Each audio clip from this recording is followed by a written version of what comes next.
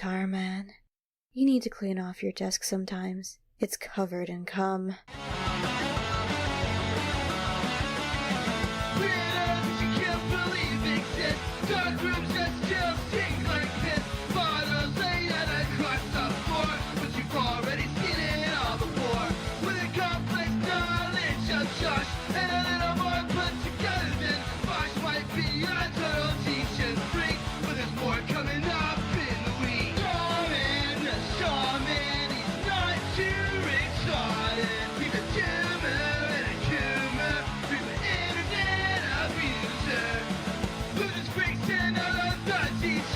Don't you wanna know how this story ends up being such a waste of time? Oh well, it all ended just fine. Obsessed with all these statistics, most of whom don't even really fit into what you got functioning. Choosing any scrap to do for me. Shaman, he's not too excited. He's a tumor and a coomer, frequent internet abuser. He speaks to you through a feeling tube, so don't forget you're in a loop. Cause after this you're gonna get control from seeing these freaks with character flaws.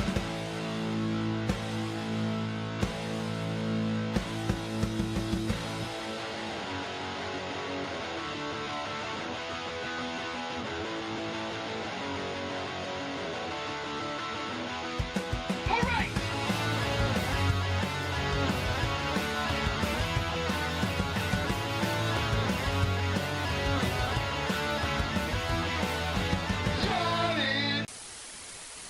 Hey man, why do you think that you can get away with calling people names like that?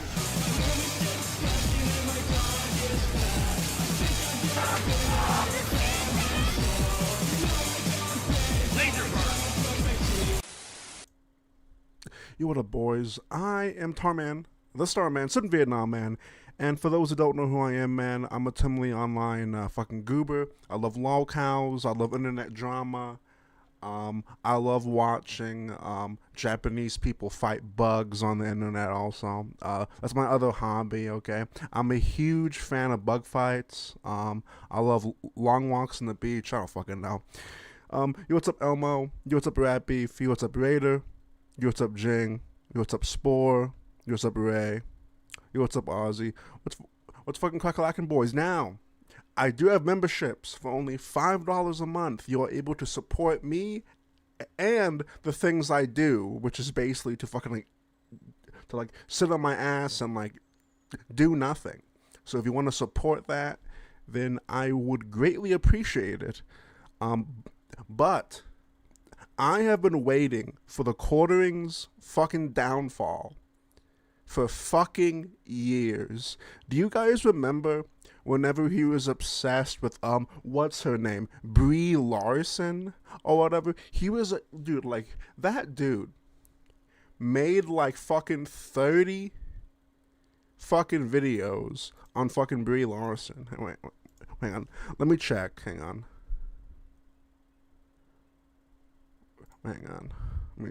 Let me check. Hang on, let me check really quick. Is it just... Oh, okay. I'm being retarded. There we go. Let's see, dude. From fucking 6 months ago, Brie Larson fired from Avengers. Brie Larson's new eye-rolling commercial. Oh my god, dude. The Brie Larson meltdown gets worse. Brie Larson totally doesn't hate white men. Marvel actress Brie Larson shuts down woke reporter. And, oh my god, Brie Larson quits. And I can't believe it, dude. Brie Larson blasted the secret Brie Larson movie Hollywood doesn't want you to see. Brie Larson has breakdown over Trump. God, dude. Star Wars rejected Brie Larson, dude. He's made like this guy's made like over 50 fucking videos on this chick, dude. Like, more than 50. What has he been up to recently? I've hated this guy since he's been around. Hang on. I'm trying to find where I originally found him. Because I remember that I found him somewhat early on. I found him somewhat early on. But I can't recall when I found him. But, like, I remember just like it's the Asmongold fucking syndrome where some normies just don't care if you're consistent. They don't care like what your values are. They just want their opinion. They want their opinion that they agree with just fucking like said to them and like fucking thrown in their face like fucking constantly. I'll never get that kind of I'll never understand that kind of fucking that kind of content. But JoonTheKing has released a 3-hour and fucking 40-minute documentary. So as long as the things go smoothly, we are gonna be here for a long fucking time. We're gonna be here for a long time. Okay, so buckle up, get your popcorn, get your fucking unemployment check. You know, dude, it's time for grade A Tarman content, which is just me sitting here like this. You know, hey. Oh shit, hang on. There we go. In the political commentary space, there are few as detested and as untrustworthy as Jeremy Hambly. He is Schrodinger's grifter, wealthy when there is doubt about his net worth, yet poor when fundraising through the guise of desperation. $80,000 in equipment. I've got $300,000 almost floating right now in debt. I'm saying I make well over $1 million a year just on coffee. Jeremy has an extensive history of fundraising for every facet of his business, but also a history of videos displaying his over $10,000 RC track with custom baseball mixed dirt, his $10,000 in trading card packs, which he opens live, and his saltwater fish tank devoid of... Wait, hang on. What is that saltwater fish tank? That... Oh god, dude. I wonder... He probably okay, and also, I know nothing about, like, current lore about him. I remember finding him, like, 6-7 fucking years ago, and never liking him, but, like, never, like, knowing enough to fucking, like, actually watch him. I know about the sync thing. Like, I know that he's horrible with money. I obviously know that he's a grifter, because... that's the only reason on why I really hate him, is because it's literally my biggest pet peeve is fucking riotoids grifting. And there's so many chuds that they just eat that shit up. Like, they don't do research, they don't care who the person is saying all these things. They just like hearing them said. It's fucking stupid, dude. Fish, but not of aggressive monetization. Here is the fish funeral fund. Coverage of Jeremy's spending habits is often coupled with stories of his struggles with irritable bowel syndrome and his penchant for urinating around his home. When you have no mortgage on your beautiful home, you can pee in it wherever you want. And the fact that they think this is some kind of own is weird. It's never something I denied. The combined decline of viewership, revenue, and respect for him have induced more outbursts, furthering his decline, and increased interest in his history which he desires to conceal. So who is Jeremy Hambly? What truly motivates him? And why does he have... Yeah, so like, okay. This is literally like fucking 4 hours long, so I'm trying not to pause it, even though I know that isn't going to happen. But still, I have a question about the fish funeral. Was it like, did his tank fucking crash? Because, like, it seems like the tank wasn't ready yet. He fucking put the fish in, they all died, and he made his audience fucking pay for it, right? He hired a fish guy. Oh, okay. He hired a fish guy. Okay. bought it out of the blue. That makes sense. Yeah, I mean, that makes sense. Okay. Over 10 channels spread across his nearly 2 decades on YouTube. An important part of grifting is to sell with confidence or with purpose, not in the belief of the product, but for the sake of personal gain. Jeremy Hambley in the 2000s discovered that he was seemingly good at 2 things: computer repair through his employment at a computer repair shop and persuasion. This is a type of skill that I had realized working fixing computers, that I was good with people. I was good with sales, I was good with relationships, I was really good at relating to people. Jeremy, in enrolling in management computer systems courses at the University of Wisconsin-Whitewater, discovered he was not good at 2 things, just one. It was really just hardcore coding, which I'm awful at. Jeremy struggled with his programming classes, often skipping classes to instead stay home and drink. In a single semester, he was placed under scholastic probation as his grade point average dipped below what the University of Wisconsin-Whitewater was willing to accept. Jeremy, through a tribunal, was given a chance to explain why he should be allowed to return to the college. I decided to go into my tribunal and say, like, look, I'm changing my major. I think I'd be really good in marketing, and here are the many reasons why. I also said, I'm having problems with my girlfriend and being away from home because I knew how to play on people's heartstrings, you know? Jeremy's emotional plea worked. He returned to the school Yo, thank you so much, channel, for the fucking $5 fucking gifted.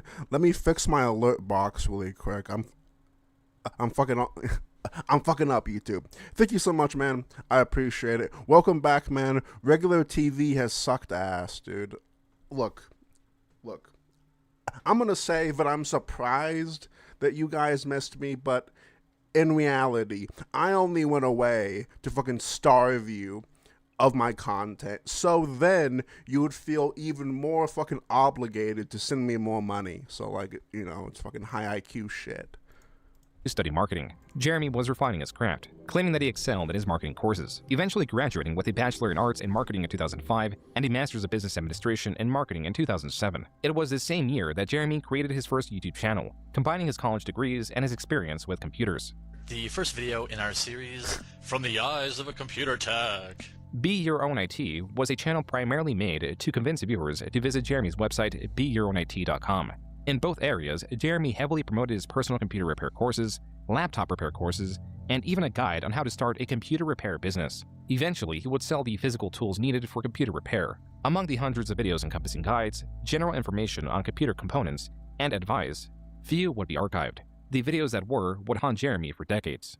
At the office this week, we had a situation where one of the techs came across some pictures on a customer's computer that were of the child variety. I don't really know if there's any exact way to put that. The point of this video is just to remind people that, you know, as techs, we read your emails, so to speak. I'm not saying it's right. I'm just saying it happens. So if you have things that you don't want computer techs to see, you know, maybe change the folder name when you take it in if you can. While some would see this video as This dude is a fucking cunny maniac, dude. Oh no. informative in how computer techs have access to users' personal information, others would eventually view this as Jeremy, per his specific example, advising predators on how not to get caught. For the time being, this video was buried under popular tutorial videos of questionable quality. Jeremy soon moved on from this channel, not from disinterest, but rather the interest of who Jeremy claims was a venture capitalist, or VC. Some VC guy bought that channel from me, and I think I got 160. What is this panel, dude? What is this panel, dude? What is this panel? Heel versus baby faces there, dude. What is this panel of fucking losers? Is that Craig in the bottom, or like whatever is left? Sorry. Like whatever his fucking name is on the fucking on the fucking bottom left, God, what's his YouTube name? The side scrollers. Is that fucking cuck? God, I hate all these fucking people. $1,000. So I got a big check. This was when I was 22 years old, 23 years old. Side note, it is impossible for Jeremy to sell that YouTube channel at the age of 22 or 23. With his year of birth being 1983, it would place the transaction in 2005 or 2006, a year or two before his channel was even created. Regardless, Jeremy's claim does seem to hold some merit. As early as 2011, there were different hosts on the Be Your Own IT channel. With this potential transaction, the possible selling of the Be Your Own IT channel, something changed with Jeremy's outlook on YouTube. Suddenly, channel growth could translate directly to revenue. The grift, as it were, was not entirely in the selling of products through his personal websites. It could now Okay. also be. I actually knew nothing about this. I had no idea that he had this like fucking like shit. A selling I had no channel idea. and the website coupled to it. This could explain RC Nightmare, a channel established August 27, 2010. As Be Your Own IT drew from Jeremy's experience with computers, RC Nightmare drew from Jeremy and his best friend Brandon's enthusiasm for RC cars. Specifically higher-end, customizable remote control vehicles. Yep. Some with Okay, I guess I'm gonna pause, dude. I had no idea that he was into. I had no idea that he was into fucking RC cars. There's a specific fucking phenotype that fucking RC cars fucking attract. When it comes to RC planes, there's some zoomers. There's some, like, there's some zoomers that do it. But a lot of the people that are into like the fucking RC planes, they're a little bit older. They're a little bit like boomerish, okay? They're a little bit nicer, okay? But like the fucking like middle-aged 45 to like 50-year-olds who like spend all day racing fucking like stupid plastic fucking cars on a track to like get some ego boost and like to like get into beefs with other fat loser divorced men. I will just never wrap my head around that hobby. Like, I have met several people from that hobby. They're all the same. I haven't met one good individual from that fucking hobby. the ability to surpass 100 miles per hour.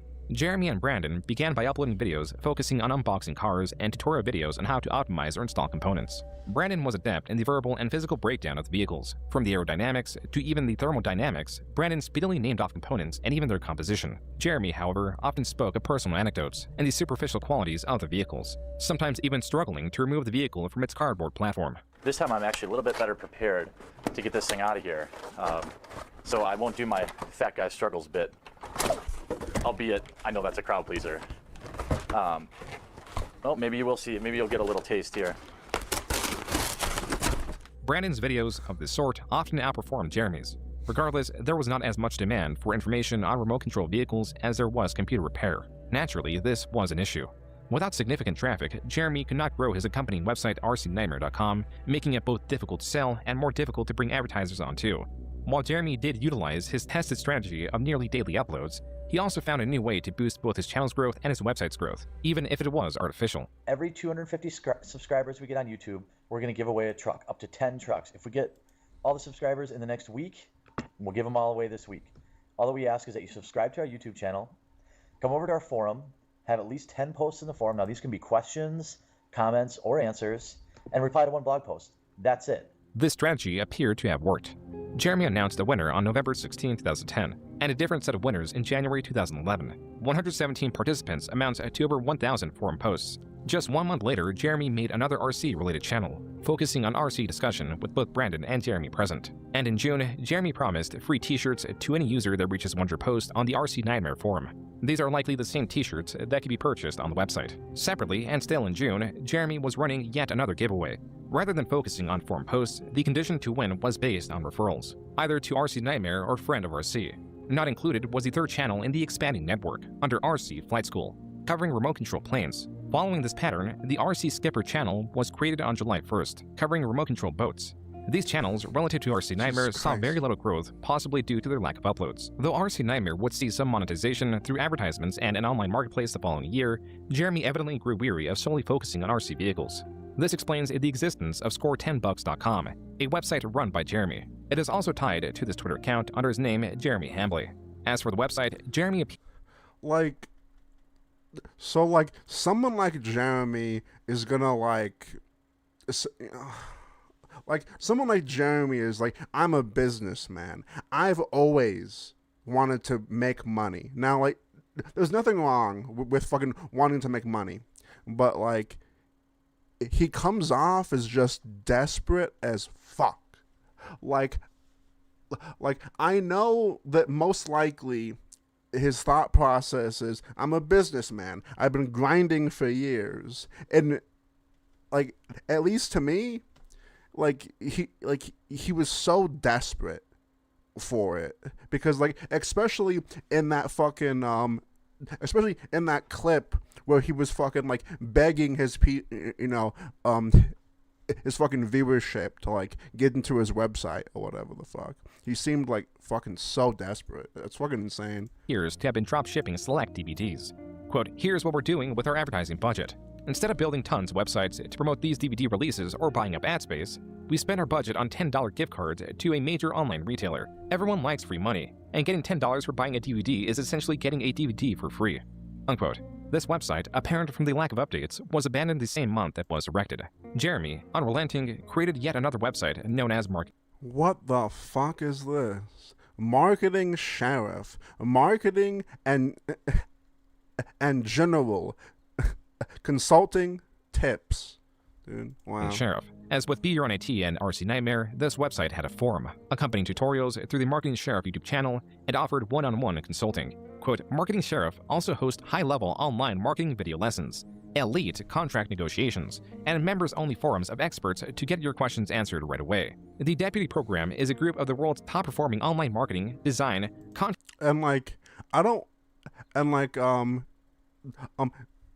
so like he seemed also really lonely as well. Like he just seemed like he just wanted any kind of fucking like interaction. Track negotiation, and all things business-oriented. Unquote. According to Jeremy, Marketing Sheriff, in focusing on servicing higher-end clients, would be his main revenue stream. Similarly successful was MTG Headquarters, a channel based on the popular trading card game Magic the Gathering. What's up, guys? Jeremy and Brandon here from MTG Headquarters. What's up for... Yo, what's up, Junior? Yo, what's up, Marty the Dead Jew? What's going on, Jew? What's fucking crackle-hacking? Magic the Gathering. How's it going? While Brandon would make appearances on MTG Headquarters, this channel was largely run by Jeremy.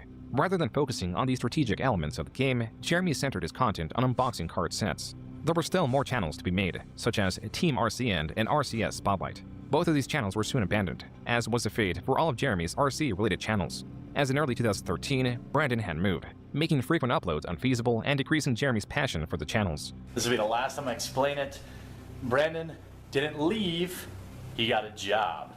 And his job took him to Kentucky, and I'm very happy for him. The RC videos soon paused across the board. Jeremy claims to have sold an RC channel, but is unspecific with which one. You know, and then I started a channel about... Look, I understand that the only reason on why he has that Sonic hat,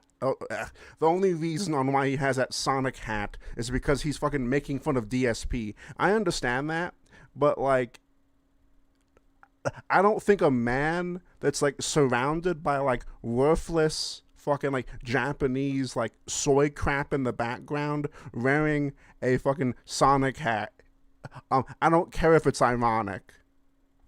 That's still just depressing. You're surrounded by fucking like plastic shit that will end up in the landfill. And you're fucking soying on a podcast dressed as fucking Sonic the Hedgehog. Like, it doesn't matter if it's ironic, it's just fucking sad. RC cars, and I sold that. None of the aforementioned channels have seen any uploads outside of Brandon or Jeremy. Perhaps he means he sold a website. Only that too would be devoid of updates for years to come. Even the bottom of the website's homepage displays Brandon and Jeremy as the owners. Whatever the case, the RC channels and website remain largely inactive. Jeremy's focus instead was placed on his Magic the Gathering channel and his vlog/self-improvement channel, Me vs. Me. The latter was established under two goals: to lose weight from a starting point of 346 pounds, and to drink less. Jeremy abandoned this channel and possibly his goals in just 3 months. It was here in 2013, with nearly all former projects abandoned, he finally found the success he desperately sought. In making videos opening booster packs to obtain high-value cards, by September 2013, MTG Headquarters reached 25,000 subscribers, making it Jeremy's fastest-growing channel. Like his prior channels, he also created an accompanying website and focused on nearly daily uploads and giveaways. Gonna do a giveaway coming up. Stay tuned. So, I'm gonna do a little bit of giveaway. Let's get right to it. And that's why I'm doing a giveaway right now, too. I've been trying to give these away, which are the event decks. Jeremy here from MTG Headquarters doing another... Yeah, so this is where I found him. I found him a little bit before the total fucking Ridoid fucking grift. This is exactly when I fucking discovered him. Like, right before he fucking made the fucking switch over. Sicko giveaway. I mean, obviously, I kept the rares. Wait, what was that? Sicko giveaway? Wait, what? Wait, what? Sicko? Here from MTG headquarters doing another sicko giveaway. I mean, obviously I cut the rare, so yeah, you know, I gotta support the channel somehow. These giveaways still required users to subscribe to MTG headquarters or the new set of trading card related channels. These did not perform nearly as well as his MTG channel. It could be because of his lack of knowledge of the other trading card games. In this video alone, he misnames one of the most iconic first-generation Pokemon several times. Reverse Hollow Charmander, the Reverse Hollow Charmander, and a Reverse Hollow Charmander in the same pack. That happened in a different pack, too. Though it is possible that Jeremy has grown several channels for the sake of selling them, in a late 2013 blog, he states it is because he is lonely. This channel could be a distraction to fill the absence. I mean, it's definitely because he was lonely as fuck, but it's also because he's a fucking money hungry goblin. It's like what does he look like right now? He reminds me of someone, but like maybe I'm thinking of like a giant fat baby or something. Whenever I was a kid, I've told this before, but one of my first experiences with like a disabled person, like truly, is when me and my mom went out to eat, and I think I was 8 or 9 years old, and I saw a pair of exhausted parents, and it's kind of funny. Those parents were probably younger than I am now. It's kind of wild to think about. They looked like 26, 27, but like since I was a kid, my fucking perception of age is like fucking like, you know, not correct probably, but like I remember seeing two exhausted parents with like a ginormous, like he looked like he was like 15 or like 16 based on his voice and how he acted, but like he was like a giant baby, and he had like a bib on, and he had like a giant diaper on, and he was like playing with his food and stuff. And that guy sort of looked like Jeremy. I have no idea why I brought up that fucking story. It has nothing to do with this at all, but he kind of looked like that. Of the friendship Brandon provided. I do YouTube for the community. That's the only reason. Well, like, there were probably like 35 or something. I'm saying that the person had some kind of weird fucking disease that fucking aged him, is what I'm saying. I don't know exactly how old he was, but he looked somewhat like an adult, but he may have been younger. Okay? That's what I was saying, all right?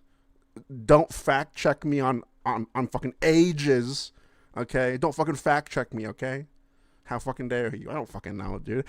I just remember seeing a big fat fucking baby fucking mong, okay? I don't fucking know. I do it. I don't do it because I want to make money. Believe me, it's a money pit. I don't do it, you know, I do it to connect with people. I don't, this isn't as like pathetic as it sounds, but like, I don't have friends that, well, I have very few friends really in general, and that's not because I wasn't popular, not because you know, it's just life happens. When you get older, you just don't connect with the same people you used to. While Jeremy's loneliness is there, as he will later describe it in detail, the motivation to grow his channel was also likely monetary. Whatever the case, no matter how large his channel would get, he would always desire more. Even with MTG headquarters at 54,000 subscribers, his largest channel ever, it was still not enough. How do we get to 100,000? How do we continue to fulfill the mission statement that is basically to grow the game and grow such an amazing community? And you guys have been truly awesome. So I've opened a store on the website, but what I've decided to do here is actually use a service that you've probably heard about called Patreon. I'm going to use it to do amazing things. I've got so many things planned for the website. I'm not going to keep any of it. 100% of it's going to go right. What the hell is that fucking art on the wall, dude? What's that art? Back into the site. Jeremy claims he would use the Patreon money to incorporate applications into the MTG headquarters website, and to have 5 dedicated writers for it. I know. It looks like he just busted a fat like nut and just went like, ah. I mean, just like let me just like rub my hands here a little bit, and we just like fucking A, dude. It's God, I hate e-begging. It's It's annoying, but I just think this is a great way for us to work together to just keep the MTG community getting better and better and better, and get up and take notice, and really put together some awesome tools on mtgheadquarters.com, which is essentially everybody's website. Jeremy, now 7 years into creating videos on YouTube, began to refine his approach, where he began simply asking for users to subscribe, and it evolved with giveaways. He was now incorporating purpose and community into his calls to action. Yet there was still room for improvement. His Patreon, as per the Wayback Machine, would not even reach the second milestone. And though Jeremy vowed to grow the MTG community, his efforts and finances were not entirely there. As in late 2014, he created another channel unrelated to Magic the Gathering, trading cards, remote control vehicles, or even tech support. Hey there, I'm Jeremy, and you've come to that part of YouTube where you might be wondering how the heck you got here. Together with my beautiful wife and our best friend Brandon, we're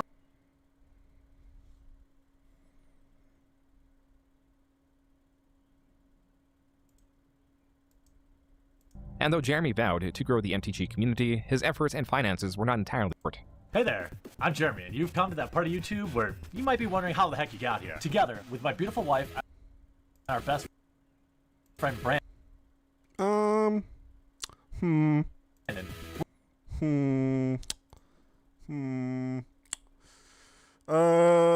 out of 5. We're about as obsessed with the arcade as anyone, specifically claw machines. So obsessed, in fact, that we've already bought 4 different machines and have them in our houses. Clawstruck was Jeremy and Brandon's newest channel. Although Brandon had moved away, Jeremy was dead set on moving near him. Time had passed, and I kicked around the idea of moving to Louisville, and, well, I've decided that I'm going to do that, and, I'm looking for a home there, and it's going to have a big yard, one that I can put RC track in. For the time being, in early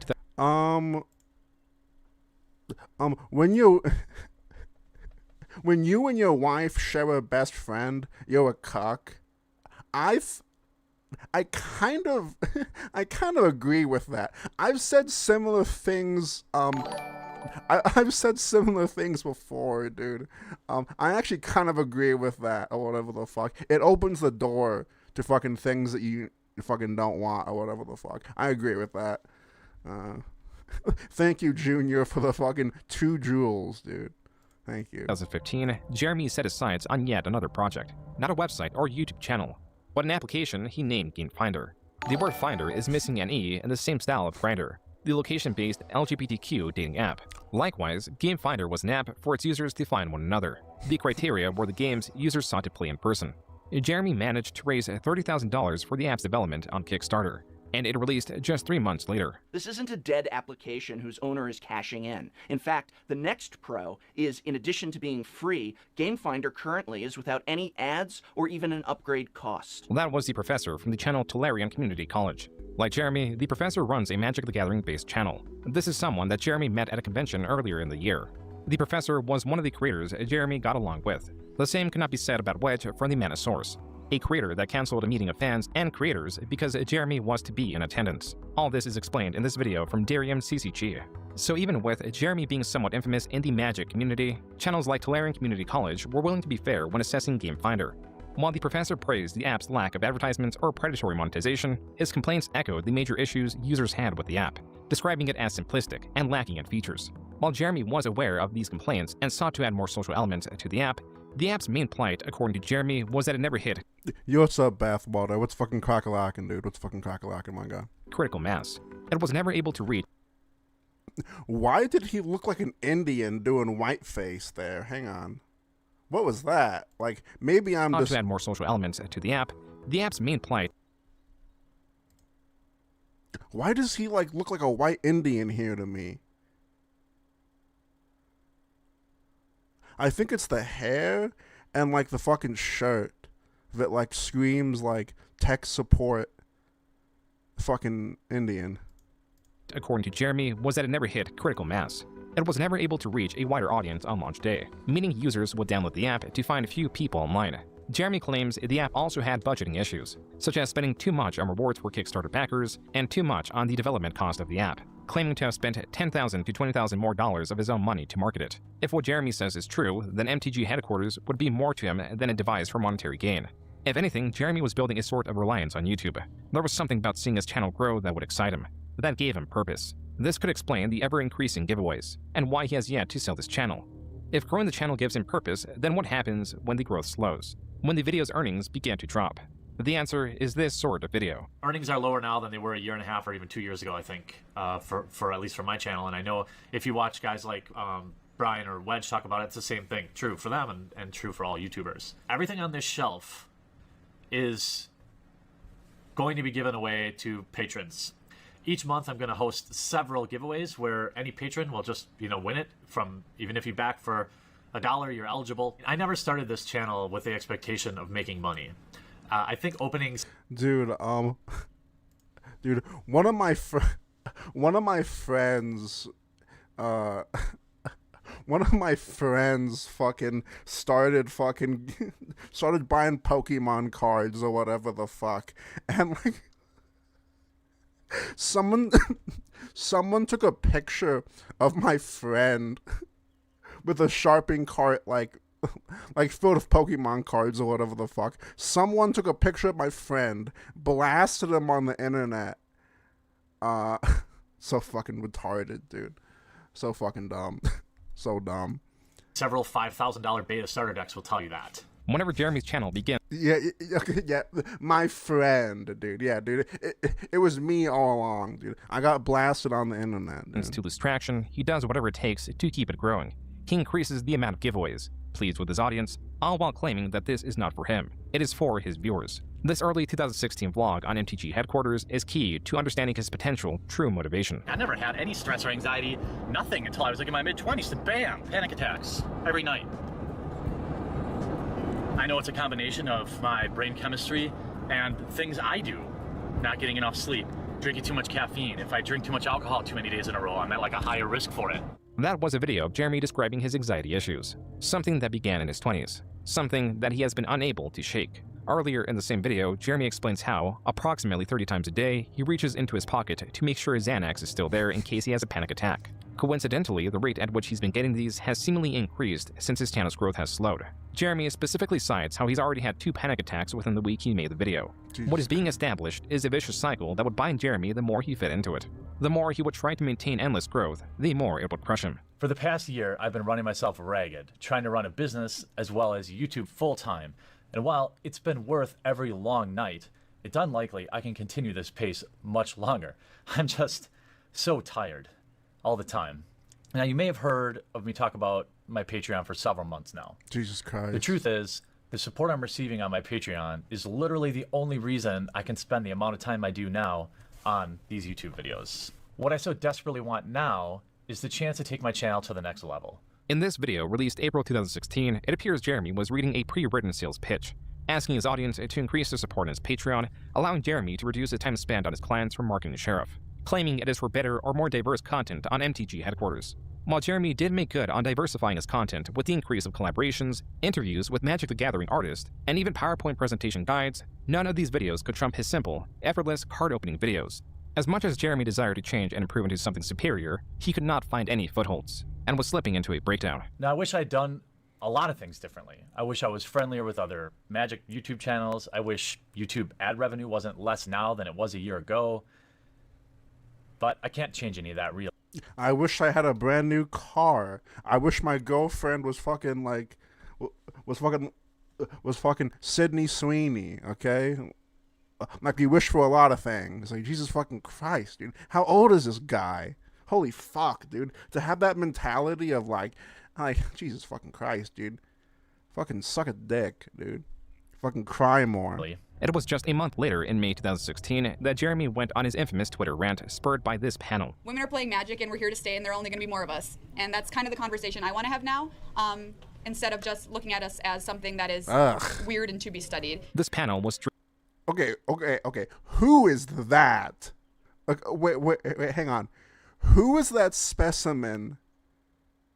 Wait, who is that, dude? Wait, hang on, dude. She looks like a... Who is that? Wait, hang on. Dude, hang on.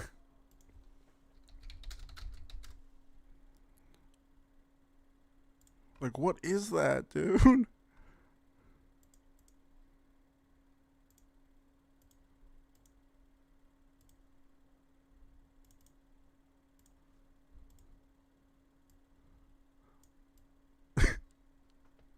Like, That's a massive unibrow, dude. That's a massive unibrow.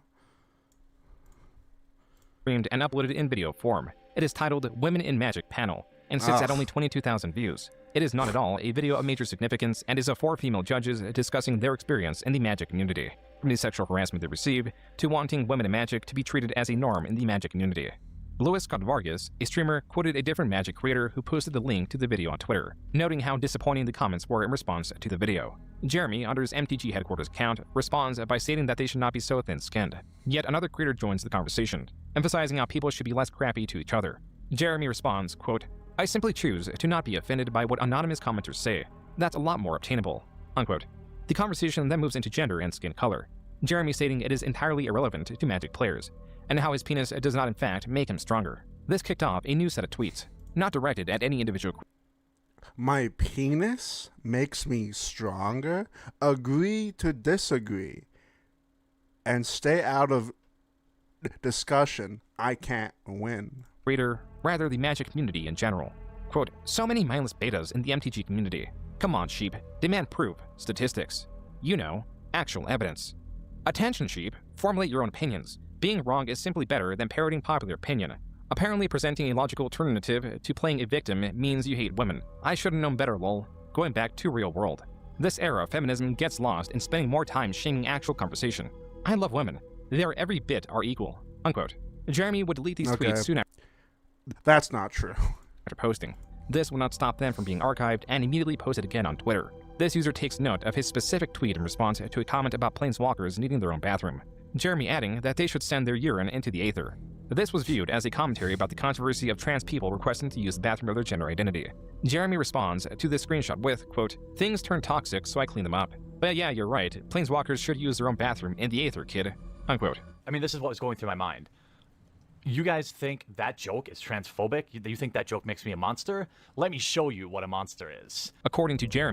Oh my god. Oh, I just had secondhand embarrassment. Dude, like, just literally let them call, like, just be fucking, like, just be transphobic. Like, if you want to be that, but, like, don't cry and whine once you get called something. Like, when you're being, like, dude, like, oh my god. People are gonna say whatever the fuck they want to say. But, like, dude, you wouldn't like me when I'm angry. It's like fucking, like, it's like with Joker shit, dude. Like, you wouldn't like me when I'm angry, chat. It's like, shut up, dude. The pushback from his comments encouraged him to double down and act more aggressive, even if his intent was not an honest commentary. Even though Jeremy frames it this way, he would first attempt to regain the favor of the community with an apology on Reddit. Quote, I want everyone to feel included in MTG. You can't really control how people react to certain things, and certainly Twitter is not a great place to have a complex discussion. Holy fucking shit, dude. 100 comments on that. Wow.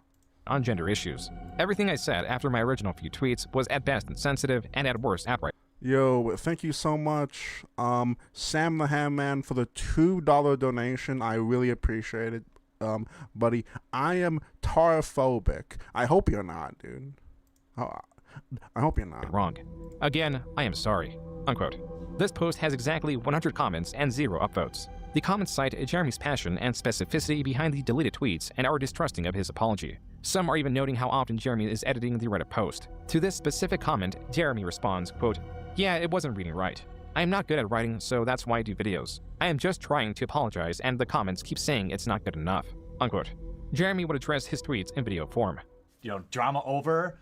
Don't be a dick. I thought, I guess, maybe I had to say that, but from what I'm seeing is you all just basically know that, you know? It took about a month and a half for Jeremy to begin right where he left off. On Twitter, he changed his display name to MTG Shitlord HQ, derisively called Wedge the Hamburglar. On his personal account, stated Wedge is a cancer, has 0 original ideas, and steals others' content, and tweeted even more, stating, quote, alpha personalities are the ones making all the money in MTG. Talk to any vendor. They are capitalizing on your beta-ness. The MTG community is not ready for truth. Cucks and white knights drive the entirety of the narrative. Wizards, discrimination is guaranteed if you have a conservative mindset. Community discrimination also guaranteed. Is this what I sound like when I talk about other fucking King Cobra JFS YouTubers?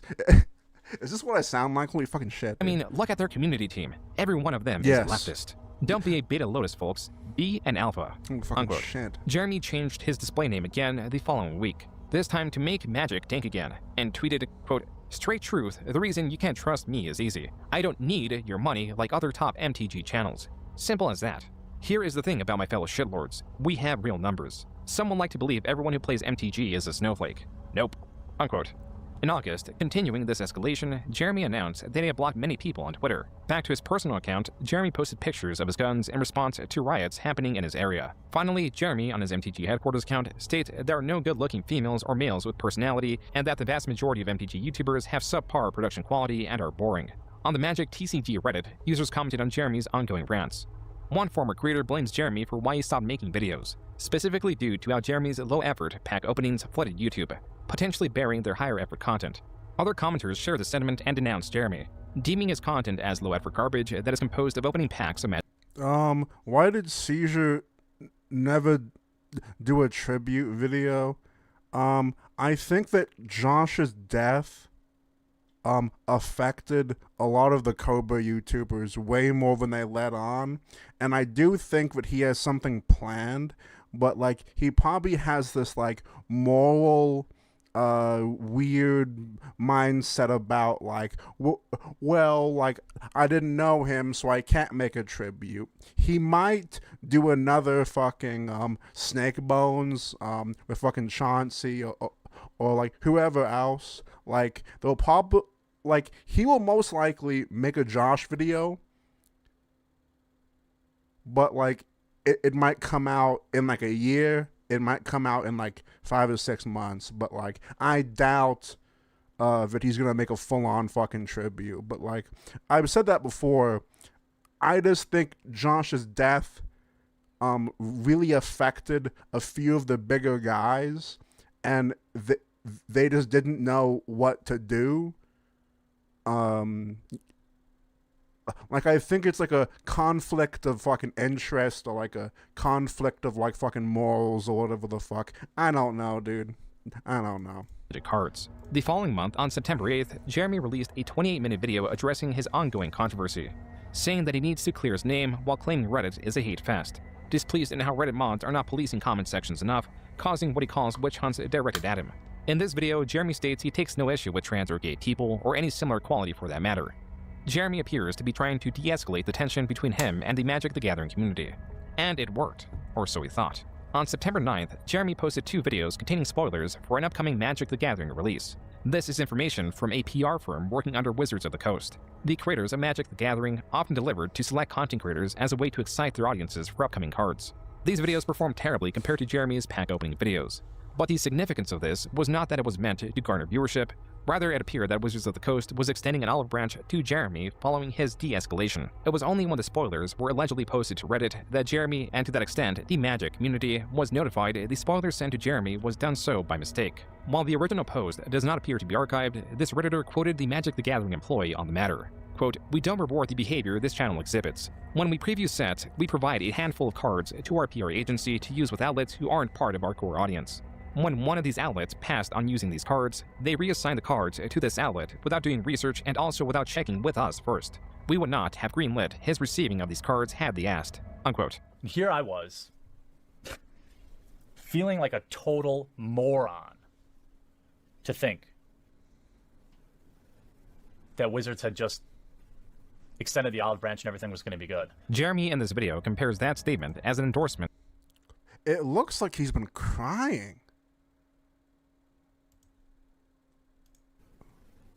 That Wizards had just... He looks like he's been crying, dude. He's either been crying or he was drinking. Extended the olive branch and everything was going to be good. Jeremy in this video compares that statement as an endorsement to witch hunt him, simultaneously claiming that Wizards of the Coast are listening to an extremely small minority of 30 or 40 people, while also stating that he is receiving a massive amount of hate. The one boon with this controversy is that Jeremy had a newfound angle to solicit donations, one that could weaponize culture and anger, in combination that would bring him much strength. Yeah, dude, I should have... Yeah, dude, it's the Zanny eyes, dude. It's the Zanny eyes. Yeah, for sure. But also considerable wealth. You can speak with your wallet and take the plunge and back us on Patreon. The more backers we get on Patreon, the louder voice we can have, the more interesting things we can do. Wizards won't fly me out to PAX. We'll go to see them at PAX. That Patreon gets big enough, I'll fly to every major event and I'll stand there and do coverage for you. And I'll try to keep it real, 100%. This was the beginning of Jeremy's capitalization of outrage. In the following years, Jeremy would master his craft. Meanwhile, with the understanding that he was not welcome in the Magic community, Jeremy revived Pokemon headquarters while still posting to MTG headquarters. The video announcing his return sits at less than 1,000 views. Jeremy posted on his Pokemon channel from late 2016 to early 2017. The channel failed to gain any momentum, with its videos far underperforming compared to videos found on MTG headquarters. It was here that Jeremy resigned himself as a pack opening channel with the occasional commentary video. The latter type of video was often on the topic or tangential to his infamy. If you would have told me that there's a man more universally hated in the Magic YouTube community than me, I would have told you, you're crazy. On June 5th, 2017, two things happened. Jeremy posted his final Claw Machine related video on Clawstruck and live streamed while drunk. While he often tweeted at or commented on other creators in the MTG community, there was one that he targeted unprovoked. This was cosplayer Christine Sprankle. Serial virtue signaler and crying for Patreon dollars cosplayer. Wait, oh my god, the projection. Holy projection. Holy projection, dude. Dia Sprankle Run posted yesterday, allow messages to my Facebook page again. Question my life choices immediately. Posting up. Okay. Came for cosplay, inspiration, and left with only and erection. In all serious though, I love your work. I came for cosplay, inspiration, and left with only and erection. Came for cosplay inspiration and left only with an erection. In all seriousness though. Okay, I'm not gonna lie. I have DM'd women literally like almost word for word that before. So that kind of weirds me out a little bit. I love your work.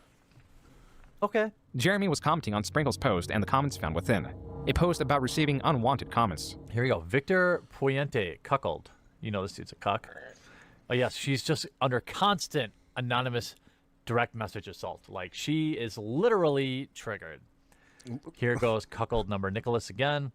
It makes me sad that you have to be. It makes me sadder that I'm not even surprised. Me, despairing over social norms. If you're going to creep, at least have some decent grammar. I'd agree with that. Obviously, Sprankle is a pro cosplayer. You know she's a professional cosplayer by the fact that she has to solicit Patreon dollars and then cry in her Patreon video to get loser beta cucks to give her money. I mean, it is like an all-you-can-cuck buffet on this thread. Oh, I'm sorry, Sprankle. Let's look at your cosplay, your art, where some poor 14-year-old kid was unfortunately made an erection comment about you, and fuck him for being such a degenerate. I mean, what is sexual about this? Nothing, right? Oh, no, totally nothing sexual about this.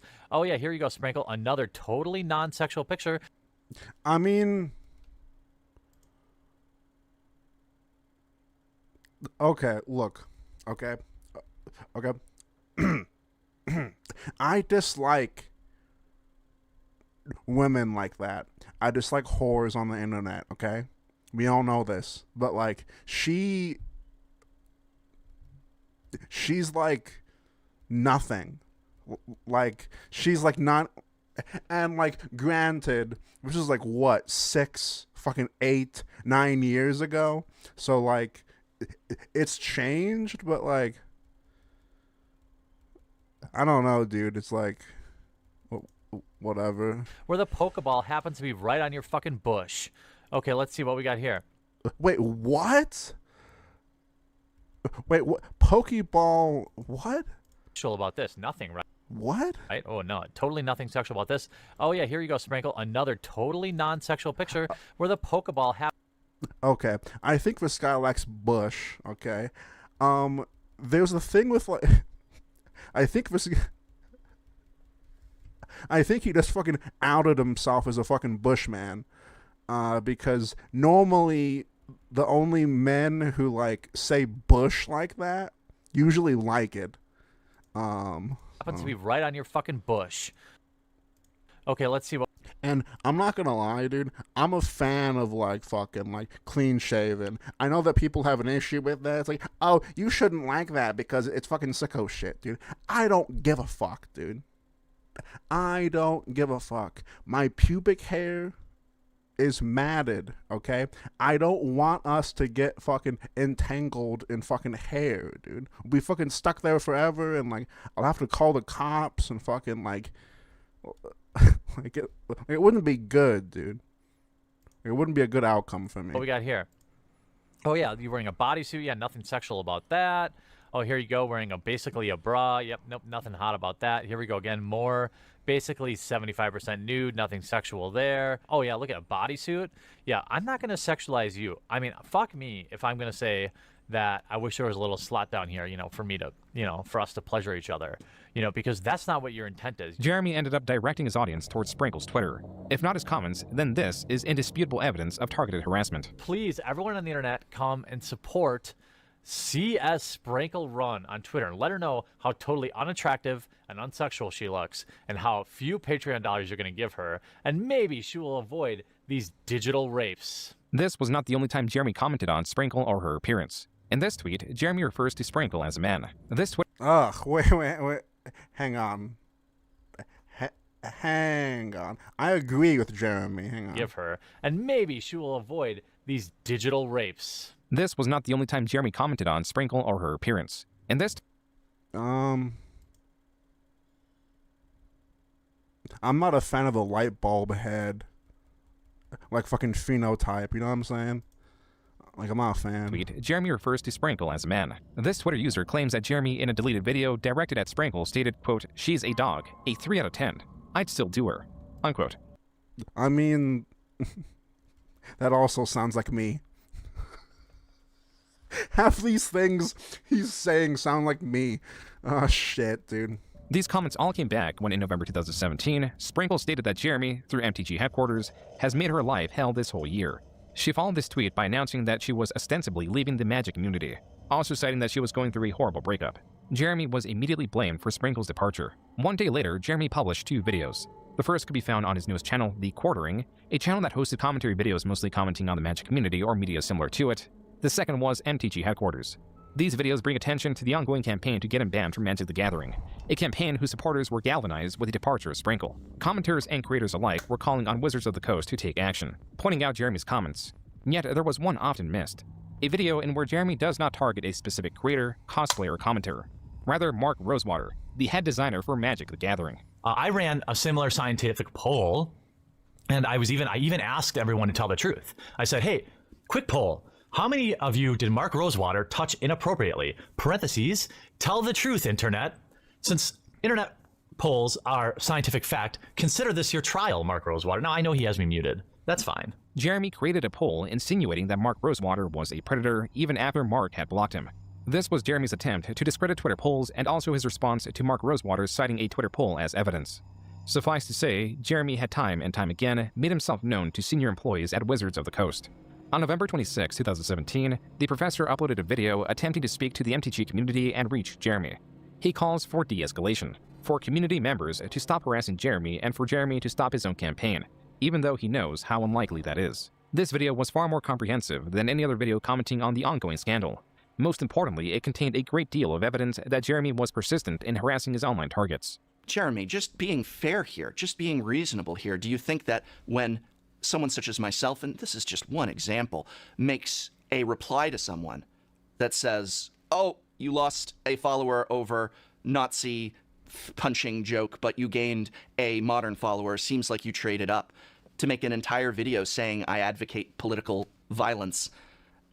I received so many comments about Nazis and the Holocaust and my being one and what I'm doing, and most of my family who died in concentration camps. The professor...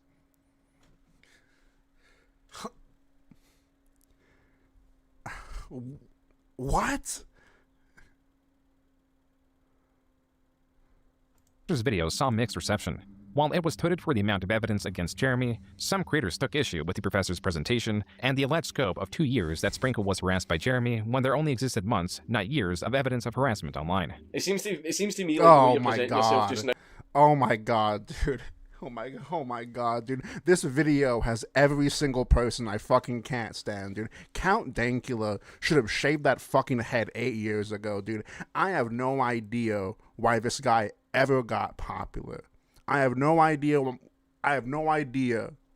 why fucking Count Dankula got popular. He is the most annoying, grifting asshole I've ever seen on the internet. He has spent the last decade fucking shitting on simps, shitting on women, which is fine. I don't give a fuck. But then he goes around and fucks a mentally ill fucking e-girl on the internet that the whole internet literally, well, not the whole internet, but a very niche side of the internet, okay? We all know that fucking Empath Chan is fucking insane. And she's also med, okay? She's med, she's ugly, she smells, but, like, this guy fucked her and, like, made a video that fucking bragged about having her over at his house, okay? Like, I don't know how far you can fucking fall, dude. From fucking grace, dude. In the way that you've made this video, you've kind of tried to make it look as if you're coming from an area of good faith when it's kind of obvious that you're just trying your hardest to virtue signal for what you feel is the righteous side. That was creator Count Dankula, a creator that would later start a podcast with Jeremy. He encourages his audience to research this for themselves. Advice that would go well to Jeremy's own response to the professor's video, not found on MTG headquarters, but on the quartering. Jeremy's video opened with the professor's minor comment about Nazi comments.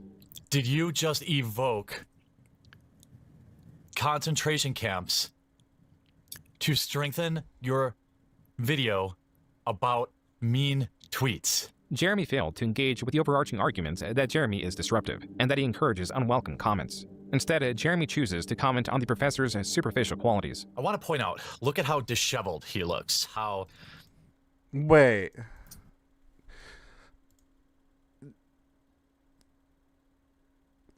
Look at your head. Like, look at your head. Like, look at your, like, nappy beard or whatever. Like what? He has kind of a lazy face. His hair's all awry. This is on purpose, okay? This goes on for about 2 minutes. Jeremy fails to state anything of substance. It is then that Jeremy claims that the professor's video was so well researched that it must have been a collaborative effort. Jeremy then presents this theory as fact, and states it as proof that there is a secret collaborative movement to smear him. Jeremy then reframes the professor's overarching argument, claiming that there is no evidence that he harassed creators like Sprinkle. Instead, there is only evidence that he is a quote-unquote asshole. To go even further, Jeremy claims he is the target of wide-scale harassment, and that Sprinkle failed to provide any evidence herself that she was harassed online by Jeremy, discounting any evidence directed towards her because she was not the one who sourced it. The difference between this cosplayer and me, of course, is I actually showed the hundreds of messages I received. I showed the actual threats. I showed people sending me the names of my parents and their address. Jeremy, to discredit the professor and those against him, continued to claim there was no evidence against him, also insinuating he did not delete anything. There's evidence, but he must have deleted it. Or in this case, the professor insists I did. While Jeremy does delete evidence, as was made clear as far as a year ago during his first major scandal, allegedly, the livestream where Jeremy fantasized about a slot in Sprinkle's morph suit and directed his audience to her Twitter page was taken down by YouTube under a community guideline strike, making it difficult to source larger portions of it. It also did not help that many of his Twitter accounts were recently banned. And while Jeremy questioned the professor or Sprinkle receiving harassment or unwanted attention, he provides evidence of such a thing, but only against him, citing the negative effects the professor's video had on his channel. I have never blamed the professor for the barrage of hate that came my way after he made this video.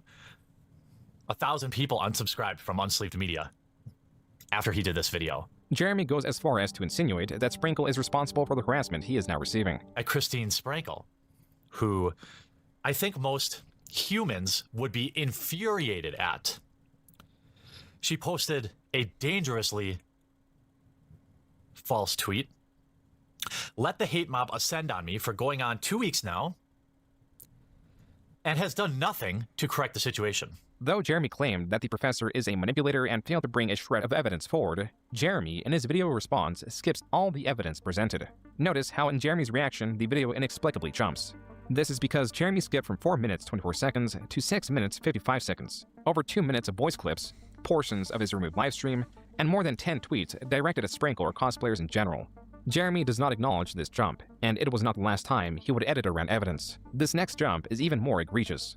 Jeremy pauses the professor's video at 7 minutes 25 seconds. One more second and he would have displayed the evidence against him that he claims does not exist. For the next 7 minutes, the professor shows countless tweets and video clips, all of which Jeremy skips, again not acknowledging that he did so, and picking up his reaction at 5 minutes and 1 second of a 20-minute video. Jeremy closes this video by insinuating the professor is similar to Adolf Hitler. Someone who is willing, as I said, to literally evoke the Holocaust on their petty crusade to silence and ban someone whose ideas they disagree with, someone whose ideas they don't have to interact with. Nobody's forcing him to watch my videos. Nobody's forcing him. So it seemed like the fucking professor guy was just trying to extend a fucking olive branch and wasn't that, well, he was negative, but he wasn't aggressive with it, right? So it seemed like he was just trying to extend a fucking olive branch to fucking Jeremy, which he definitely should have just fucking taken.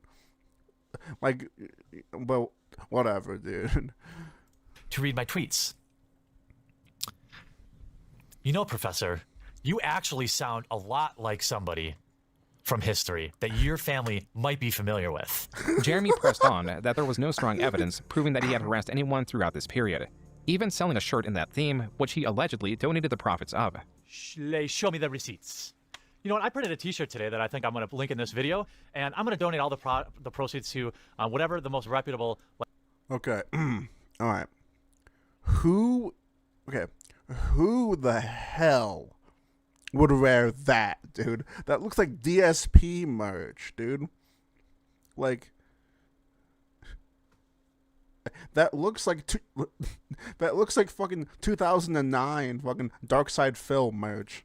That's crazy. Like men's shelter is in the area, so make sure you get your shirt with a fan-drawn face of me saying, "Let's show me the receipts." Jeremy did get the receipts. On December 7, 2017, he received an email from Wizards of the Coast notifying him that he received a lifetime ban. What does this mean? Well, I can't play in any pre-releases. I can't play in any sanctioned events. I can't play online. In fact... Oh, shit, really? They actually confiscated my entire Magic Online collection. Jeremy claimed he recouped the cost of his digital collection via PayPal chargebacks. Okay. I don't like Jeremy at all, but that is like wildly fucked that they can just take away As for the video announcing his ban, there is something seemingly sinister at play. At 10 minutes and 20 seconds, Jeremy begins going through the evidence Wizards of the Coast sent him, then informed their choice to ban him. Notice, at the bottom left side of the screen, it is clearly stated that there are 12 attachments. Attachment 1 is a tweet where he calls Wedge the Hamburglar. Attachment 2 is presumably a joke about trolling a friend. Attachment 3 is a tweet about trolling that same person and the professor. Attachment 4 appears to be another joke about wearing a shirt with the famous internet cartoon frog Pepe to trigger people. Attachment... Oh my god. Dude, I'm gonna trigger so many normies when they see my Pepe the Frog shirt, dude. They're gonna be seething, dude.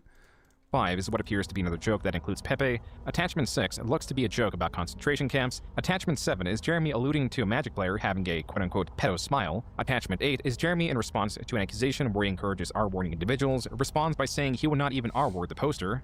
Then this is Attachment 9 of 12. I love the ladies of Magic, but dudes who bring their girlfriends to stand over their shoulder every game are annoying as fuck. Teach them to play or go home. What's wrong with that? Am I not allowed to have an opinion? Am I not allowed to have an opinion? I mean, this is the evidence, okay? Jeremy plainly rants about this being the only evidence Wizards of the Coast presented against him. The screen then fades into his face cam. He failed to show whatever those last 3 attachments were. On the topic of deception is this screenshot of Jeremy defending himself in the third person, presumably failing to log into an alternate account to defend himself. It appears Jeremy is not being entirely honest to his community. and Jeremy has a possible motivation to be dishonest. You should subscribe to it so that I can send it to Polygon and tell them thanks for the press and all the new subscribers. Then you can just quietly unsubscribe if you don't like the content. So many of you are like sharing these videos. I'm seeing them on Facebook. People are signing up on Patreon. Like, this is crazy. How can I help? Well, I would love to be able to cover more of these games. I have a Patreon where if you want to, say, throw a few bucks, that would go a long way. I have a one-time donation link. Oh my god, dude. How fucking performative. If you want to give me some money, ooh, but like, you don't have to, ooh, but that money that you would give me would go a long way, ooh. It's like, dude, shut the like, holy fucking, like, God, that's fucking pathetic, dude. To the war chest. That would help. All I can do right now is I set up a war chest on PayPal where people, if they choose to, please believe me that you don't have to. This is like literally the worst time to be shilling for this kind of stuff. But it goes without saying that money is power.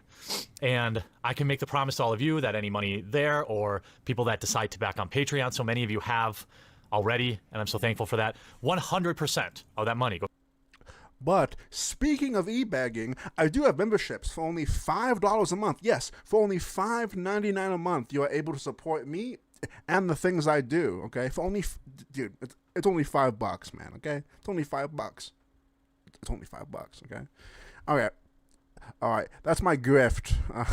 That's my grift for the stream, dude. Back into the channels. Jeremy's promoting of his Patreon was for naught, because come February 2018, it would be banned because, quote, you recently doxed members of your online community, unquote. This could have resulted from Jeremy's new crusade against pedophiles in the Magic the Gathering community, specifically judges, mostly all former judges, that were convicted but not on the banned list next to Jeremy. Though Jeremy failed to find a large number of active judges that were predators, his attention to the matter did appear to influence an update on Wizards of the Coast terms and conditions that force stores to run background checks on their staff and those who they engage with that interact with the public, meaning judges. Though Jeremy was not credited for influencing this change, it was celebrated amongst the Magic community. A community that, due to his ban, Jeremy was drifting away amicably from, as in this video he claimed that he made contact with Sprinkle and the two apologized to each other.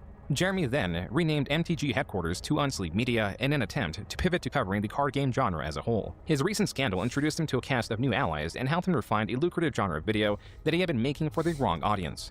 The same type of video that created enemies in the Magic community was going to usher in Jeremy's largest and longest running channel. And all these people grew up to be the same fuckers in middle school that were like, well, if you don't subscribe to the popular idea, maybe Pogs at the time, or starter jackets, I don't know. Pogs, dude. What? How old are you? Fucking Pogs. Old. Then you're not cool. Or if you were poor, you weren't cool. Or if there's a whole variety of things that would make you outcast. Well, to me, that sounds like you were poor. Okay, you were poor, and you were so poor that you couldn't afford Pogs. Okay. That's what that just told me, is that you were poor and you couldn't afford Pogs whenever you were a kid, dude. But now, when they get older, they get a little power on Twitter, they can find more people that, it's like the blob, and then they become this massive thing of groupthink and toxicity that's trying to push everyone out who disagrees and then just absorb more people into their ideology. What I want to do, hopefully, with this channel is to push these conversations forward. Obviously, I don't want any bullshit SJW book. As always, SJW's always lies. SJW lesbian space gem here. SJW red-haired, blue-haired mohawk guy. General SJW buzzwords. Lol cow, milking the feminist lol cow down. Classic SJW stuff. BuzzFeed hates men. Feminist agenda person's feminist propaganda. Everyone needs to stop getting triggered. I'm not a fan of Brie Larson. Brie Larson. Maybe it's because Brie Larson. Your favorite. Brie Larson. Brie Larson is going to help you. And that Brie Larson. Just you and me. All female, mega diverse MCU film directed by Brie Larson. Do it. Just posting, my 5th Brie Larson video in 30 days. Oh. Things like that. I'm already known as the guy who makes 1,000 videos about Brie Larson. The action has got to be live. It's got to be in the moment. I also have to admit that I really dislike Brie Larson. Though Jeremy may be capable of having a nuanced discussion, for the vast majority of his videos, he certainly does not display it. In his past, his incuriousness and inability to formulate a cohesive argument has forced him, time after time, to make videos reliant on emotion or sensationalism to draw an audience. This is why Brandon's technical breakdowns in their RC channel often outperform Jeremy's. It is also why Jeremy was relegated to opening packs of cards in a game known for its complexity and strategy, areas explored and dominated by his contemporaries. When forced to create meaningless content, the only variable Jeremy can control is content frequency. Card opening videos were easily replicable. It created competition that Jeremy admitted. Yeah. So, like, I don't like fucking Brie Larson, and I think she's a horrible actress. And she sucks. But, like, I'm not gonna sit here and act like she's the fucking AIDS or the cancer of, like, New Age Hollywood or whatever the fuck. Like, I'm not gonna waste time on some fucking hoe, you know, that I don't give a fuck about. You know what I'm saying? Like, I'm not a fan of Brie, you know what I'm saying? She has no tits. She has no ass. She looks, and she also looks like way too normie for me, but that's a whole nother thing, okay? Like, I don't, you know what I'm saying? Like, she's just a fucking hoe, you know? He could not compete with. Guys like Open Boosters came along and kind of slayed the beast in terms of, you know, ultra rare vintage product openings. This is not the only time Jeremy was outperformed by other channels. And also there were a bunch of claw machine channels. Here's some deep lore. They were faking their wins. It's hard to compete winning a plush, you know, a Bart Simpson plush, when these, you know, 15-year-old kids are faking winning Xboxes and this and that. So everyone lost faith. Jeremy is limited to producing sensational videos. He is deceitful and or manipulates footage to favor him, and he uploads frequently and typically on the same day the video was recorded. Jeremy is a perfect fit for a political commentary channel, but political commentary narrowed to only culture, and again narrowed only to pop culture. For Jeremy, the era of selling channels had passed. Now it was the era of selling outrage. If this was all that Jeremy did, he could be very successful. Only he has two major flaws. There is a part of him that demands respect online.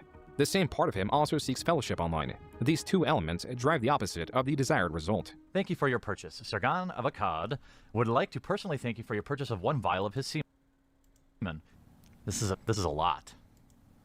Do you think people, I don't know if you use it to season or what, but here goes nothing. Can't say I've ever tasted anything like that before.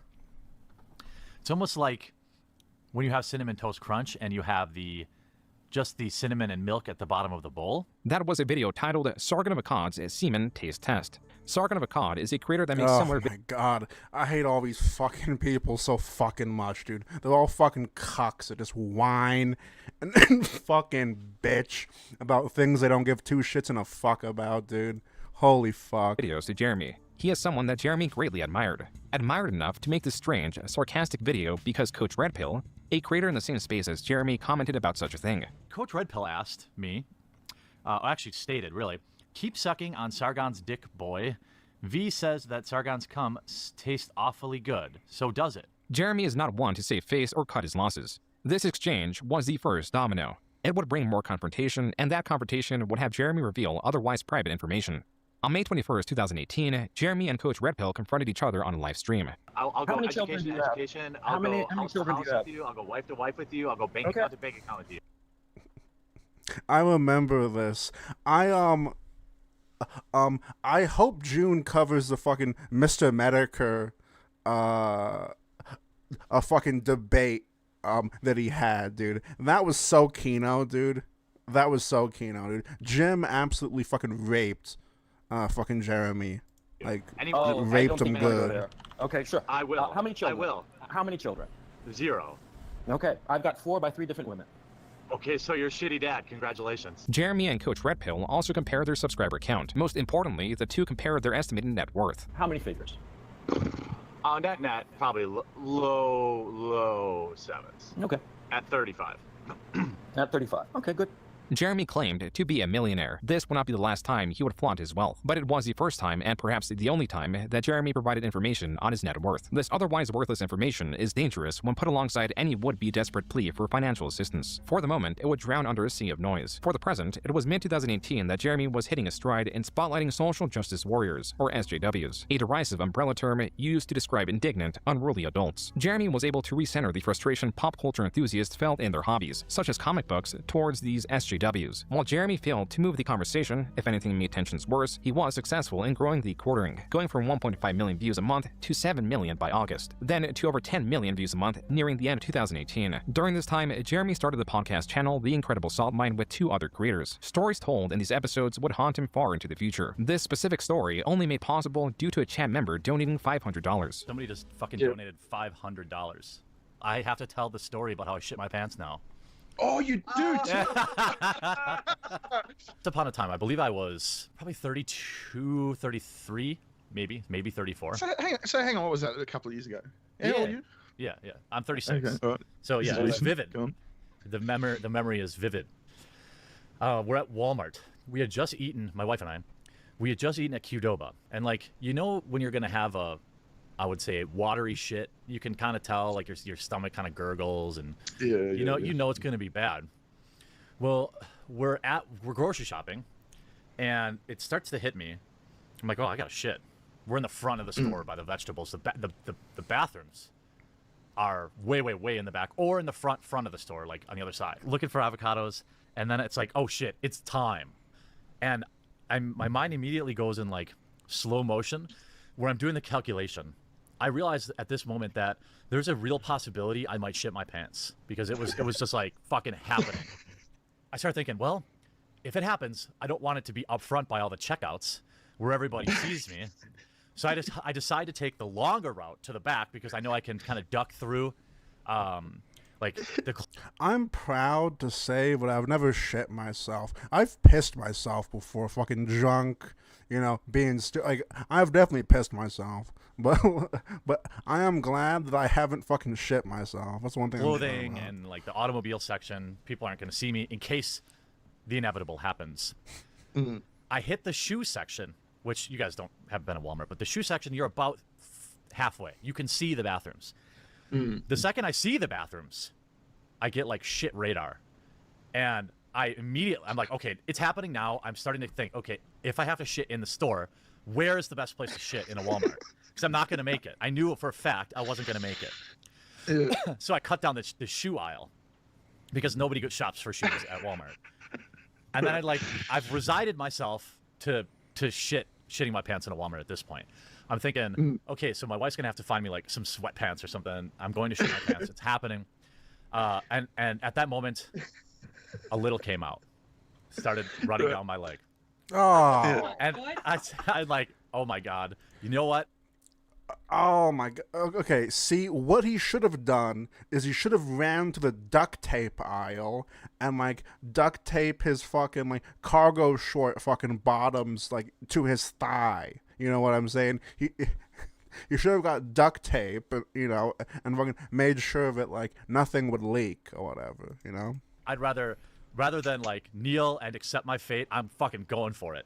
So I hit the back wall. I'm on the home stretch. With each step, a little more is coming out, and it's running down my leg now to where it's like at my sock. I'm covered in shit, and I'm running like clenched butt, and I get into the bathroom. Were you leaving a trail? Were you leaving a Yeah, there was trail? a little bit. There was a little bit on the ground when I was walking back. Yeah. There are a couple spots. Yeah, and so I get into the bathroom. I open the bathroom door, and thanks to my quick thinking, I'm already taking my pants off, because I'm thinking, all right, well, my underwear, it's over. The underwear, those aren't coming home with me. But if I can save my pants. Can we finally admit that Count Dankula is a cringe yeah, dude, like, he was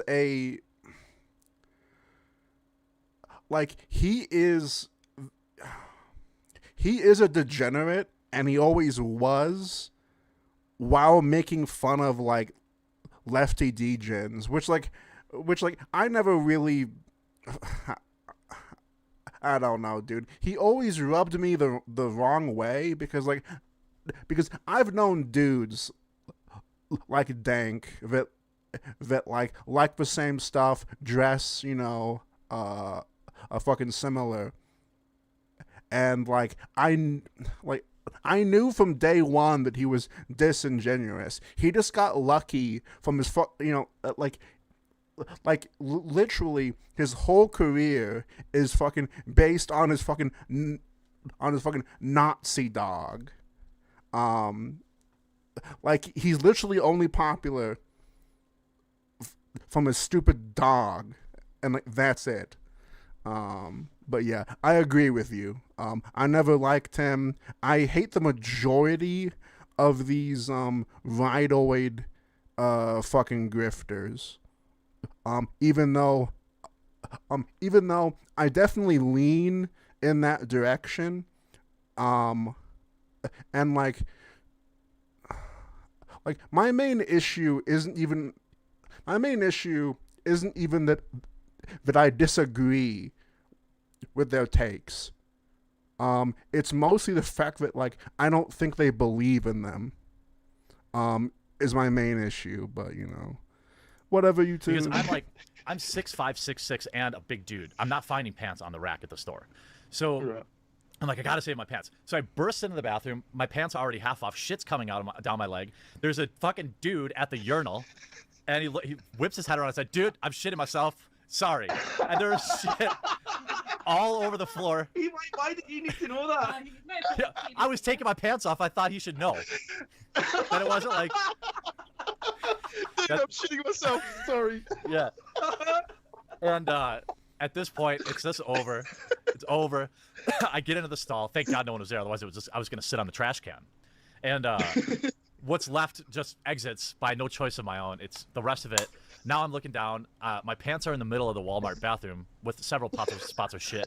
There's shit all over the floor in the bathroom. And this... Did the guy just scurry out, or is he... No, dude, this guy is a fucking hero, okay? He's a cotton top black dude. I don't know if he worked there or what the deal was, but he fucking barricaded the door for me. He's like, I got you, dude. What a fucking... Wait, so what you're saying, Jeremy, is that you are now pantsless, locked in a room with a giant black man. Hero. Yeah. Like, I got you, man.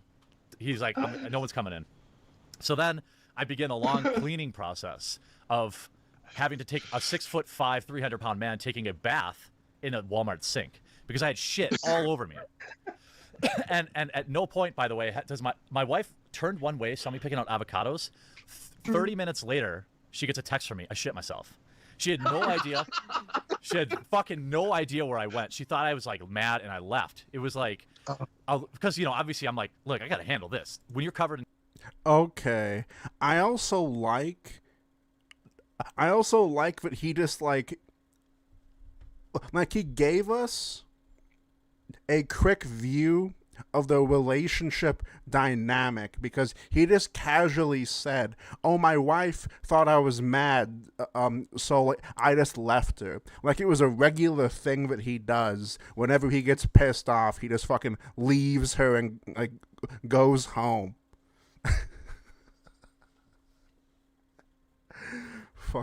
Fucking idiot, dude. You know, fecal matter. She's just following the trailer shit like fucking Hansel and Gretel. She had no idea where I even went. By the time I get cleaned up, I'm like, oh, I should probably tell my wife. You know. There's this okay, this has nothing to do with what we're watching or what we're talking about, but there was this one fucking TikTok video of this like fucking pooner like type like 23-year-old that works at a fucking 7-Eleven or at some kind of fucking gas station. I couldn't even tell what their gender was, but like they were screaming in this video. They're like, "I am tired of working this gas station when grown men shit themselves and they shit themselves and they shit over the walls. I am cleaning up grown man shit." And like this person's like crying. Like this person's crying. And they're all like red in the face, like I am cleaning up human feces. Or whatever the fuck. I haven't been able to find that video. But you know what's going on. And I had like 30 missed calls, 30 missed calls from her. She had no fucking idea. By the time I get back to my wife, she's fucking pissed because she had to do all the grocery shopping by herself. I'm like, but I shit myself. And she's like, well, you're not driving in my car.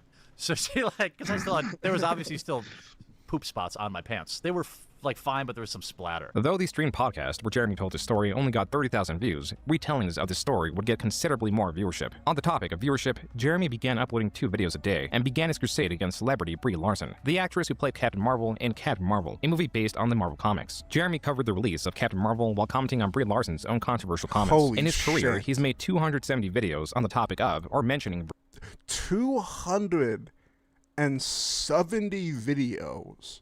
Holy fuck. I thought it was like 50 or like 100 or something. That's crazy, dude. Brie Larson. Jeremy made so much money covering her that he dedicated a new shit to her. Every night before I go to bed, too. Just a little ritual. Appreciate you. This one right here, too. Appreciate you. Jeremy covered other evolving stories, such as the exploitation of Stan Lee and the fall of Anita Sarkeesian. Yet neither of these were as lucrative as his coverage of Brie Larson. As with any of his other videos, Jeremy often poorly summarized articles, sometimes missing key information that made the point of his video moot. For example, there is this video uploaded in 2021. The headline partly reads, "On-screen killer Mike Myers is branded homophobic for murdering a gay couple in New Finland."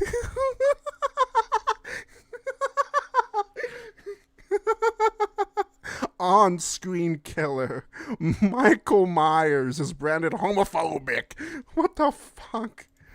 But horror fans argue it is a sign of equality. This is an article about several tweets. I would think that this is like ironic satire, but it's I think that I think Brie Larson. So I think that Brie is bad. For one, she's a bad actress, and her movie bombed. And it wasn't good. Objectively, it was fucking shite.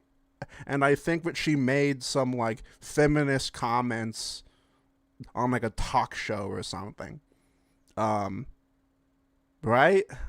I mean, like, I don't really remember or whatever the fuck. I know, like, I didn't like her at the time, and, like, I made fun of her. I probably, like, joined in on the bandwagon per se, on like fucking hating her, but like it was probably something like along the lines of that.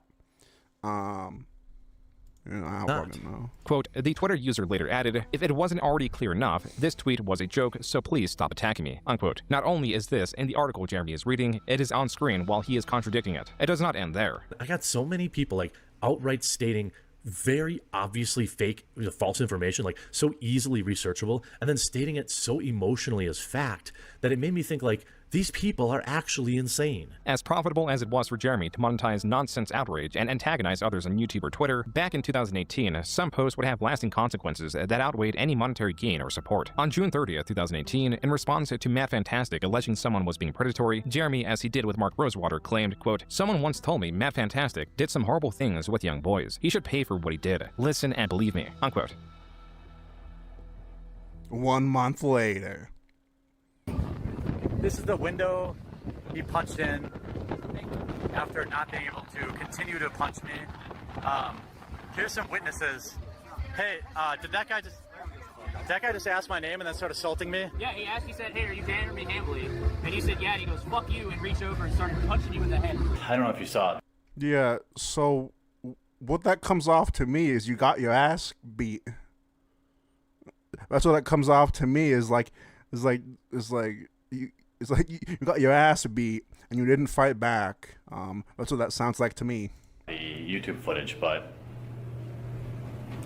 just got here to Gen Con 2018, was hanging out with basically Gen Con royalty. On August 2nd, 2018, Jeremy was assaulted at a bar near Gen Con, a convention he was attending. Jeremy explains the assailant asked him to verify who he was before striking him repeatedly on the back of his head, then fled before the police could be called. Jeremy also alleges that the bar initially refused to call the police. Look at this shirt.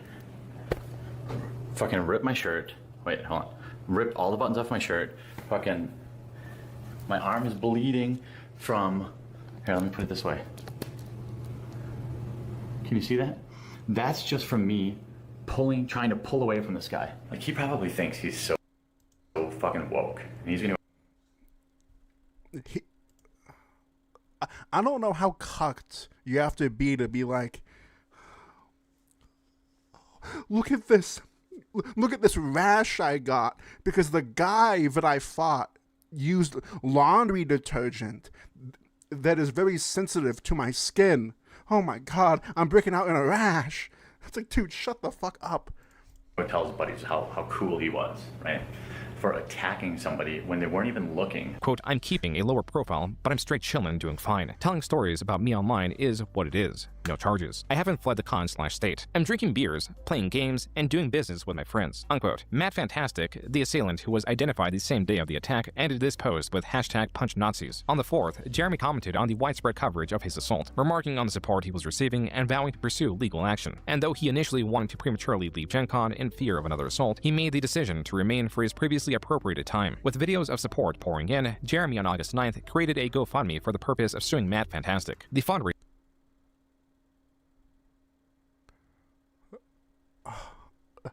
fucking suing, dude. Just like get in a just like get like fucking fight him, dude. Like fucking beat his ass or something on fucking film, and fucking go to jail for like like go to jail for assault. Fucking come back out and fucking milk the views, dude. Come on. Undershot its goal of $40,000 by $6,000. Still, Jeremy went forward with it. In the midst of filing, Jeremy received an email from the Gen Con company, informing him that he and Matt Fantastic were banned from attending future events, a decision influenced by the possibility of further retaliation at Jeremy at upcoming conventions. The results of the lawsuit, to some, would be similarly disappointing. Rather than reaching judgment, Jeremy and Matt settled. Matt's apology in video form appears to be a condition for this settlement.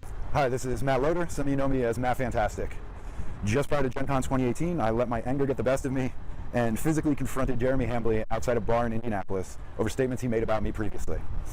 I unequivocally take responsibility for my actions that evening, which were wrong, and apologize to Jeremy for my thoughtless conduct. Matt looked gleeful in his apology, something that was not lost on those reacting to Jeremy's video. Quote, Matt is basically smirking at the beginning of his apology. He clearly doesn't think this is a serious situation even after losing. Since we will never know the terms of the settlement, I suspect from his smugness that he was not made to pay out much of anything, probably not even the cost of Jeremy's lawyers, since Jeremy only said, quote-unquote, remaining funds would be donated, unquote. This was just the first of Jeremy's fundraising efforts started in 2018 to reach an unsatisfying conclusion. The second was a fundraiser for Exclusively Games, a video game, tabletop, and arcade game media website campaigning as a space devoid of politics. Quote-unquote, all games, no politics. Though Jeremy had experience managing websites across several channels with little overhead, this changed in 2014 when his Patreon asked for $5,000 per month for a full staff of presumably 4 to 5 writers and an application development team. This changed again in late 2018 when Jeremy claimed running a website now cost $30,000 for 3 months.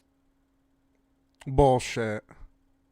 He also stated in the fundraising that he pre-funded the graphic design of the website, the HTML coding of the website, the bulletin software, and the website's forum. The $10,000 a month was to pay for articles, editors, mods, social media managers, ongoing graphic design, merge creation, and server protection. The funding concluded with $159,443 raised. The website appears to have launched early 2019 to little fanfare. This is quantifiable because the articles have a view counter underneath them. While some would get as high as 8.5 thousand, others would slump to 400 views, a fraction of the viewership Jeremy was receiving on his main channel. Additionally, the website did not seem stringent in its policy to keep politics out. For example, there is this article covering Roblox reversing PewDiePie's ban on the platform. The article cited this image as the explanation for his ban, naming specifically a redirecting of unsafe and inappropriate sites/channels, alongside inappropriate behavior, though this reasoning was dubious as the ban was reversed, and it specifically arose through an erroneous flagging system. The article cites the reasoning for the initial ban as a quote-unquote political decision, while failing to expand on how it was politically motivated. Though most of the Alright guys, I think I'm gonna launch a website, guys. Now it is a brand new idea, okay, that I just thought about, okay, that has nothing to do with what I'm watching, but I am gonna create a safe space for chuds and for losers that doesn't include politics, dude. Now, I'm going to need $1 million from you guys, okay?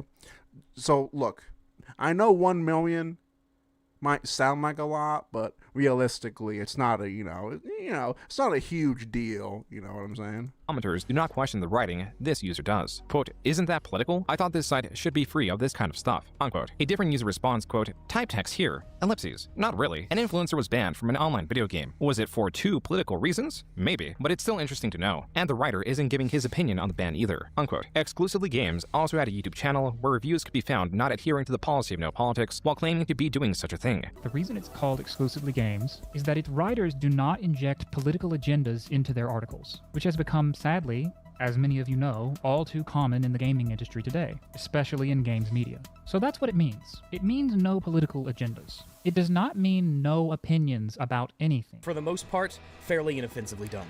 The game doesn't get political, there's no girl power or anti-male kind of attitude to the game, which originally worried me. By June 2019, the website was failing. The top articles were only getting hundreds of views. The same could not be said for the quartering. Jeremy could be seen celebrating the growth on his channel in this video posted July 1st.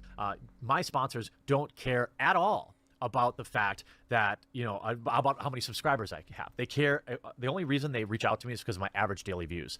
That is why, you know, even though many of my videos get 100 to 200,000 views, which is awesome, I'm still getting bombarded with offers. I could probably do ads every few days. Hey, dude, I don't have much money, but I'm almost like, oh my God, I just wish I could refund that. I don't want people to stretch themselves to tip me. That's why I work my day job. That's why I'll never quit my day job. It keeps me grounded, and it keeps me in a situation where I don't have to worry about somebody who's just got a few bucks in their bank account tipping me. That just makes me feel gross. 6 months ago, the community rose up and worked together to bring to fruition.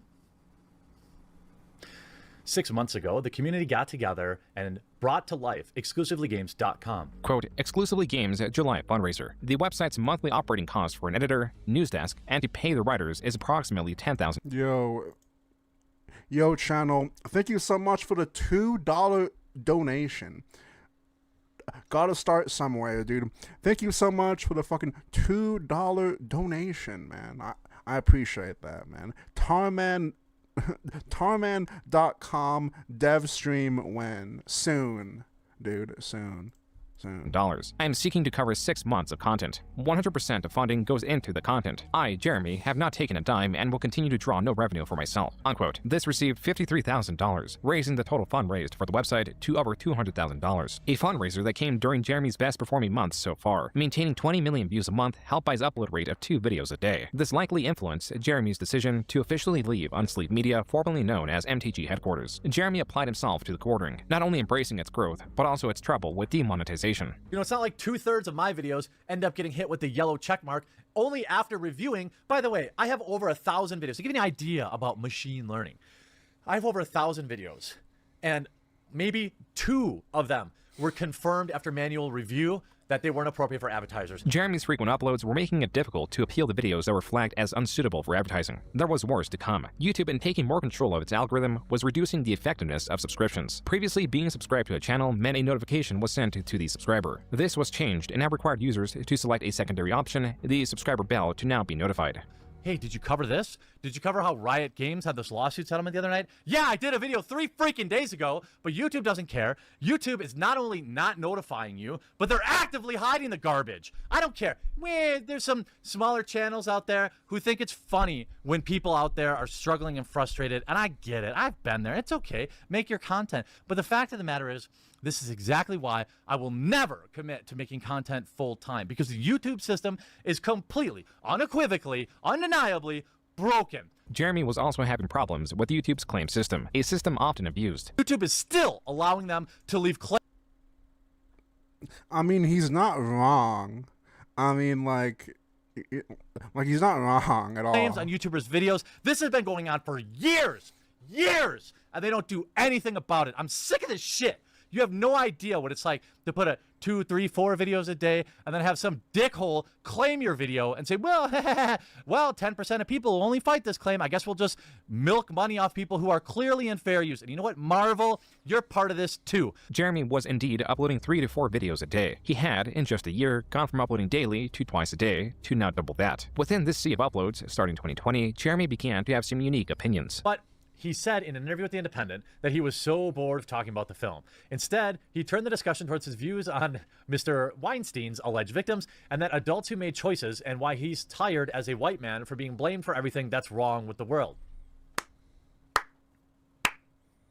Perhaps just the ramblings of a man who is too old to care anymore, but nonetheless, there's a lot of truth in what he says. Now, there are how many victims in Harvey's life, and I feel sympathy for them, but Hollywood is full of very ambitious people who are adults, and they make choices. If you read between the lines here, what he's saying is people knew what they were getting into when they serviced the man, and they either, for better or worse, got what they had hoped or didn't. But nonetheless, as adults, they made their own decision, and now they're looking to blame everybody else for that. Harvey Weinstein is a former film producer, one convicted of R-word and sexual assault. Though Jeremy appears... Rape.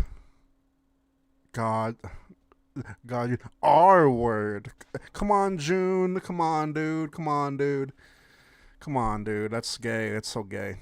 To be sympathetic towards Weinstein, he did not extend his sympathy to composer Michael Giacchino, who on February 18, 2020, tweeted about King Kong coming back to theaters. In a reply, a user mentioned King Kong was Hitler's favorite film, to which Giacchino responded, "Fuck Hitler." Jeremy then quote-tweeted this, responding with, "And there we have it. Yikes." While it appears that Jeremy was taking offense to Giacchino's dislike of Adolf Hitler, Jeremy, after swift backlash, stated, quote, "The context is that it's another comics pro with stunning and brave takes like fuck Hitler. But you're not interested in that. That's why you didn't add me. You just wanted to try and smear me as a quote-unquote Nazi. Fucking clowns every time." Unquote. Jeremy continued to attempt to correct his messaging. Quote, "The context is obvious in the thread that it's another comics pro arguing with fans and making stunning and brave statements like quote-unquote fuck bad things. You don't care about truth though, just perpetuating lunacy." Unquote. Revisiting the original tweet shows that Giacchino was not at all arguing on the topic of comics. Actually, there is no mention of comics anywhere within the tweet exchange. Jeremy's strategy, whatever it may have been, to change how others viewed his intent, did not work. Just 2 days after the Hitler tweet was posted, Jeremy on Twitter stated, quote, "Amazing how this fuck Hitler tweet has taken hold with people completely incapable of understanding my point, which was obvious to everyone that follows me. Hollywood types saying fuck Hitler for retweet is fucking stupid and cringe. It's about virtue signaling. If this was not what dude was doing, okay. My point still stands. In what world is this known? Now I got morons posting my address to Twitter replies. Wonder where they came from. You had to be a complete fucking idiot or liar to say I was quote-unquote defending Hitler. Like, I respect the hustle, but you'd have to be a fucking idiot to think anyone was unironically defending Hitler. I just can't imagine people are this stupid. They have to just be willfully misrepresenting the point, right?" Unquote. Below, Jeremy linked to a video by D'Angelo Wallace that covers Jeremy's tweet. At the time Jeremy posted it, the video had 82,000 views. Present day, the video sits at nearly 2 million views. With Twitter further Holy examining shit. Jeremy, his views came into question. Specifically, these 4 recent images. The first one is Jeremy stating that though he considers himself to be pretty progressive, he believes transgender people have an advantage in sports. The second is in support of someone who is labeled a homophobe, going as far as to call them a hero. The third shows that he believes that some transgender people transition as a trend, and the fourth is an image of 2 men kissing that is captioned with Jeremy stating, quote, "If you want to raise awareness, you have to make people want to throw up in their mouths." Unquote. On March 12, 2020, Jeremy announced he deleted all of his tweets. This same day, Jeremy uploaded a video titled, "YouTube is destroying my channel and I have proof." I just to be honest with you all,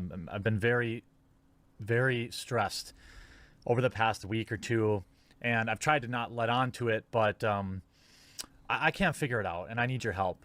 Something is really weird with my YouTube channel. The videos that were supposed to send notifications, YouTube sends 3 notifications in one 24-hour period. The Review Tech USA video got well viewed. That's about my normal. My normal videos get between 100 and 150,000 views. The second video, which should have done really well, 50,000. The third video, which should have done really well, 59,000. I'm done antagonizing people on Twitter. I'm done with it because I just lose. Even though most of these idiots were just coming at me with flat out lies, I got embroiled in it and I gave them what they wanted and I lost course. I'm not going to do that anymore on Twitter, okay? I'm making very real changes. According to Jeremy Social Blade, this is the dip he was speaking of. A viewership decrease of 2 million, going from 14 million in February to 12 million in March. My channel seems to be quarantined in some way that I haven't been able to detect yet, but is supported by all sorts of anecdotal evidence that I'm going to share with you.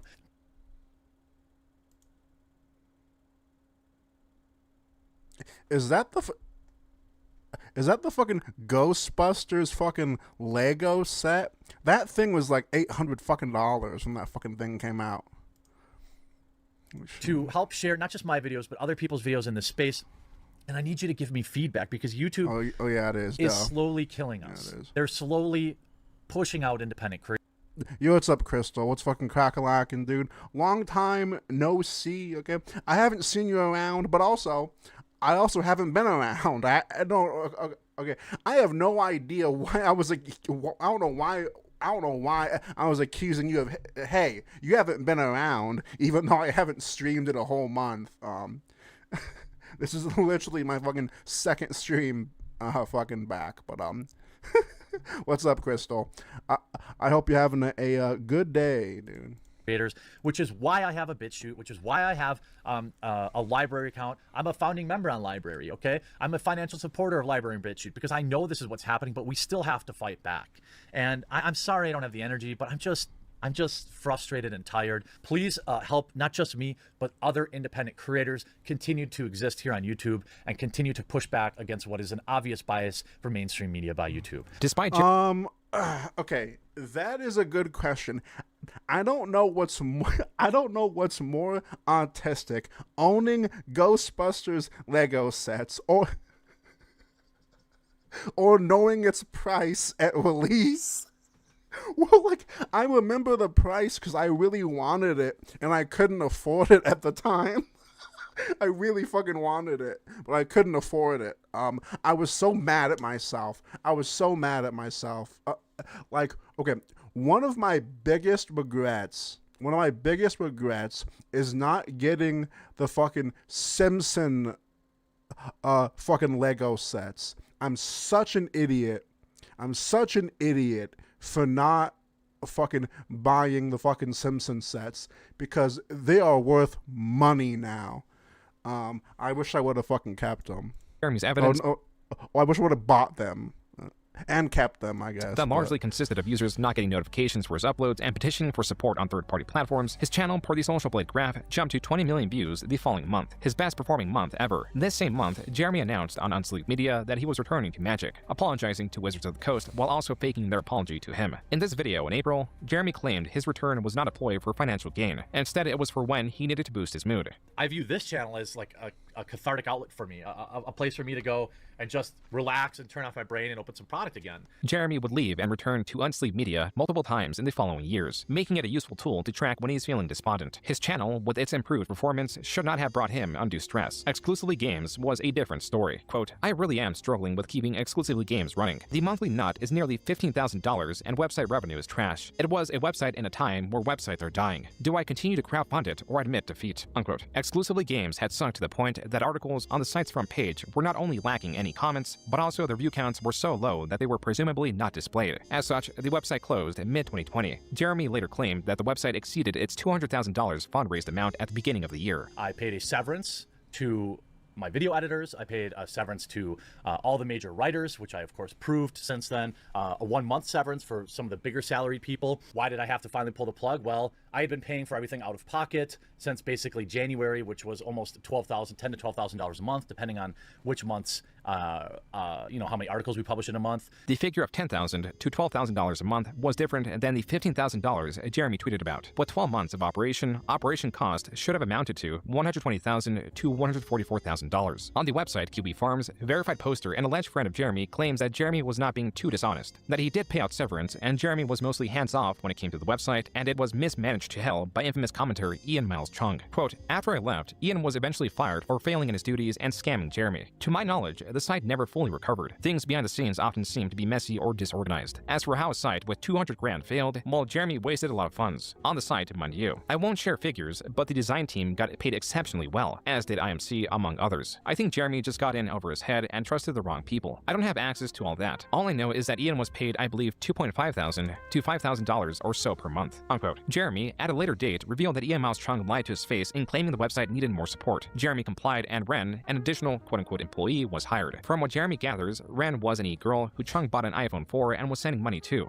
When I confronted him over it, he had a mental breakdown, a bawling breakdown on Skype for stealing not my money, but your money. The people had backed the project. It was $645. He would have gone right on stealing my money, stealing your money, had I not figured it out, okay? To add to Jeremy's financial strain, he was dropped by sponsor Dollar Shave Club in June. When he did not receive a reply from the company, he assumed it was because of his content. This is something he made a video on, titled, Sponsor Dropped Me for Not Being Woke. Goodbye, Dollar Shave Club. The following day, Jeremy tweeted, quote, tell us what you did during your hiatus. I went camping for a little bit. I got away from the internet, which is a good thing, I guess. Even though I really wasn't away from the internet, I was away from my PC, I guess. That made it easier. I don't know, dude. I had fun. I got sexually assaulted behind the Dairy Queen. I got sex offender charges because I pissed out in public. So yeah, dude, I had a great vacation. After over a week, Dollar Shave Club replied on why they terminated my partnership after I uploaded a video about it. They claim that it is performance-related and shared the data with me. The data supports their claim, unquote. Jeremy was not having a pleasant time on Twitter, to the point that on July 27, 2020, he announced he was leaving altogether. I'm not a small channel anymore that really needs that video to go viral on Twitter to live. Right now, I'm concerned about being a better husband, better work-life balance, and removing the toxic elements that are causing my hair to fall out at an increasingly rapid rate. On Twitter, there was much celebration. 3 days later, Jeremy made a video doing two things. He showcased these tweets of celebration and was adamant about having multiple gay dads. 2,300 likes. A lot of people hated me on Twitter. Also, I forgot about this. I'll have you know I forgot about this. I forgot that he lied about having 2 gay dads. I forgot about this. I remember this whenever it was happening. 2 dads. One of my dads is black and gay. Also has this dad. I don't know. Maybe he has 3 dads. Someone makes sense to me. Now, this is one of my dads. All right? It took 5 days for the courting to return to Twitter. Apparently not under Jeremy, but under his employee, Maggie. Then 3 days after that tweet, Jeremy was back tweeting as the courting. Quote, yeah, I came back to Twitter. Are people not allowed to change their mind? Not very progressive. Unquote. This was tweeted on August 17th, 2020, the same day of one of Jeremy's most well-known live streams, much to his displeasure. You never know. Maybe I'm going to pee in my trash can down here. I don't know. My wife went out for pizza without me, and I'm angry about it. So I'm going to win this round, and then I'm going to pee. And if I don't win this round, I'm going to pee in my own basement. Jeremy, inebriated, scorned, and suffering from a lack of pizza, sought to take his revenge. The object of his derision would have to be the drain in his basement. I got to pee so bad. I want to lose so I can pee, but I don't want to lose. I have to pee so bad, though. It's hard to describe how angry my bladder is. You guys don't know. It's going to explode. My bladder's going to blow. Get up! Get up! No!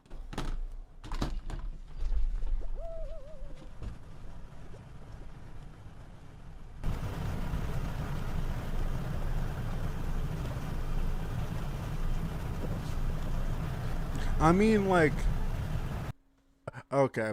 I said this when it happened. But like, this wouldn't have been a huge deal if he wasn't such an asshole about everything. Because like, I don't care if a grown man fucking does this, like, in his house. I don't give a fuck. But like, it's obviously funny, and it's obviously going to be used against you. You know. I've literally never lost that round. I've never lost that round. I've never lost that round. Oh my god. I just peed in my basement. No, not in the kitty litter. Just in the drain. In the drain. Though Jeremy deleted the livestream, Channel Virus Sanity uploaded a 5-minute supercut of the event. Jeremy commented on this video with, imagine thinking this is unknown. In the hundreds of comments responding to the quartering, there is only a single comment of support. Between the basement urination and the Twitter debacle, there could be an explanation for why the quartering was acting out in August. It could be this graph, showing his views slumped from 23 million in July to 13 million in August, a period that Jeremy claims his channel was dead. We went through that whole month back in August where, like, I mean, it was dead. The channel was basically dead and gone for almost 3 weeks. And I think that was a direct result of a dip in my channel's activity and interactions and people liking the videos. And so now I've gone back to being a little more aggressive about that. This was around the period that Jeremy was uploading 5 to 7 videos a day. As was with the last time he saw a dip in viewership, the following month he saw an increase in views. And the month after that, he saw an increase in mockery. On October 21st, 2020, the H3 podcast released Content Court, The Quartering, a near... Dude, he's... nearly 2-hour-long video covering the quartering's history of blunders. He is triggered about the redesign. He doesn't like that the new updated version of the character doesn't have big boobs anymore, essentially. I mean, that is like, okay, that is stupid fucking censorship, okay? Stop censoring boobs, okay? Okay, I agree with the quartering, dude. Like, don't give her like look, there's nothing wrong with like flat chests, I guess, okay? You know what I'm saying? But like, hypothetically, it is a downgrade, okay, compared to big cannons, I guess you could say, you know, big cannons. You know. And he also mentions that he wasn't a fan of the original, but he's extremely triggered by this new iteration. Fascinating. Yeah. The title is Disgracing She-Ra. That's right. Disgracing She-Ra and Strong. Oh my God, I forgot about this. I forgot about this. It's literally a fucking children's TV show where the character's like 14 years old or something. Like 14, 15, 16 years old. And he's oh, okay. Okay, I thought they were talking about a fucking card, but it's a fucking cartoon show drama. I remember this. He was like, give the young child huge knockers, YouTube. Yeah, dude. I forgot about that. I completely fucking forgot about that. Beautiful Heroes. I see he's achieved a almost 50% dislike ratio on this one, even from his own fans, so... Jeremy has a habit of accidentally owning himself on Twitter. You use the word cuck. Your Honor, if I may interject and submit to the court, when we were looking at these, I've never laughed so hard in my life. I fell over in my chair. Wife's out flying this morning, so I got up early to play some video games. Married life. My wife just asked why her lotion was down in my office, and she refuses to believe that it was for a bit in spite of video evidence. Yeah, dude. This video also covered Jeremy's Hitler tweet, him peeing in his basement, his many videos on Brie Larson, and more. Jeremy, furious, responded on the same day of its upload on nearly every platform at his disposal. He takes basically the same boring old, like, little 10 greatest hits from the far left, you know, the whole yikes, we're gonna take every joke extremely out of context, we're gonna look at really old videos. Though Jeremy was displeased at Ethan Klein of H3H3 not providing extensive context, Jeremy himself would not even watch the content court before making this video, and proceeded to be deceptive about its contents. Really, really low brow, low energy stuff. I really wasn't going to respond to it, but, you know, once he starts talking about my wife, like, repeatedly, then I kind of have a problem. I barely even watch. Well, you're the one that, like, talked about your wife, though. Like, people are going to talk about the fucking... I mean, like, you brought her up. Like, I probably watched a grand total of 15 minutes of this, and it seemed like every little spot I picked, he was talking about my wife. My wife is somebody that remains offline, does not... Okay, she's offline, even though you fucking talk about it publicly still. Like, you're gonna get... Whatever, dude. Interact with anybody, and no, I don't believe she's fair game, you know, because he can't stop talking about my wife. I think he's probably jealous. I mean, my wife is a beautiful woman. She's, you know, funny and kind, and she hasn't been with Keemstar. It's sad how far Ethan Klein has fallen, and how he's just basically, you know, he used to produce great content, and now he just lazily regurgitates content he read. Just like you. You know, about other content creators. Jeremy would make it seem as... That's what you do, my guy. As if Ethan Klein was making disparaging remarks about his wife. The top comment reflects this and celebrates Jeremy's own comment, insinuating that Ethan Klein's wife slept with another creator. In the content court video that Jeremy did not watch, Jeremy's wife is only brought up when Jeremy brings up his wife. From when he urinated in his basement, to his comments about her disbelief that he was not using her lotion to masturbate. On Twitter, Ethan asked Jeremy for a timestamp for where in the content court he insulted his wife. Jeremy instead responded with, quote, Ethan, I appreciate the free promotion and your concern about my dick size, my sex life, and the lineage of my family. This video is defamatory and desperate. You and I both know if you were anyone else, this would be creator-on-creator harassment and strike. You've fallen so far, unquote. Jeremy on the Incredible Salt Mine channel would admit to not watching this video once more. I didn't watch it. I didn't watch it. Who the fuck? A 2 hour? I mean, What the fuck is this art? I mean, I'm not gonna lie. The actual art is like fucking Kino, but like, what the fuck is this? 2 hours. It was in this stream that Jeremy clarified that, despite campaigning on Ethan and talking about his wife, he acknowledges that it was not any way disparaging. My wife, at many times, not like in a disparaging way, it just brings her into the conversation, which I find kind of shitty. He brings her in like in a negative way, in a negative way. As Ethan also brought up Jeremy's Hitler tweet, he now reframes it as being a joke, though the joke is not entirely clear. How the fuck are they so stuck on this? It was obviously a fucking joke. And like, this is the thing on Twitter. He said, "Was it? What did you say again?" I said, it was really obvious. Yeah, of course it was. It was like another Hollywood person said Hitler bad, and I was like, "Ooh, stunning and brave," and like, and then everyone's like, "Oh, he's pro-Hitler." Jeremy's co-host would join in on mocking Jeremy. Don't do me like this. Don't do me like this. Brie Larson, set to last 24 hours. Oh, good. There's one. Right, Yeah. okay. I'm just going to put the little stopwatch on my screen. I'm going to hit go, and then I'll talk for 10 minutes. As soon as that hits that 10-minute marker, is it? Oh, it's 8 now. All right, Yeah, okay. As soon as that hits 8 minutes, I'm just going to hit stop. Yeah, Anyway, there's so much that I would want to talk about in regards to Brie Larson. Ding, 8 minutes. But we can get into that another time. Thanks very much, guys. Like and subscribe. Goodbye. Another clip coming up next. I'll see you in a few minutes. To add to Jeremy's stress, though he was uploading more, his viewership was no longer increasing relative to how often he was uploading. Because you upload like fucking 4 videos a day.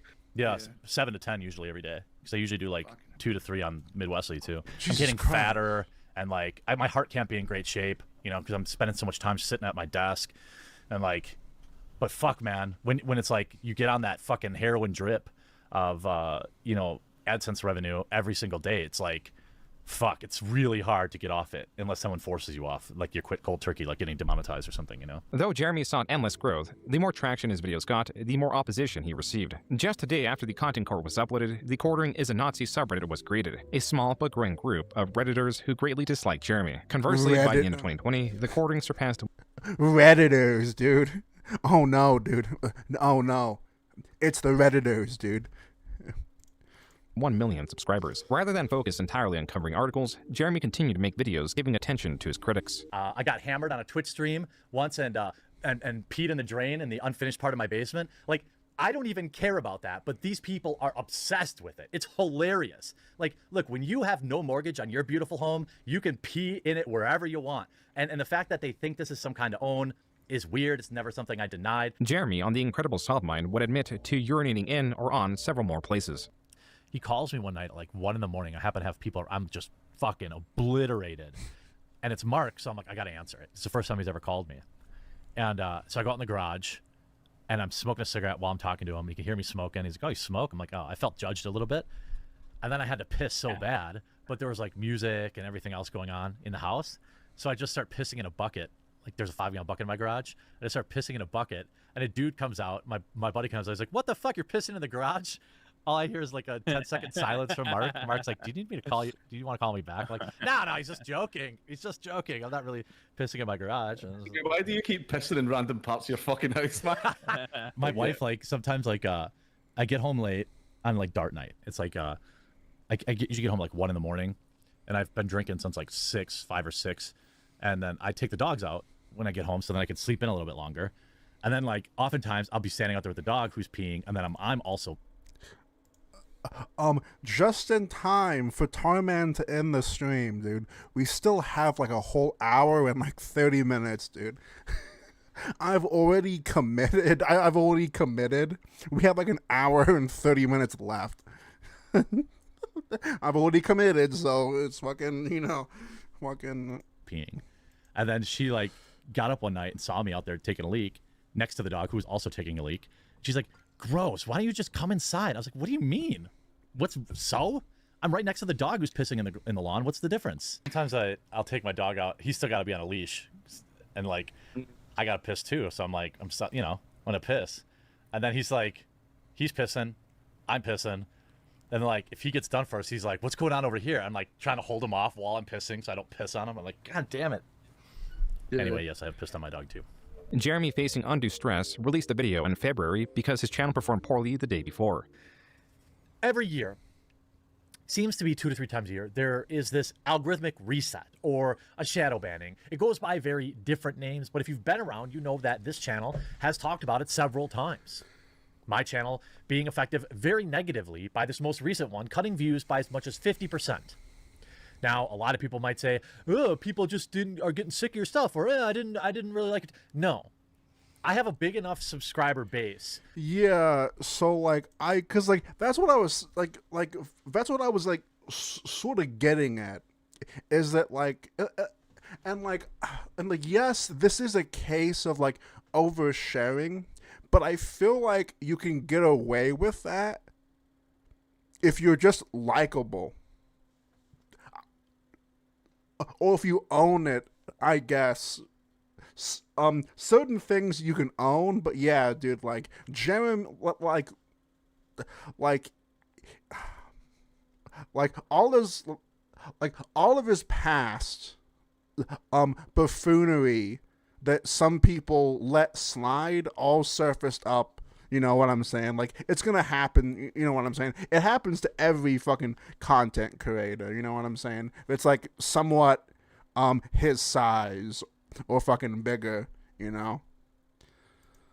That to lose 50% of your video or views in a day is way bigger than just a few boring topics.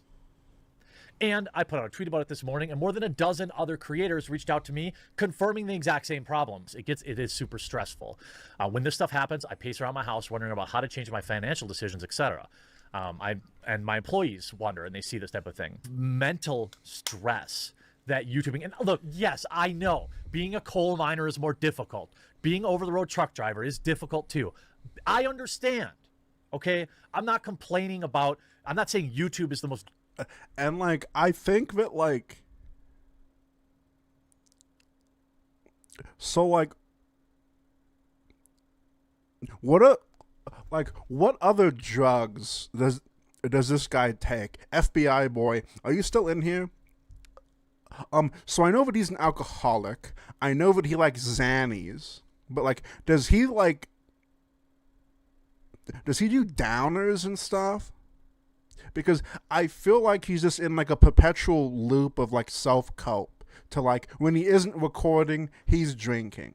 Whenever he needs to make a video, he pops a fucking pill or whatever the fuck. He pops an upper, whatever the fuck. Then after he makes the videos, he pops a downer so he can fucking calm down.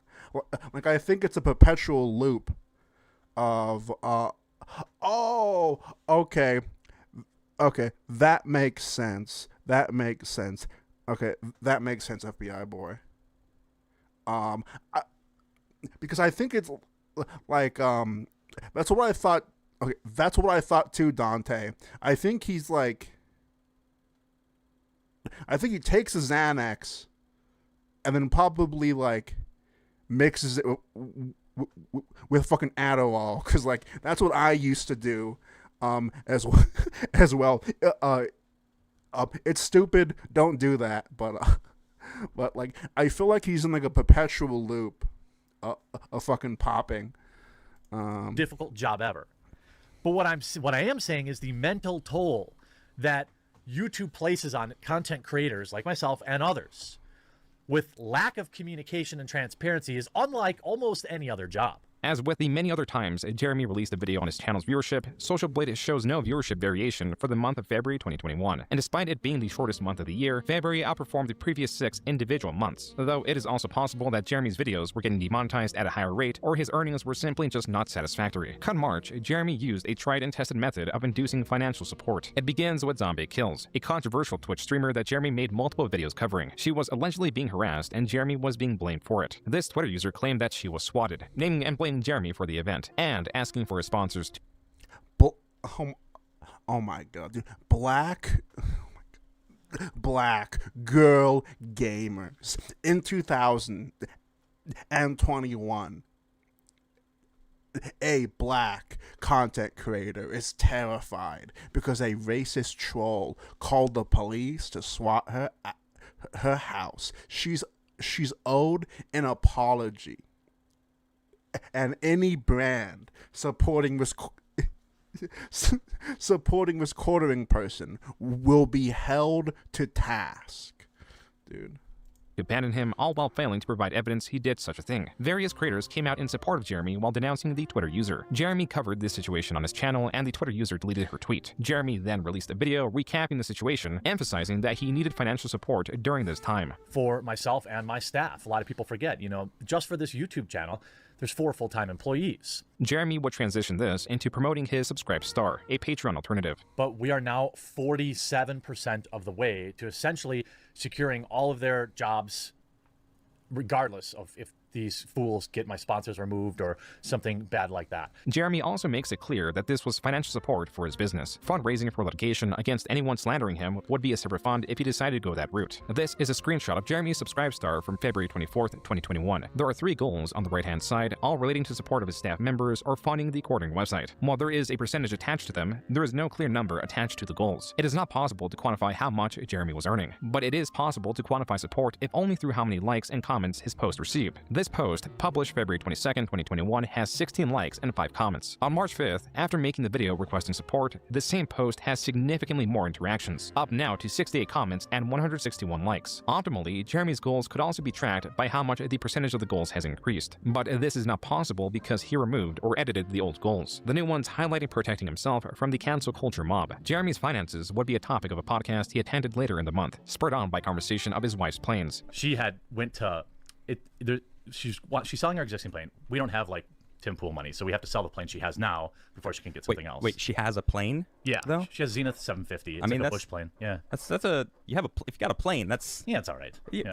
It's not a jet. I don't have Tim Pool It's money, not a jet. but we're deciding which plane to buy after we sell the current plane. We've got. Every time I say that, I'm like, yeah, please keep super chatting me. But Normally, financial growth or growth in subscribers is enough to sate Jeremy, enough to keep him motivated to grow. But something was different this time. The wealth he was incurring, the support he was receiving, was diminishing in its effect as he began taking more time off and was forced to face his life outside of work. Jeremy did not like what little purpose he found. He explores these feelings in a video uploaded in April titled, "I've been kind of depressed." Getting older. Yes.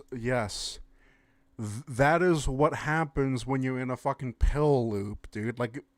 That's what happens whenever you cope and don't actually fix the issue. You literally self-rape yourself. Like you self-rape yourself. You fry your brain. And, what a fucking dumbass, dude. Yeah, of course you're fucking depressed, dude. Thinking about man, I don't have any kids, and all these things that pop in your head. I guess it's like a midlife crisis, so to speak. But not like a crisis. I didn't go out and buy a Harley or anything like that.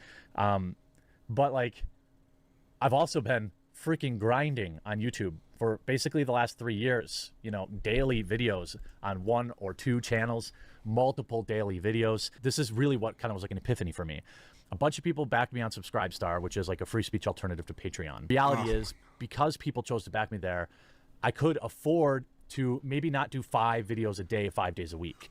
And that kind of started me thinking about okay, maybe you don't have to work so much. So in terms of mental health, I have this thing that is not unique, where I feel alone all the time, even though I'm not. It makes it really, really difficult to relate to anybody. I wouldn't say that I have any close friends. They may think we're close, but I don't view them in that way, and I don't mean to be mean. I'm also a workaholic, so it makes it difficult to garner friendships or even relationships. I mean, my whole life, it's certainly affected my marriage, of course. Oh, fucking boo-hoo, dude. Fucking cry yourself a river, dude. The fuck? If I have a great day, let's say I upload 4 or 5 videos and I'll get at least 100,000 views each, and they're all monetized, that is a massive dopamine hit. Yes. Yeah, dude, you are frying your brain. You have fried your fucking dopamine fucking receptors, my guy. That's what happens, dude. That's what happens. It's big money. I go a day and a bunch of my videos get demonetized. It's like the exact opposite. You feel like you lost out. I feel incapable of taking a day off. This was a video of lucidity. While the evidence in his history already pointed to it, Jeremy works for no other purpose than to grow his channel, to appease his anxiety, to distract himself from himself. He was pushing himself to find purpose outside of work, even if it pained him to address what he considers an unsatisfying personal life. Evidently, this was too much to bear, because 3 months later, he was already back to uploading over 10 videos a day. By the way, if you don't know, I have a political channel where I do 3 videos a day, 3 to 4 videos a day. It's called Midwestly. I do 5 to 7 videos a day on the quartering, and I'm happy to do that. But I have a really difficult time relaxing, allowing myself to relax. I was lucky enough to get a PlayStation 4, 5, and an Xbox Series X at launch. Haven't even turned them on still. I've been wanting to get back into Final Fantasy XIV. I've been wanting to play New World, but I've never allowed myself to. Does he have a kid? Like, I'm real curious about his home life. That's what I'm more curious about. Like, I'm more curious about, like, his wife and, like, his, like, normie life rather than, like, the fucking shit online, you know? To play the games. Just play them. Because I could always be making content. No kid? Thank fucking God, dude. This guy would be a horrible fucking father. I bet his nuts don't work. You know what I'm saying? Now, I've worked on this mentality to try and overcome it, be able to enjoy something, but I'm incapable. With Jeremy's continued instigation, the latter half of 2022 was full of ridicule. Creator Phil DeFranco, in response to Jeremy calling Megan Fox a walking sex doll, called Jeremy gross in return. The H3 podcast. I mean, she literally. I mean, that's her. That literally is her aesthetic, though. Like that was her aesthetic, though. Like she literally, like, she's not a good actor. Literally, the only reason on why she's popular is because she's attractive. That's the only reason on why she was, like, ever popular, is because she was attractive. Did yet another segment covering Jeremy in October with the highlight video titled, The Quartering 1 pooped his pants, 2 pees in his basement, 3 has crotch rot. Then again, November. Yeah, so he was doing a live stream, and this turned up. Ela, what do you think? Reddit forced cream pie. Well, I didn't even understand what that means. Yeah, I had to do some investigating. Jeremy responded to this with 2 tweets. The second one reads, quote, "So weird of the tolerant left thinks this is an own. Real tolerant," unquote. Jeremy was even mocked by his wife for something entirely different. Well, now, like, I used to, like, point it out on TV all the time. Like, there's 10 members of this cast and 6 of them are gay. Curious, I'd say, you know? My wife's a bit of a normie, and she's, like, kind of sick of it. She's like, she'll be like, "Oh, is that cringe, Jeremy? Is that cringe?" And I'm like, when you say it, I don't want. That's why I stopped saying cringe. She started saying it. There was more to come before. Okay. I like his wife, though. Seems like his wife is enjoying the money.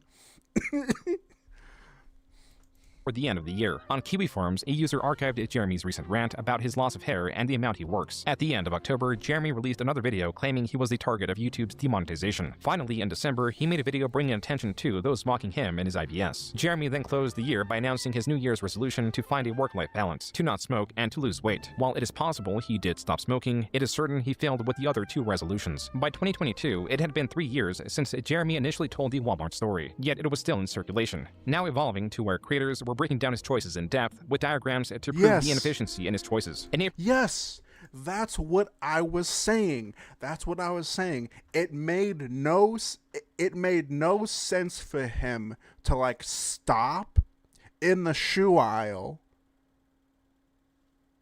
to, like, adjust himself. He should have went for the tape. He should have went in the back, because the back has fewer people than the front usually. Okay? Usually the tape and all that crap is, like, sort of by a bathroom. So hypothetically, if he was near the tape, he had a few exits. He could probably go out the fucking employee only exit. Then he could fucking go out near the gardening section or whatever. No one's over there, you know what I'm saying? He could have shit in like a plant.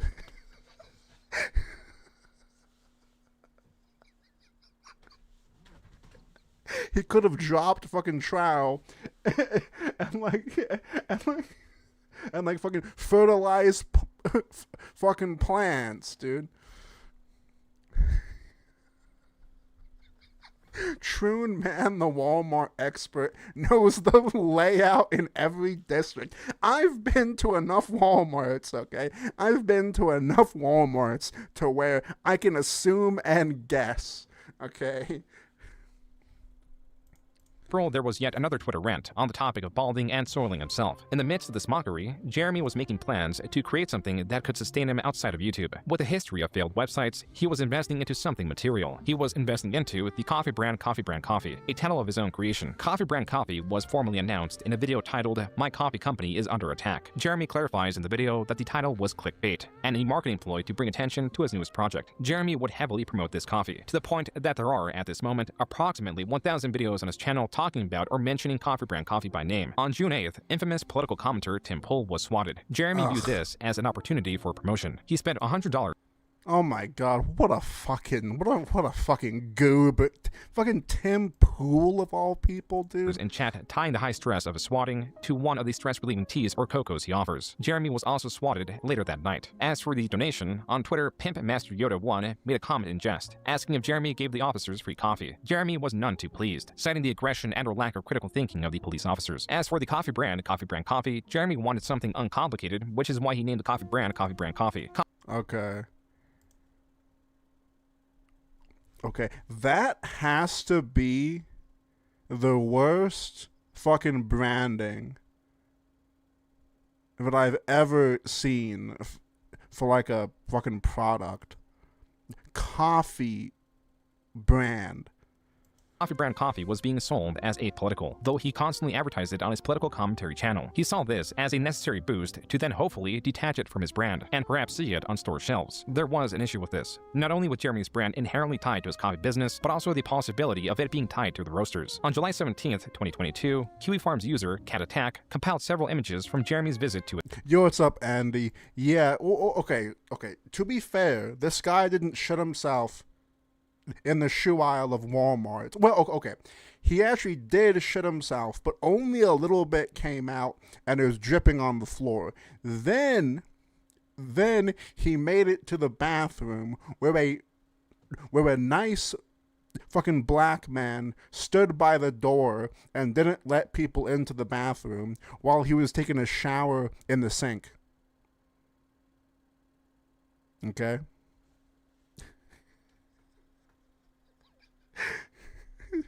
Normal activities, okay? Normal activities. Roasters, and from a suspiciously similar-looking roaster. Cat Attack highlighted the red trim. While more saturated in the commercial, it was still apparent. Most damning was image 5 in the set. In both Jeremy's commercial and Mill Creek's Instagram page, there appears to be coffee beans being poured out of some sort of mixer. Though these roasting devices are seemingly mass-produced, there is one very odd pattern that they both share, one that, for no reason, should be the same. It is the paint. Right below the hatch, the paint is chipped, a design flaw that undoubtedly mixed paint chips with coffee beans. The pattern in the chipped paint is the exact same. If Jeremy is indeed sourcing his coffee from Mill Creek Roasters, then it also means it is attached to the politics, which are opposed to Jeremy's perceived politics. But the rabbit hole goes deeper, as this Reddit post points out. It appears both Jeremy's brand and Player One Coffee, owned by the CEO of Meta PCs, shared a registration address, and the address is in the same state. I saw your comment. Was he really swatted? It's kind of weird that June didn't show more tweets or more evidence, but maybe Jeremy just said he was swatted and didn't show any evidence. That probably is what happened. I'm not too sure though. As roasters, located just outside the city they are located in. To this, Jeremy admitted to sharing a fulfillment center. This is not an own. It's the same mentality of you peed in your basement. You have a coffee operation that has shipped 30,000 units in the last 3 months. Gotcha. You used a fulfillment center to ship. Name a single business that doesn't. I don't even understand. I don't understand these people. As for Mill Creek, oh, it's just rebranded. It's just rebranded this or rebranded that. It's absolutely not. If anyone understands anything about business, yeah, you have distributors. It's not like I went out and bought like $1 million. So you have a really good point, Jing. Since he records, 5, 6, 7, 8, 10 videos a day, 6, 7, you know what I'm saying? It most likely, if I was a creator like him, I'd be recording, like, even when I'm not at my desk or whatever, like not even a webcam. I'd have like security footage, you know what I'm saying? I wonder if he has like a security system or whatever. I wonder if he's like ever mentioned that. But yeah, like he's most likely lying about it, but like I don't know. And to be honest with you, I don't care enough to look into it because it was like fucking 5 years ago. So the machinery to roast my own beans. That's not how any of this works. But like any idiot knows that. And like these clowns, there's like 15 clowns, and then now Rick, who are like, ooh, exposed. A facility that does fulfillment for him occasionally on a certain roast is associated with him, and ooh, we got him. It's like they handle one tiny part of the business, but because they hate me, they've been harassing them, calling them, emailing them, and it's really pathetic. And this was hardly the last controversy attached to Jeremy's coffee. In August of 2022, Jeremy promoted his coffee by placing money in random orders. Oh. So let's get that guy some money. That is so desperate and fucking sad. That is so sad, dude. Man, this recession, it sucks. Well, let's give you guys some stimulus. We're gonna throw some. Ooh, we got some 50s in here, so... By the third video, the comments completely turned on Jeremy. Quote, I like to drink my coffee brand coffee while playing Raid Shadow Legends is sitting on my 1 square foot of land in Scotland that I am a lord of. Awesome! A video dedicated to a product he talks about 4 times a day. I love this new channel dedicated to coffee brand coffee and how it mixes in other stories too. Very similar to The Quartering if anyone remembers that channel. Unquote. Jeremy stopped utilizing this marketing ploy and accidentally revealed his monthly earnings on YouTube. From late July... Oh my fucking god. God, that's in 1 month. God, dude, he was making good fucking money. What a fucking retard. To August 22nd, Jeremy earned $46,000. Jesus fucking Christ. Solely from his YouTube channel. Not included is profit from donations on live streams or revenue from sponsors. Even on the day of this leak, Jeremy was not swayed from promoting his subscribe star or coffee, using fear as a motivator. I promote people into like backing me as a member or using my subscribe star. I don't like cream soda, dude. I don't like cream soda like fucking at all. There is a funnel there. It just needs to get better. And that's why I continue to support alt tech, because stuff like this, if it can happen to Joe Rogan, it's certainly happening to the rest of us little guys and gals. The following month, Jeremy, likely seeing the backlash from his previous marketing campaigns, tried marketing the coffee with transparency. The only issue was, compared to the hundreds of thousands his videos typically get, this video only received 8,000 views. And good to see you back, Tarman. I was hoping you'd come back wearing a. I'm not wearing a fucking Nike cap, dude. But I do look somewhat normie today. I will admit that, okay? But dude, I'm happy to be back with you guys. I've missed you guys so much, but more importantly, I have missed your money. So So for those that don't know, I do have memberships for only $4.99. For only $5 a month, you are able to support me and all the things I do, okay? Jeremy was petitioning more and more for donations. Even in October, he was directing his viewers to yet another alternative subscription platform, fear-mongering with a potential ban. Just as was with the dip in views, or nearly every other threat against him, this was no different. There was no ban, no dip in viewership. His channel was not under attack. But something was off-kilter. Jeremy was on the precipice of another breakdown, potentially sourced from this channel. In March of 2021, Trillium was doxxed and deleted her small channel, but made a new one. She contacted Jeremy, and Jeremy, as a target of doxing, supported her. She made a video thanking him, and so on. However, Jeremy specifically notes a channel that she admits she uses to overcome a bit of her social anxiety issues. She admits that she, lives basically in kind of her own personal bubble. She makes videos about seeds and video games. Aside from gardening, Jeremy has described himself as all of these things. In a follow-up video that opens with hearts, Jeremy or his editor added on screen, Trillian expresses her gratitude towards Jeremy and his viewers for growing her new channel. Ugh, man, God, dude, I hate like public fucking simping like that. Like it fucking disgusts me, dude. Dude, like you have a wife. Like what the fuck are you doing, dude? Like what the fuck, dude? This then leads to Jeremy admitting to watching nearly all of her videos and offers his assistance in case she ever wanted to stream. And you know, Trillium, I'll be keeping an eye on you. You can always email me. Oh no, dude. Oh no, dude. Oh no. I'll be keeping an eye on you. I'll be keeping an eye on you, and also don't be afraid to hit me up on my Gmail. You know, I'm like, what, dude? Holy fuck, dude! Like you have a wife, my guy. Calm down. Keep things, you know, private. If you have questions or whatever, you don't, you know. This next video is from Jeremy's own stream after. I'm trying to find more fulfillment, because like YouTube won't last forever, right? And I realized that the Trillium thing made me feel really good. For me, I thought maybe the closest I've come to feeling that way was helping Trillium. Trillium, for $5, I'll make a video. Well, look, I don't want to put any pressure on you, all right? But I just want to say that it ruined my day when I didn't have a new video from you today. I'm just kidding. I'm just kidding. In August, Jeremy received custom leashes for his dogs and a card from Trillium. Okay. Jeremy would send support to another similarly small... Yes, okay. I have completely missed this arc, and I absolutely loathe this woman. I hate this person so fucking much. I'm actually excited because I was waiting for this the whole video, because I'm completely fucking blind to this fucking arc.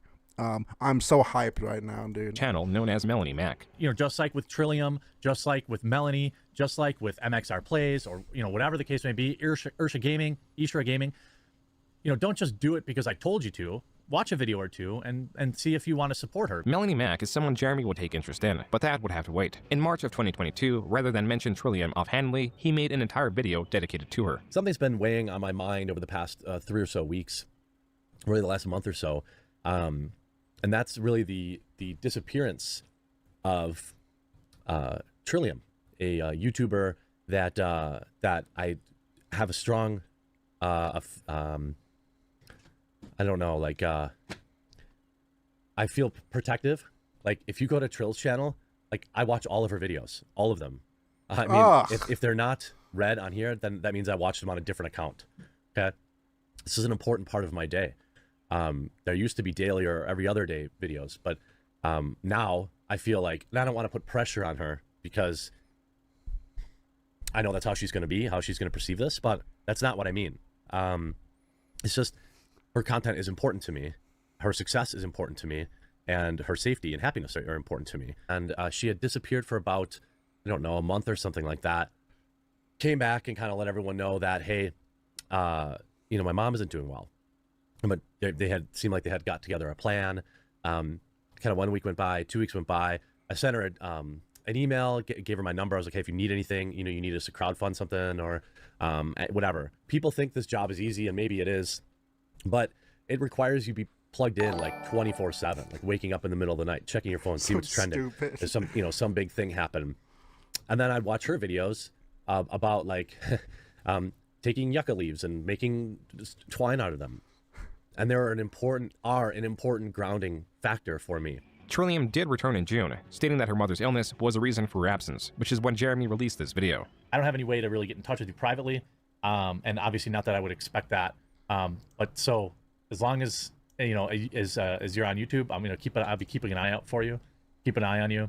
I did message you a few times, checking in on you, because we missed you and we were worried. Trillion would post sporadically, then disappear entirely in the upcoming months. This takes us back to Jeremy aggressively petitioning for more donations in late 2022. The absence of Trillium, or the multiple uploads a day with the addition of a new company, was stressing Jeremy. He was nearing his breaking point on November 29th, 2022. This day, Elon Musk on Twitter made a post about free speech, which Jeremy replied to, requesting clarity, and asking for a 10-minute Zoom interview, mentioning his 1.4 million subscribers and his fight for free speech. Elon Musk declined by stating that he had been very specific. Jeremy responded one more time, but it does not appear that Elon replied to him. On December 18th, Elon made a poll, asking if he should step down from Twitter. The quartering, in response to Elon Musk unable to find a suitable CEO for Twitter, stated, quote, Elon, I want to do it, and I can keep it alive. Not only that, grow it far beyond what it is now. I have a complex understanding of all tech, what Twitter needs, and what creators need. I also have a dozen years running a marketing agency that represented Fortune 500 companies. Even if you laugh out loud at this, I am 100% certain I could at the very least help immensely with prioritizing product rollouts that will maximize growth in the shortest time frame, and I would be happy to do it for free, unquote. 4 hours later, Jeremy warned that the culture war is coming down to the next 12 hours. Quote, I am going to sacrifice everything tomorrow and try to implore people to vote no on his poll, unquote. Jeremy, 3 minutes later, blamed leftists for voting yes. Then 9 minutes later, tagged 11 different influential friends. Then again, 3 and 9 minutes later, begged Elon to extend his poll, stating that he is even leaving his bed to make a video. Jeremy continued to tweet. A Twitter user commented on how frustrated Jeremy was over this, calling it Jeremy's personal 9/11. Jeremy responded, quote, yes, Twitter is the public square. Losing freedom of speech in that square is more important than 9/11. Does that make you feel uncomfortable? It makes me feel like shit to say it, but it's also true, unquote. Other creators, like Mr. Beast, were not as appreciative of Elon as Jeremy was, though he did try to change his mind. By the 10th tweet, Jeremy had released his video and tagged Elon Musk, asking if he could get just 3 minutes on the phone with him. I literally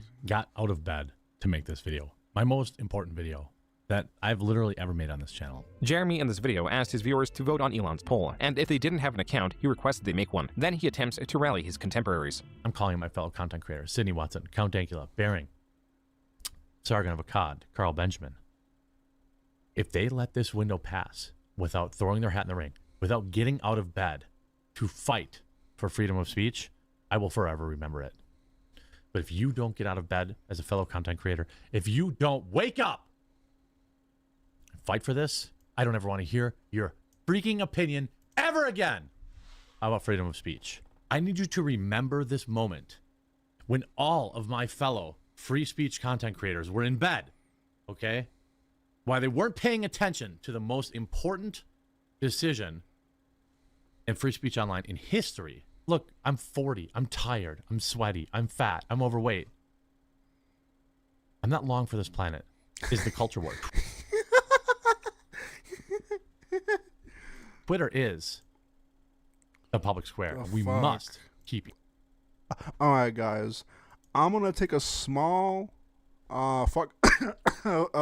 fucking break. Give me like 1 or 2 minutes, and I'll be right back.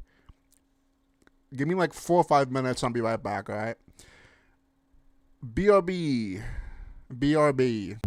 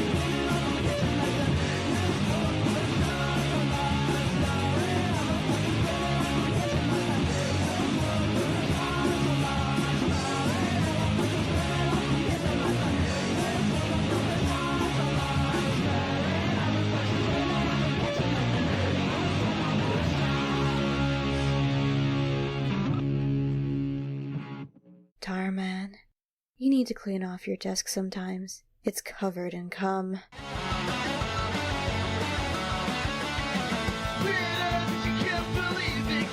Dark rooms that still stink like piss. Bottles laid out across the floor, but you've already seen it all before. With a complex knowledge of Josh and a little more put together than Bosch might be a total teach and freak, but there's more coming up in the week. Shawman, he's not too retarded. He's a tumor and a tumor, he's an internet abuser. Who just breaks in all of the teaching? Don't you wanna know how this story ends up being such a waste of time? Oh well, it all ended just fine. Obsessed with all these statistics, most of whom don't even really fit into what you got functioning. Choosing any scrap to do for me. Shawman, he's not too retarded. He's a tumor and a coomer, he's an internet abuser. He speaks to you through a feeling tube, so don't forget you're in a loop. Cause after this you're gonna get road draw from seeing these freaks with character flaws.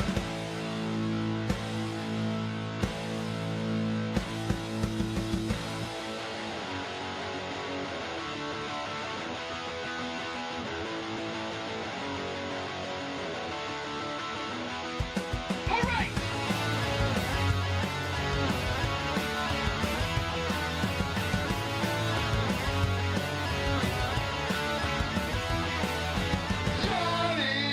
Shawman, he's not too retarded. He's a tumor and a coomer, he's an internet abuser.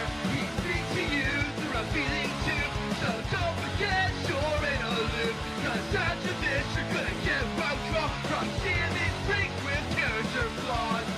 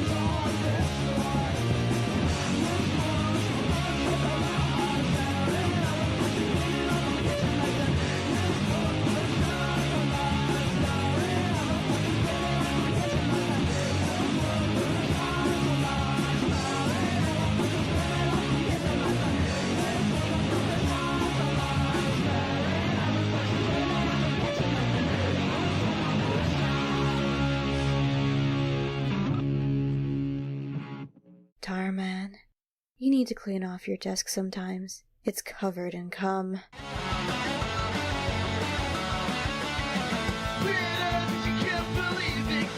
Dark rooms that still stink like piss.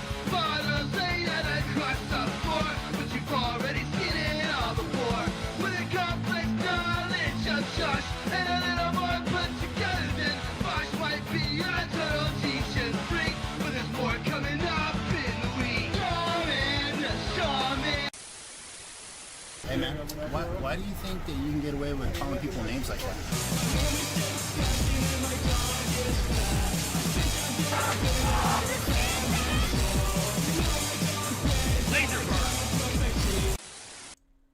All right, boys. I'm back. I am back. All right, boys. I'm back. All right. That was a long piss, but for the first time ever, I took the time. This is gonna be a lot for me to say. But for the first time ever, I washed my hands like a normie. I'm just so fucking disappointed in myself. Something that I'm also fucking disappointed in is the newest season of The Boys. The fucking newest season of The Boys sucks so fucking bad. It sucks so bad. It's somehow worse. Wait, hang on. That should play it? Okay. Why the hell did it show that again? Why the hell did it show the fucking 67 jewels? Where the why is it showing all of Junior's fucking stupid jewels, dude? Thank you so much, Crystal, for the $5 donation. I really appreciate that. I tried to restart my Shekels can be even dearer, friends, especially when there are many of them. Thank you so much, Crystal, for the fucking $5 donation. Jesus fucking Christ. Why the hell did it replay all that crap? Thank you, though. I really appreciate it. I really appreciate it. Elon in charge. Jeremy's video was not being well received, nor were his comments stating that Elon potentially stepping down is worse than 9/11. Creator Nicholas DeOrio was one of many antagonizing Jeremy. Oh my god, Nicholas. Oh my god, dude. Oh my god, dude. It is commentary legend. Commentary fat ass. Fucking Nicholas DeOrio. Oh no, dude. What a fucking joke. Enough so that Jeremy challenged him to a boxing match, to where DeOrio referenced Jeremy's Gen Con assault as evidence that he was already on a losing streak. After a long night of tweeting, Jeremy was going to bed. Okay. What are jewels? Okay, why the hell does YouTube just update with fucking crap? What is this? Hang on. What is this fucking, like, what even is this?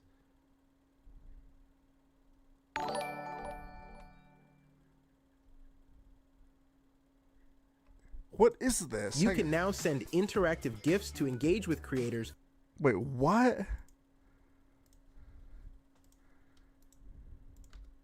You can now send interactive GIFs to engage with creators during vertical live streams, letting you react to and show appreciation for your favorite creators' content. GIFs are powered by YouTube Jewels, which you can purchase in bundles at various prices. Wait.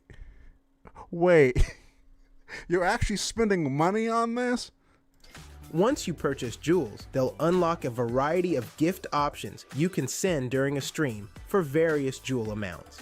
You can purchase jewels in bulk up front, eliminating the need to make a purchase for every gift and letting you focus on enjoying and participating in the live stream in real time. Try them out. Okay, but what I'm wondering is, do I get a percentage? Do I get a percentage of these jewels? Are you actually spending, like, real money on it? I'm so confused.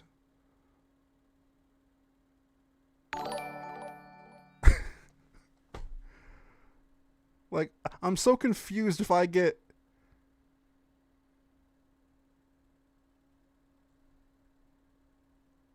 So, like, do you buy them?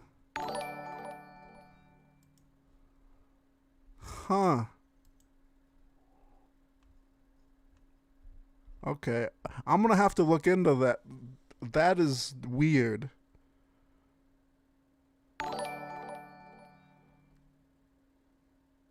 That is so weird.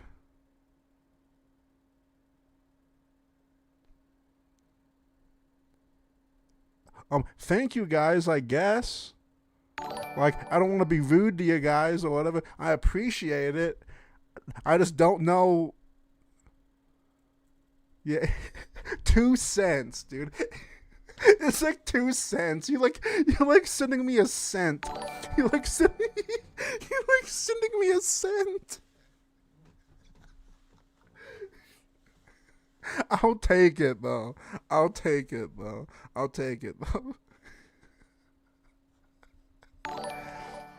Alright. Alright. I gotta shut this off. I'm getting distracted, okay? I'm gonna mute this, okay? I'm gonna mute this feature, okay? I'm gonna mute it for now. Later on we can fucking turn it back on, but there's no way that we can there's no way that we can fucking do that. Alright. So I had a mental breakdown. This video was posted December 21st. Jeremy explains the tweets were the results of stress from his coffee company, from Starlink dishes not working, from helping other creators, and coping with alcohol. Jeremy again expresses his desire to achieve an acceptable work-life balance. It's crazy when like things are going good on YouTube and like you're just uploading videos and everyone's a banger. Yeah, Junior. So the reason on why it wasn't letting you spam is because I was turning off the fucking notifications in my settings. That's why it didn't let you spam. I let you guys have fun, okay? So it's a thing. I am the king, okay? And you may think that you make your own decisions, but when in reality, you're just a mouse in my maze, okay? I'm the king of this bitch, okay? Everything's going good and you're earning good money and, you know, the channel is adding all these new subscribers, which I'm very thankful for. But it's addicting, and I have clearly an addictive personality, so... Jeremy will not begin 2023 strong because he was banned on Twitter for sharing a photo of Eliza Blue, a photo that could be found in a music video. This ban was reversed, but not before he alluded to her connections with Tim Pool, and how little he was doing to support him. I posted a publicly available screenshot for a video that is still currently live on YouTube of a particular public figure who is currently known as Eliza Blue, but has been known under at least 4 other names that I know of, none of which are her birth name, where her dad is a Republican politician. A lot of Republicans. Yeah, so like Junior, I think so like the reason on why I'm able to do it so fast is because I use fucking Streamlabs a fucking desktop. So like I'm able to do it like right away, but if you're just fucking streaming from your phone through YouTube Studio, it will take like a minute or two to like turn that shit off. So yeah, like you'll definitely be able to like fucking abuse it. The only issue is that you'd probably only be able to abuse it once or twice if the locale isn't fucking totally inept. Republican content creators. I don't like bullying people or trying to guilt people into support, but there have been a lot of people very curiously quiet, people that platformed this woman for clicks on their podcast or their YouTube videos. The dispute between Tim and Jeremy was worse than he was letting on, going as far to tweet that there was no drama between them, but there are disagreements. By February 4th, Tim had blocked Jeremy on Twitter, a decision partly made due to Jeremy messaging him about Eliza Blue. We booked him twice. He canceled on us twice. The second time he canceled on us at the exact last minute, and we didn't know, and we had to find someone else. Fortunately, we had Matt Strickland on, and he was great. Then I'll let everybody who's a member know why I blocked him, because he sent me a message at 2 in the morning, which came off as a veiled threat. I will try and quote it verbatim what he said. I know our audiences want a war, but I don't. Please tell me your guy is taking her to task. It was not. Okay. Okay. That sounds like a drunk fucking tweet. Or a text or whatever. Not a tweet. A fucking text. Not soon after that, Jeremy had another episode. Bruh, you have done it. Drunk live many times. Oh, you have done it drunk live many times. Oh, of course. I've done plenty of drunk live streams, just not right now. This episode did involve alcohol, but it was different from the rest because it was in the window of a 4-hour live stream where Jeremy would get more and more intoxicated, culminating in guests joining him at peak intoxication. If Anna or Brittany, they both have my cell phone number, so if they want to come on, I'll send them the link. I must have a female. Wait, let me get some boobs on here. Allie. All right, I'll get you in here, Allie. Allie Drummond. Okay. I'm gonna require cam on for her. There's thousands of people in this chat have never seen me without a hat on. I'm not drunk at all. I'm that age. Ready?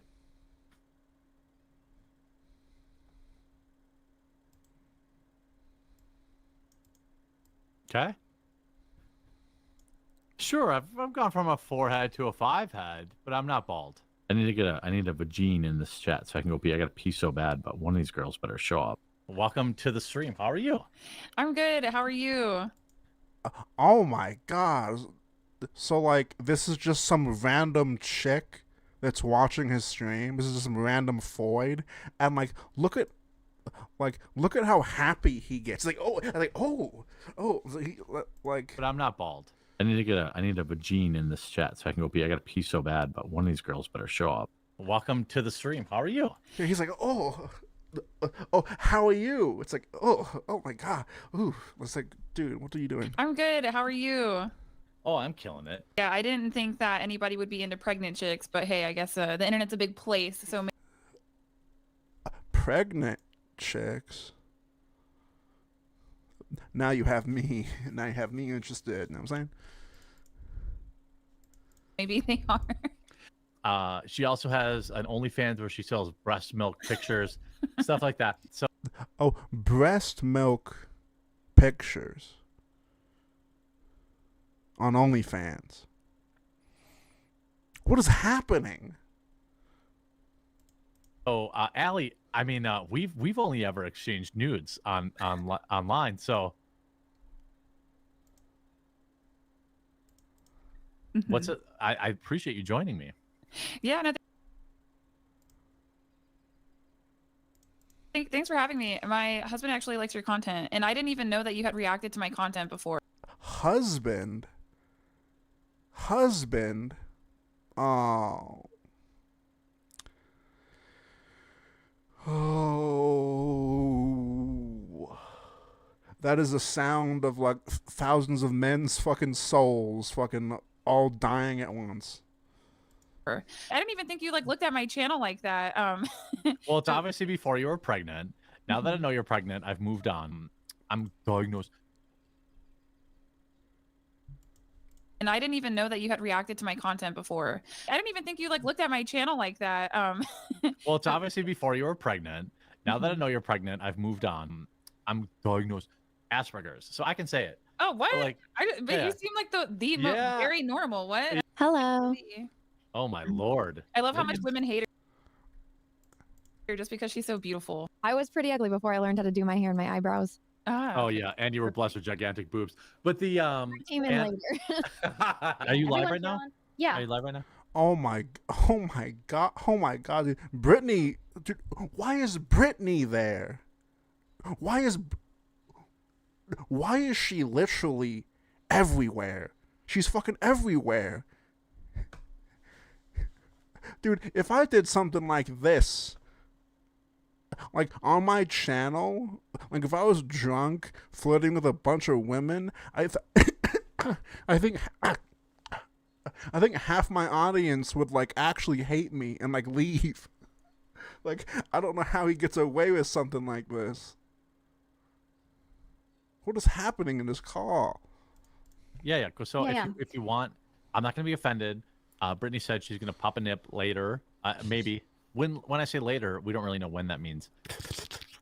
Astro Boy says, Jeremy, stop for the night. You are hurting your brand. What do you mean? My brand is what I am. Jeremy deleted the stream, and the following months he made his first video of the year claiming YouTube was targeting his channel, deeming the survival of his channel and others were important to fight the culture war. The last section of this video is dedicated to persuading viewers to join his mailing list or join his locals page, where he states financial support is optional. To add to Jeremy's list of projects and responsibilities that include his coffee, his main channel, his Rumble live streams, his constant advertising that has him tweeting on average 20 times a day, was now the Publica, his magnum opus, a news website like Exclusively Games that was meant to deliver more neutral and honest stories, co-founded by Sydney Watson, someone who Jeremy also had a podcast with. Jeremy and the rest of his audience will later find out Sydney did not have a high opinion of him. This clip could possibly explain why. Have you ever peed in a trough where there's like dongs on the left of you and to the right? You can see them both. You and don't you're have to peeing look in an at them. open river. You don't have to look at them. It's You not have like to look. It's a respect thing. I guess I can only speak of, to my experience. If there's a guy who is like supremely hung, you would like rib him about it. Mm-hmm. You know what I mean? Okay.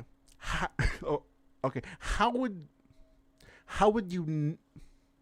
Huh? So what he's saying is that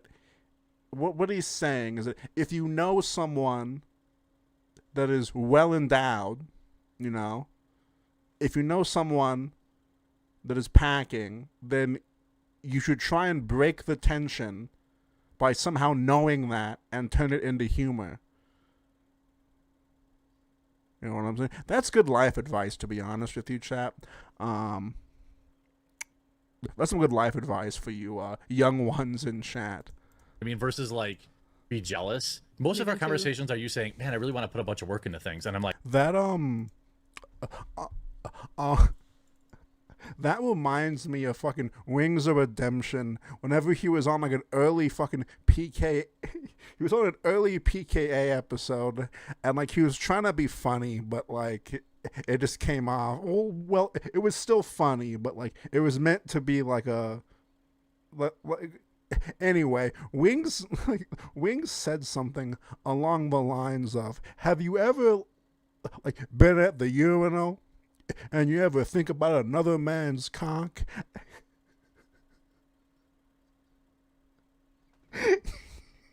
And how the protons are bouncing off his cock onto your cock? And it was so random, and like it was in the middle of a conversation. Oh, sit, whore yourself out. Sometimes you even just text me tits. Maybe this is something that guys and girls can come together on. Yeah. So when I know, like, let's say I go to like a fair, a festival, or something like that, right? I take Imodium before I go. What's that? It's like for diarrhea. So.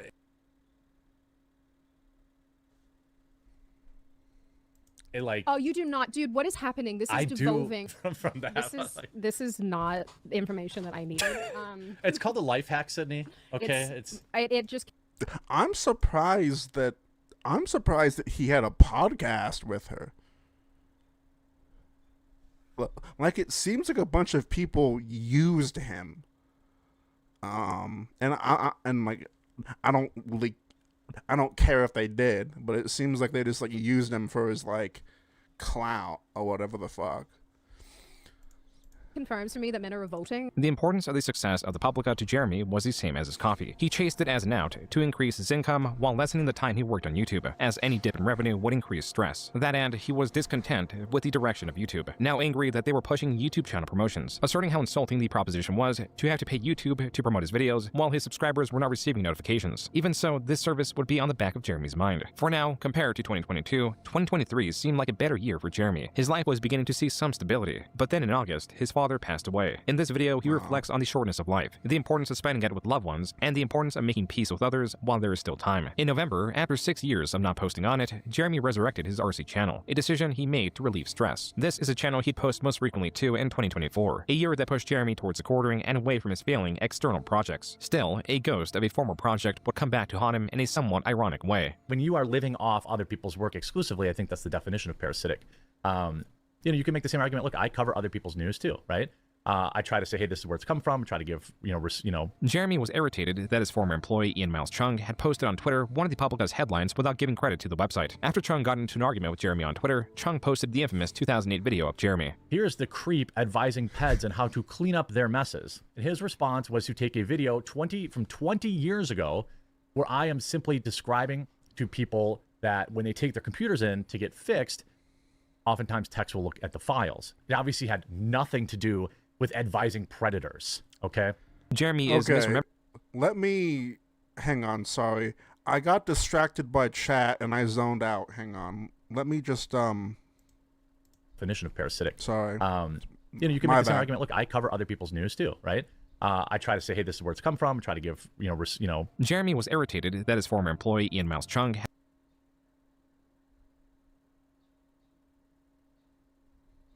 posted on Twitter one of the Publica's headlines without giving credit to the website. After Chung got into an argument with Jeremy on Twitter, Chung posted the infamous 2008 video of Jeremy. Here's the creep advising peds on how to clean up their messes. And his response was to take a video from 20 years ago where I am simply describing to people that when they take their computers in to get fixed, oftentimes techs will look at the files. It obviously had nothing to do with advising predators, okay? Yeah. Jeremy.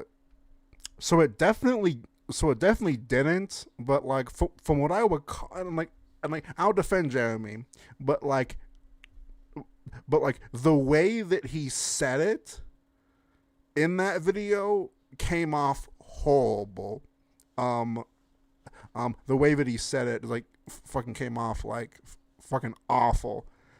But like that's not proof that he was actually doing that. I mean, he might be a sicko. I don't fucking know, but like that doesn't prove anything. It just looks really bad. He is misremembering or lying. It was not just a video informing viewers that techs look at impertinent information when doing repairs. It was also a video giving the specific advice to rename or delete sensitive folders. Advice. Yeah, but like sensitive folders could be, you know, like that could be anything. Given after he told a story about how a predator had insufficiently hid their files. Regardless, Jeremy threatened to sue Chung for libel, and that's as far as the disagreement. Okay, I'm gonna have to fucking rewatch the clip again. If that's the full case, if that's the full context, if he started with like mentioning a fucking predator getting caught that way right before he said that, then I can't defend that, but like I'm not gonna go back for the clip, I guess. Oh wow. Went. In April of 2024, Jeremy instead had his eyes on two different creators, Styx Hexenhammer 666 and Melanie Mac. Jesus fucking Christ, dude. All these people I just fucking despise, dude. 6. Oh my god. Jeremy started 2 podcasts with them independent of one another. Styx Hexenhammer has a reciprocal energy. Not 6. Fucking Styx. I got one of my mods on the brain. God, dude, like, God, he's so fucking performative, dude. Those stupid cans. What a fucking asshole, dude. Feeding or a sort of pact with Stolas, a non-Judeo-Christian demon that takes a form of an owl and visited him first when he was a child. In simple terms, he worships a demon owl. Melanie Mac is a Christian self-proclaimed libertarian. Who states she does not hate homosexuals, but does hate their actions. And Jeremy Hambley is the owner of The Quartering, a channel that had the goal to push the conversation, not further tensions. He is the owner of 2 businesses that, while he desperately wants them to remain apolitical, on the same channel that he advertises his businesses, is now selling Trump-cut books, Trump tailgate stickers, and Never Kamala stickers. And by late September 2024, Jeremy was down to running one major business outside of his YouTube, because the Publica was no more. And I didn't have the time to promote paid memberships there that would have helped. Sponsors really aren't out there for a news site that, dunks on, trans weirdos and Indian people and stuff like that. There just wasn't anything out there. So, I guess I didn't get any mysterious billionaire donors either. Jeremy appeared to have remained cordial with his former employees, but not Cindy Watson, his former business partner. Are The Quartering and Cindy Watson not cool no more? No, 100% not cool with Cindy Watson. She talked massive amounts of shit about me in these feminist DM groups. And one day I'll expose it all. One day I'll share, because all of her woman friends, by the way, turned against her and shared all of her DMs with me. All of her so-called feminist confidants immediately sold her out to me. She said heinous shit about me after I paid for everything with the Publica. And it made me want to sue her because she never paid a single fucking penny for anything at that company. Yeah, but like, I mean, it just sounds like you got, like, simp-cocked. Like, it just sounds like you were just nice to her because she was, like, a attractive female, and it seems like she fucking robbed you blind. You know what I'm saying? I lost $100,000 or more. Jeremy confirmed doormat. Yeah. True. With the failure of the Publica, Jeremy would have to rely more on his YouTube channel, a channel that had its best year ever. In June, he broke his record for monthly viewership at 71 million views. This could also have been a fluke. 2024 was an election year, and Jeremy's channel afterwards could as easily see a decline that would come at the worst time possible, as he had attracted the attention of 2 persistent adversaries. The Quartering has made a career by selling outrage, and he uses the same strategy to dismiss his critics. Yeah, Alvin says, does Styx know you crapped yourself in a store? What? I know that that Albin's not doing this, but sometimes like leftoids are like use that to try to make fun of me. I'm like, I told that story on a podcast. Like, you have to also understand that a significant following is going to bring a significant unfollowing. A group of people that hate you, especially if you talk about some divisive stuff. But you have to understand who's on the other side of that stuff. It's like that person's life sucks. it's terrible. Over the last 8 years, Jeremy's pleas for support have become more underhanded and more absurd. It began with his initial understanding at the end of his MTG days that having purpose and to define enemies sells better than anything else he's tried. He has thrown himself in one of the most divisive spaces and has done well for himself. Perhaps too well. On several occasions, he has leaked his earnings, flaunted his wealth, and returned for more. Whether he is pressured by anxiety to earn more as a distraction from his life. Okay. Okay. That's dope. Okay. That's dope as fuck, but like he should have installed fucking like arcade carpet and stuff like that. Like he should have like installed some carpet that like looks like a fucking arcade shit. But like that's cool, dude. Whereas truly terrible with finances, Jeremy has constantly advertised his financial support platforms, businesses, business ventures, even employee salaries as necessities to fight the quote-unquote culture war. As this pattern has become noticeable, the reality of the wealth he has accumulated and the reality he sells that he's always nearing financial ruination does not meld well. This is why 2025 would be the worst year for him. It would be the year that his views, apart from when he started his channel, would be the worst they've ever been. His earnings, while still likely in the tens of thousands per month, would not be going up, incentivizing Jeremy to petition for more money and further fictionalize his opposition that is infinitely powerful. We are not a dropship outlet. We're a real coffee company. And I made that investment with the plan of having something that could grow. Well, we've never been at our most vulnerable. You probably saw I was selling my Neo Geo collection. I'm selling my Nintendo collection. I'm selling all this stuff to help fund this stuff. And it's because I believe in the things that I'm doing. But now we hit a roadblock that I need to try and reach out and give you an understanding of why I could use some help.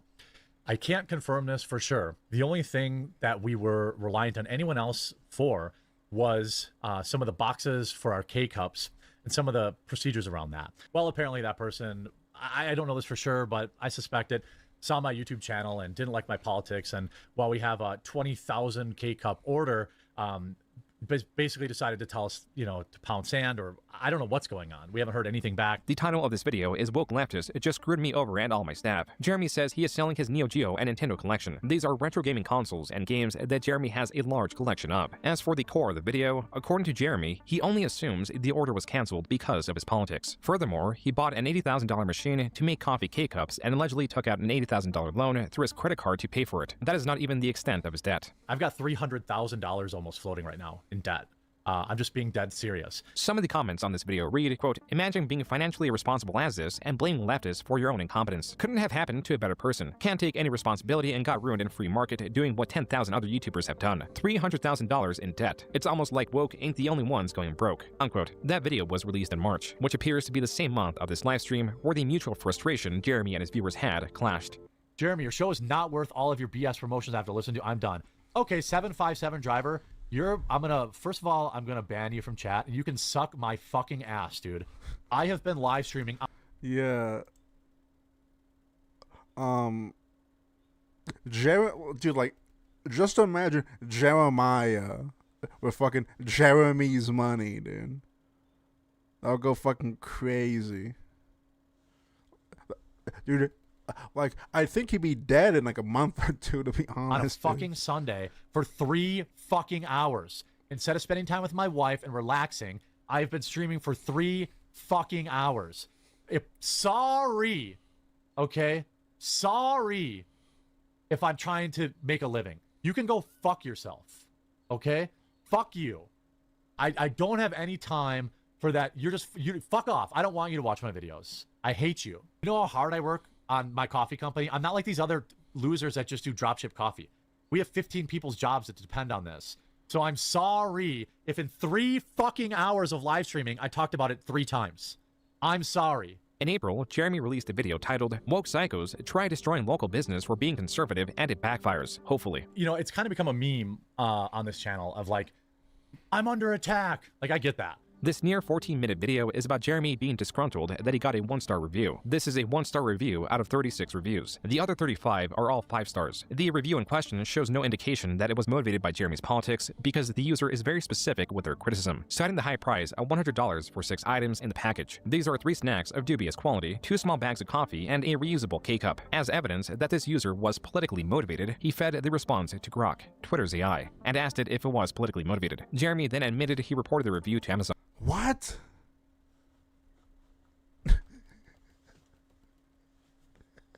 Yo, Grok, how do I wipe my ass? Hey, Grok, how do I boil fucking water, dude? Help me out, Grok. The comments on this video are vastly different than the last. They are still in the same spirit, but are cryptic with their messaging. Quote, the casino sends its regards, Quarter Pounder. Bro, rule number 1 of the internet, never feed the trolls. The house always wins. Unquote. You're asking them to do super chats. You're asking them to get channel memberships. You're asking them to do memberships at thequartering.com, Rumblecast, watch the videos, watch the ads, and then they also have to buy the coffee?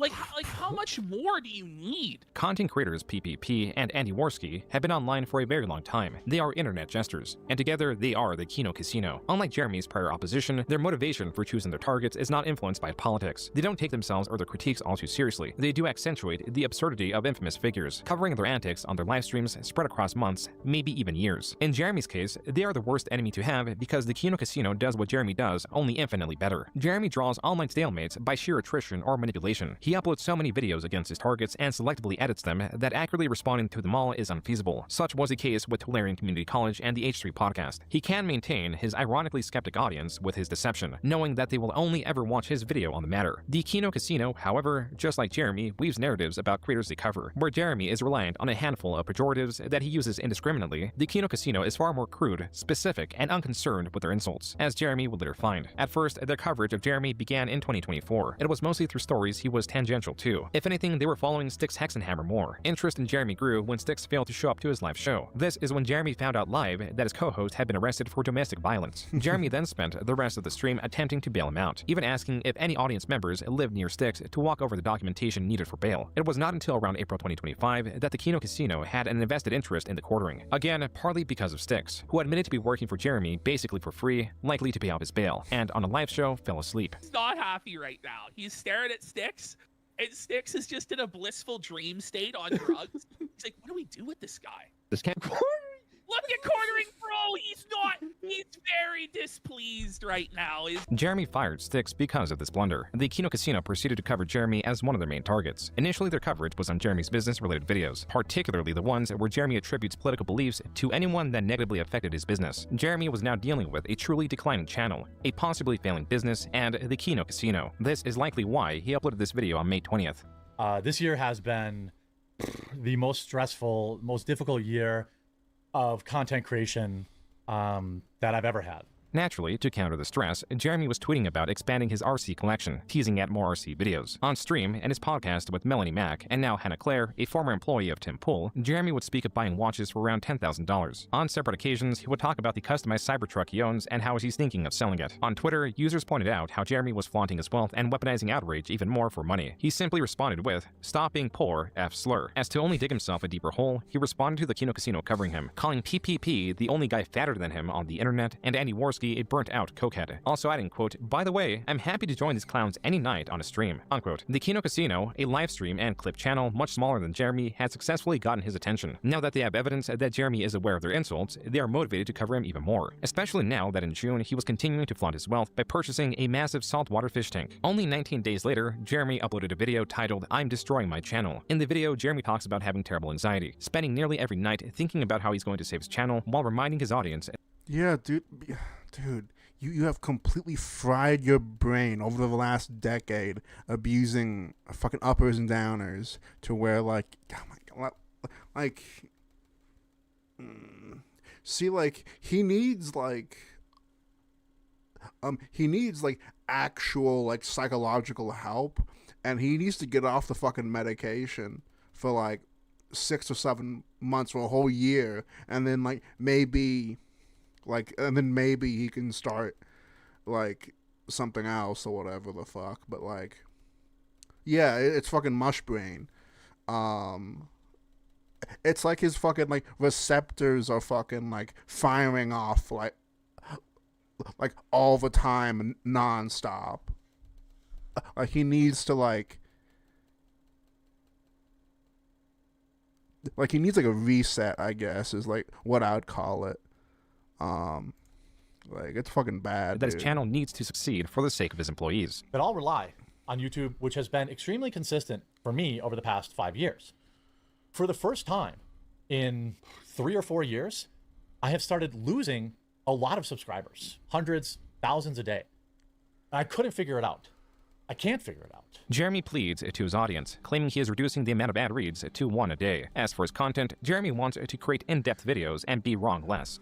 I think the market has shifted, and it's no longer okay just to have to, just to read an article and give my, whoa, that's crazy.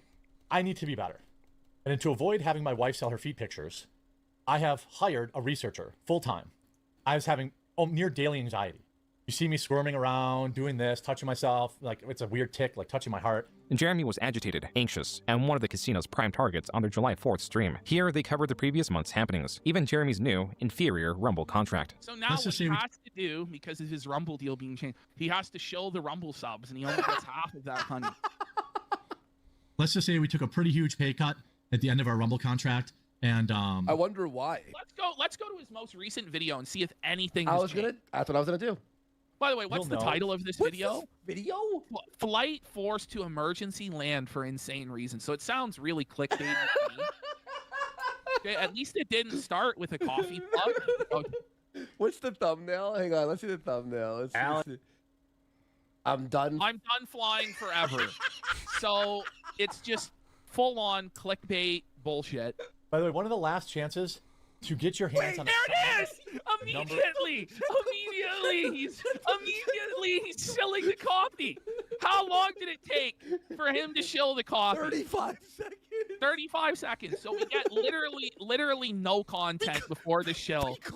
We click the first video. On Kiwi forums, while much of Jeremy's board devolves into speculation, user Return of the Mac and Cheese, while still joining in on the speculation, would often upload clips from Jeremy's Rumble live streams, making sure to prioritize the release of new information, like Jeremy's bout with gout, his worries with YouTube demonetizing low-effort content, and detailed information on his coffee sales. The Kino Casino would credit and utilize Return of the Mac and Cheese research, making these segments more frequent and more popular. The following will not be eligible for monetization: reused or repurposed videos, copied content, that seems the same to me, low effort uploads, He goes, oh! By August, it was clear that Jeremy did not improve the quality of his content. Instead of addressing its flaws, he once again turned the blame on YouTube, blaming the company for selectively lowering his channel's viewership. This is why he made the new channel, Quartering Live. Used to have Quarter Cast, and there was like 70,000 subscribers on there, but YouTube shadow banned it, which has also been giving me immense stress. Okay, no, it was shadow banned. The stress of the shadow bans. This is what every fucking political grifter says till the end of fucking time. I've been shadow banned. They're suppressing me in the algorithm. Jeremy's Quartering Live channel has considerably less viewership than the Quartering. These uploads often get less than 1,000 views a video. With these tests effectively proving the shadow banning of his main channel was false, he was now claiming that the majority of internet traffic is fake. My videos have basically remained the same quality for 12 years. Oh my god! That's the problem, buddy. Imagine saying that out loud. So you're saying, Kyle, that what worked in 2013 should work exactly the same in 2025. That's delusional, buddy. I just think that there's something weird going on. Like, everybody collectively has had enough of the internet. I'm going to be real. No! I love the internet rules. Okay, guys? There's dead internet theory, which I do subscribe to, which basically, if I'm oversimplifying it, is that the majority of internet traffic is fake. Jeremy was using all that he learned in the past 2 decades to attempt to resuscitate his channel, even using his oldest trick. Have you ever thought to yourself, hey, somebody should be paying me to watch these videos? Well, I've heard you loud and clear, and that's exactly what this week's going to be. Hey, Quartering, you dumbass. You're supposed to be a businessman, understands this. You know they're supposed to pay you for the streams? That's how you make money. You're not supposed to be paying them. It's another vanity project for you. Look at all the viewers we have that I paid for. Yeah. Jeremy was attempting to fall back on giveaways. Only YouTube had long reduced the influence subscribers have on creators. The Kino Casino covered this and were following Jeremy's financial decisions. Come late August, they also began covering Jeremy's many stories of involuntary bowel movements. Only keep people for an hour, and I was totally off my game because I have anxiety diarrhea from you. He has anxiety diarrhea. He has anxiety diarrhea. I was trying to poop for an hour straight before the show, and then once was it started, the 15 beers? For an hour straight. He's on the porcelain throne. The porcelain Punisher is right. I mean, I had diarrhea for like 5 straight months. 5 straight months. These are the diarrhea files. When I'm trying to really work on my gut biome, as my well-documented nonstop diarrhea. In September, the Kino Casino rediscovered the pinnacle of Jeremy's diarrhea-related stories. They uncovered the Walmart story. The trail of smears. This is the trail of smears. No, it really is the trail of smears. I hate to spoil it. It's amazing when we get to this. To Jeremy, this was a step too far. The Kino Casino early September had both covered the Walmart story and dominated the search term Jeremy Hambly. So he renamed his podcast channel. So if you search for Jeremy Hambly on YouTube, you'll see here that pretty much every single result is now for Kino Casino clip. We have completely taken over this guy's name. Now, we weren't intentionally doing this. This wasn't planned by ours at all. Jeremy goes, yeah, when you search my name, it's literally only snark and bullshit. It's apparently now required. So Jeremy has rebranded the Quartercast to being Jeremy Hambly, the Jeremy Hambly Show. Help me take back the search results. Basically, people that want to spread like terrible misinformation about. Okay, what is the misinformation? It's all people who used to watch me, and that's fine. Again, you're allowed to make all the content you want on me. You're just not gonna outrank me. Jeremy was not only acknowledged, he's fucking digging himself his fucking grave by fucking responding to these assholes that way. It's like, that's what they fucking want. You know, like, that's what they want. The Kino Casino, but also reading their viewers' donations and emboldening them to join in. What's everybody got going on this weekend? Have your daily diarrhea dump. Look how felted he is. He knows. A week later, with the Kino Casino still competing with the search term Jeremy Hambly, Jeremy was now using his main channel to outrank them. On September 17th, Jeremy on Twitter claimed that he has never even heard of the Kino Casino, while at the same time directly replying to their tweet asking to get on their show. When this did not work, he tagged both PPP and Andy Worski. Unable to take out his frustration on them, he instead settled for his employees. Oh wait, the White House. Did the White House actually post this? There's a lot of deepfakes around, so who knows? But they have the White House at the end. Yeah, but anyone could cut that, right? Yeah. Shut up, bitch. But this is the thing, like, and you saw this with like everything Gavin Newsom's doing right now. Like, there's so much push to get better at social media. I mean, I sent Jeremy a post. She just kept on going with the, I called you a bitch, and you just ignored it completely. What? In late October, the Kino Casino grew even more aggressive with their coverage of Jeremy. Their fans did their part. Jeremy's a Ukraine supporter. No. Oh, I do like your username though. The Porcelain Punisher.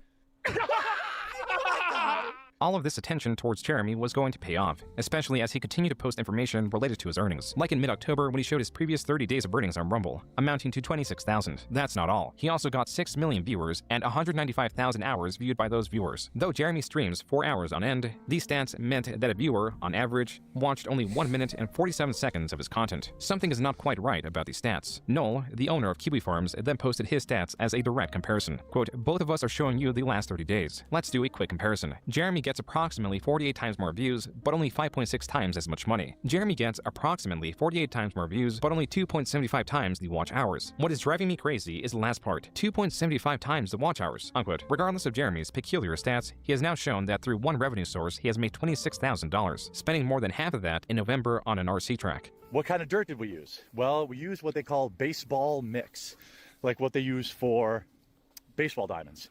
How much? Well, it was about $10,000 to do this. Okay, that's a lot cheaper than what I thought he was gonna say. If you do it yourself, probably going to be $4,000 to $5,000. That shipping container was. Oh, then just do it yourself, you fucking fat ass. Wait, just fucking do it yourself then. Like $5 or $6 grand, and I installed vents and solar lighting on the top, and inside I've run power, but I'm not going to include that. That's like a luxury. He's not even going to get to use it even one time. I don't know if it's going to survive the winter. Think about it. 10,000 for the track, 4,000 for the shipping container, 14,000. How much is he asking for the GoFundMe? 14 grand. Jeremy was indeed fundraising that amount of money for an upcoming trip. I bought the equipment so that we could do our show live. I want to be able to interview like Russell Brand, Jack Posobiec. He just admitted he already bought all the equipment. Okay. Help us do this. I would be eternally thankful. And then we would also have all the equipment to do more live events. But you already bought all the equipment. Yeah. You already bought the equipment. You just told us you bought the equipment. What the fuck is this? This is fucking a scam, bro.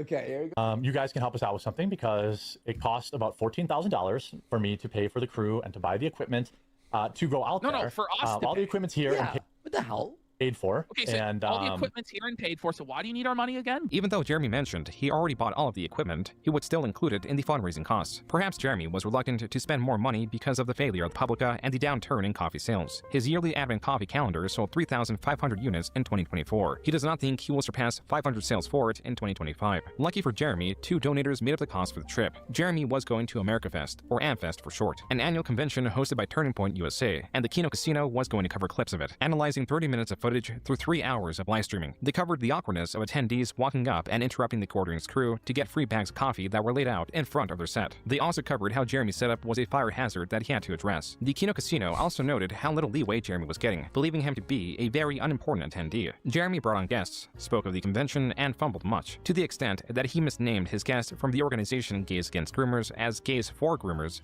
So we've got someone from Gays for Groomers coming up. We have somebody so That's this the is same one. context. You're like a new viewer, and you don't know that he mumbles and mush mouths, and you go, "He's having who on?" And then there was this interaction. Melanie and I will be watching the football game tonight, and Hannah What the? Hannah Claire is like, what the fuck? I haven't been invited to this football game. maybe going somewhere family orientated. I can't watch football with you guys. You can. Ooh, no, But Mel look goes, at- "Yeah, come, please." Is that what it is? And Hannah Claire will probably be going Watch. somewhere family. Look at his face. That was a plea. Bring it back. Did she actually mouth help me to her? Like it almost seemed like Probably it, be bro. going some- Oh my God! Wait, hang on. No, she did. and I will No, be I watching think the she football might game have. tonight, and Hannah Claire will probably be going What the? No, did she say help me? Is that real? Yo. She did. somewhere What? family orientated. I can't watch football with you guys. You can. I would Now watch her saying "you're welcome" in female speech. Watch this. love that. Oh yeah, that. Woo! Whoa, wait a minute. Yeah, she fucking said some shit back. She's like- She mouthed it. And then last micro. I can't watch watch football this. with you You guys. can. I would love that. Oh. Now watch his face here. Yeah, that would be. Wow, thanks, Melanie. Ooh. On Kiwi Farms, this interaction was exhaustively analyzed. The Kiwi Farms Twitter account even posted the interaction on Twitter, triggering a response from Jeremy. Jeremy calling it the gayest controversy ever, and tweeting at the owner of Kiwi Farms that this is normal behavior for It's total normal behavior for adults with friends in real life. The issue is the retards fucking pushing this fucking pathetic narrative are not normal and have no idea how adults interact. I watch sports with my friends all the time. Everyone does. It's very normal. Lol.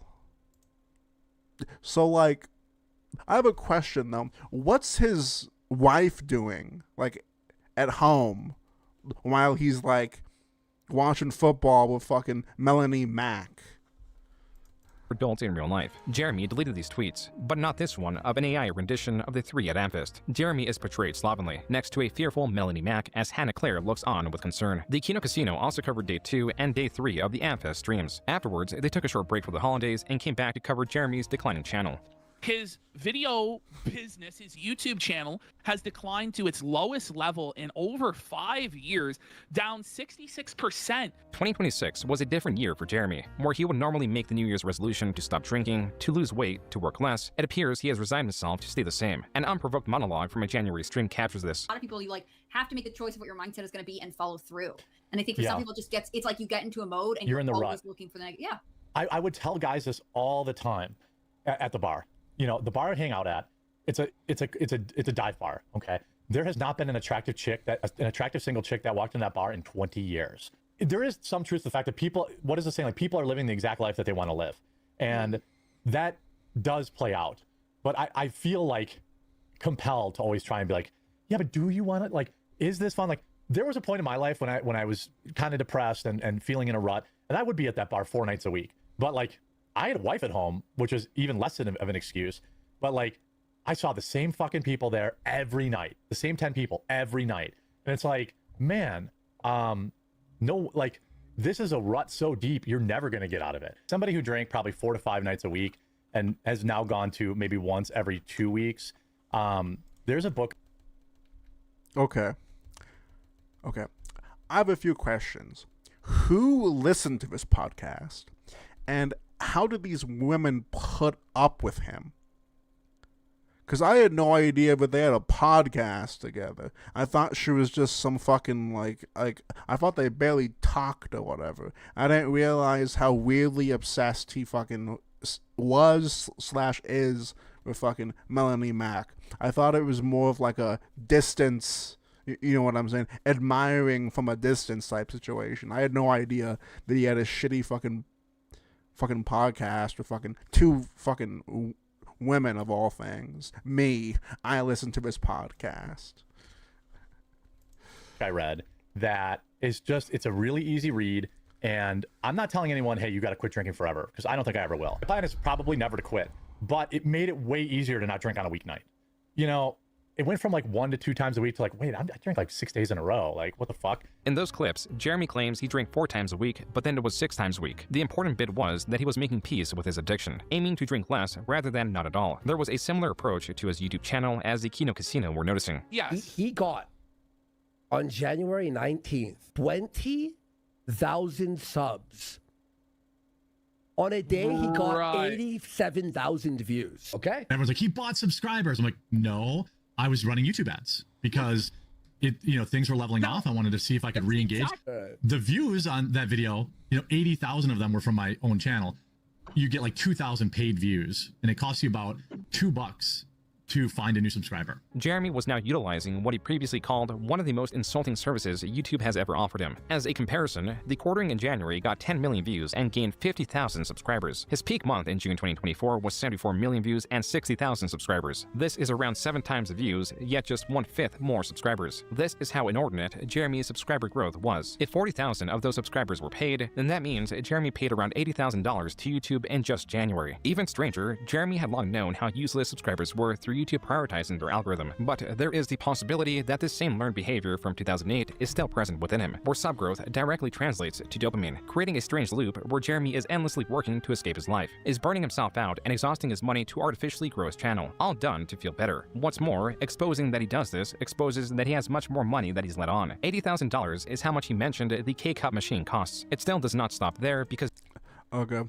We're going to do it. Okay. We are going to do a movie night tonight on Kick, by the way. We will be doing a movie night on Kick. All right. So get excited. Okay. All right.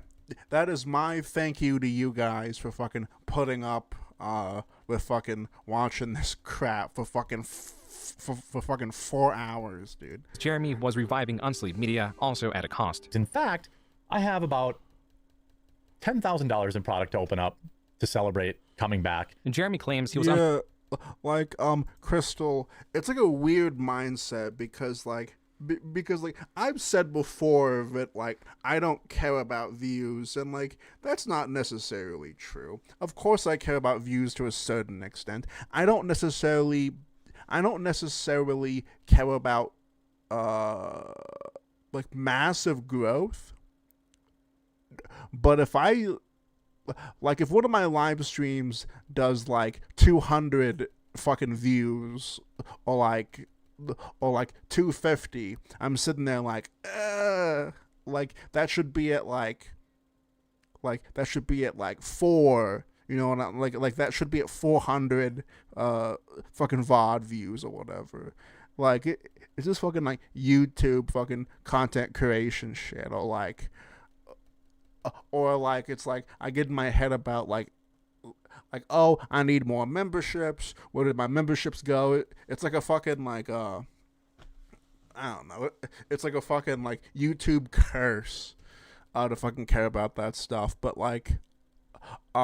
definitely you should care about it, obviously. But then there's people the quartering who just obsesses over it because okay,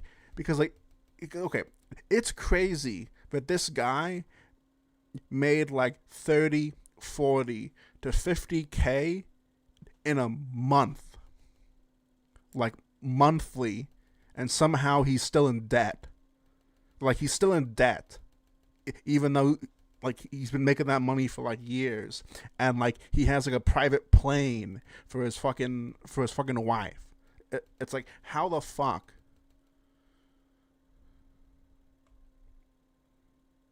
Like how the fuck do you like go in debt when you make like $50K a month? It's fucking that's fucking crazy to me.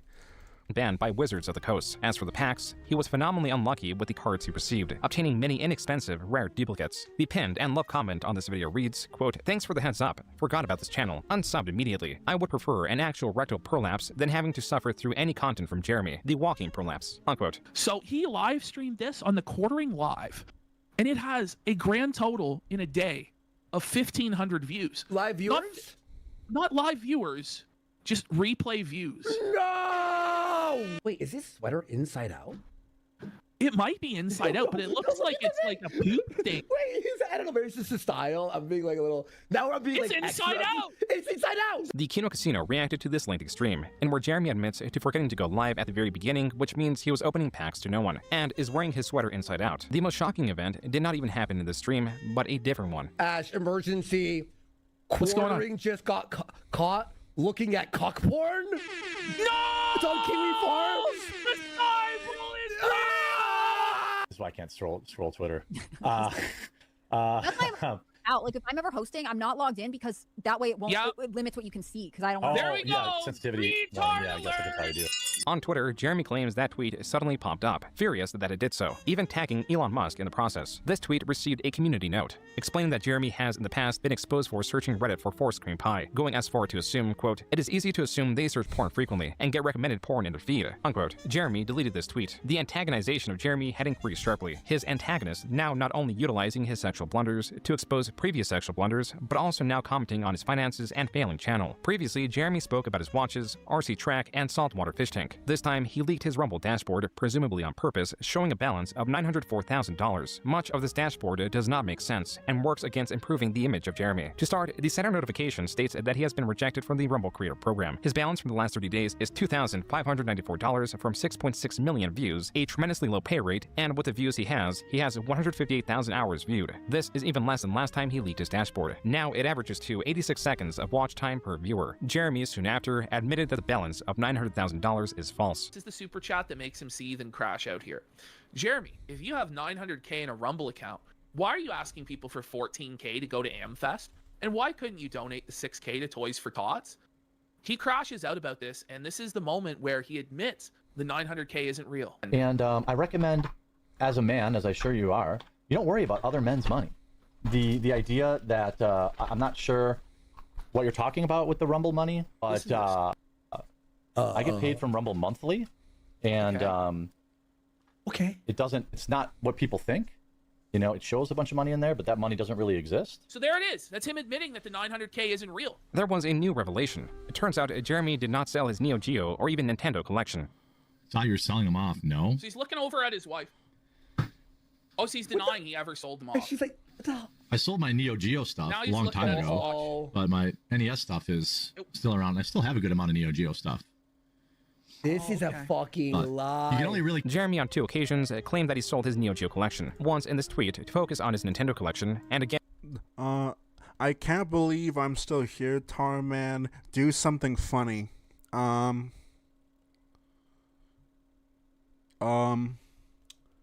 something funny. Whenever I was a kid, whenever I was like 9 or 10, I realized that I could drop fucking rocks on my head and it wouldn't hurt as much compared to like the other kids who'd like fucking scream or whatever the fuck. So like for like a whole week I tried to impress people by dropping rocks on my head whenever I was like 9. And when he was pleading to his audience to assist him with the purchase of an $80,000 K-Cup machine. Jeremy in the stream also touched on him promoting his videos, claiming he was spending around $20,000 a month, a large difference from the presumed $80,000. He arrived at the $20,000 figure because he doesn't find it strange to reinvest 20% of his earnings back into his channel, alluding to now earning $100,000 a month. Lastly, he clarifies Save a line, Tarman. That he has $20,000 to throw away each month. If I didn't have 20 or 30 grand a month to advertise my own videos, 30. do you think I would be doing it? With this revelation, Jeremy's fundraising for events like AmFest seemed even less necessary than before. Regardless, I don't believe that. You're gonna have to show us. Well, thank God if I have a rock, okay? I found this rock, and it looks cool, so I took it home with me, okay? So I do have a rock with me.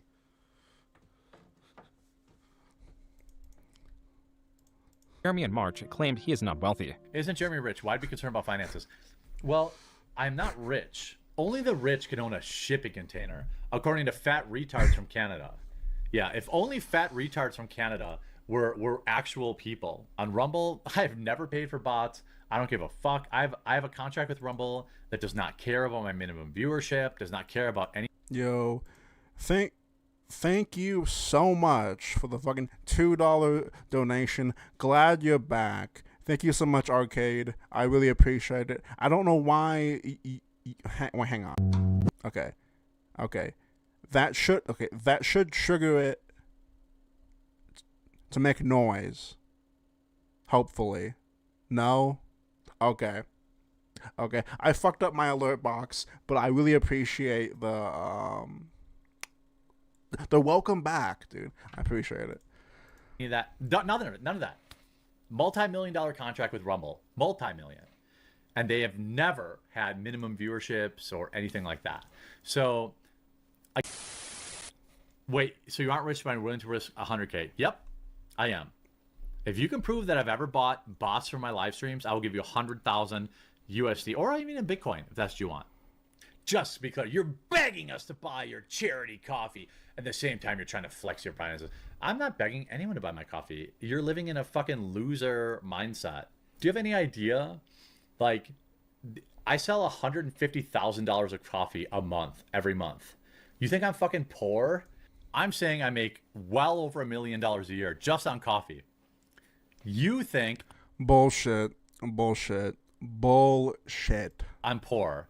So I'm done addressing you unless you put your money where your mouth is. That last video is where this video was meant to end, and this post by Return of the Mac and Cheese, posted March 24th, was only a footnote. Now, it is the reason this video had to be rewritten to include a new chapter. Quote, yep, I got an anonymous tip from someone who claims to know people who know of Jer IRL that Quartering's best friend is a legit wife-busting bull. I looked into it and can 100% confirm this is real, and dude and his wife swing through the Hambly house to get blackout drunk and hang out in the hot tub and use your imagination, what else? What? Unquote. Jeremy's friend has stated publicly on Twitter that they are friends. He is also part of the Quartering's Discord server, even given the unique role of Quartering legend. Mac and Cheese then shows Jeremy's friend's Discord ID is GrapeJelly817. There is a Reddit account with this exact same username. The problem was that this post and commentary was hidden, but a bug allowed Mac and Cheese to somehow view the hidden comments. Several comments were made on r/Midwest Hotwives, a subreddit dedicated to lewd photos and swinging, and also the Wisconsin Bulls subreddit. This is specifically dedicated to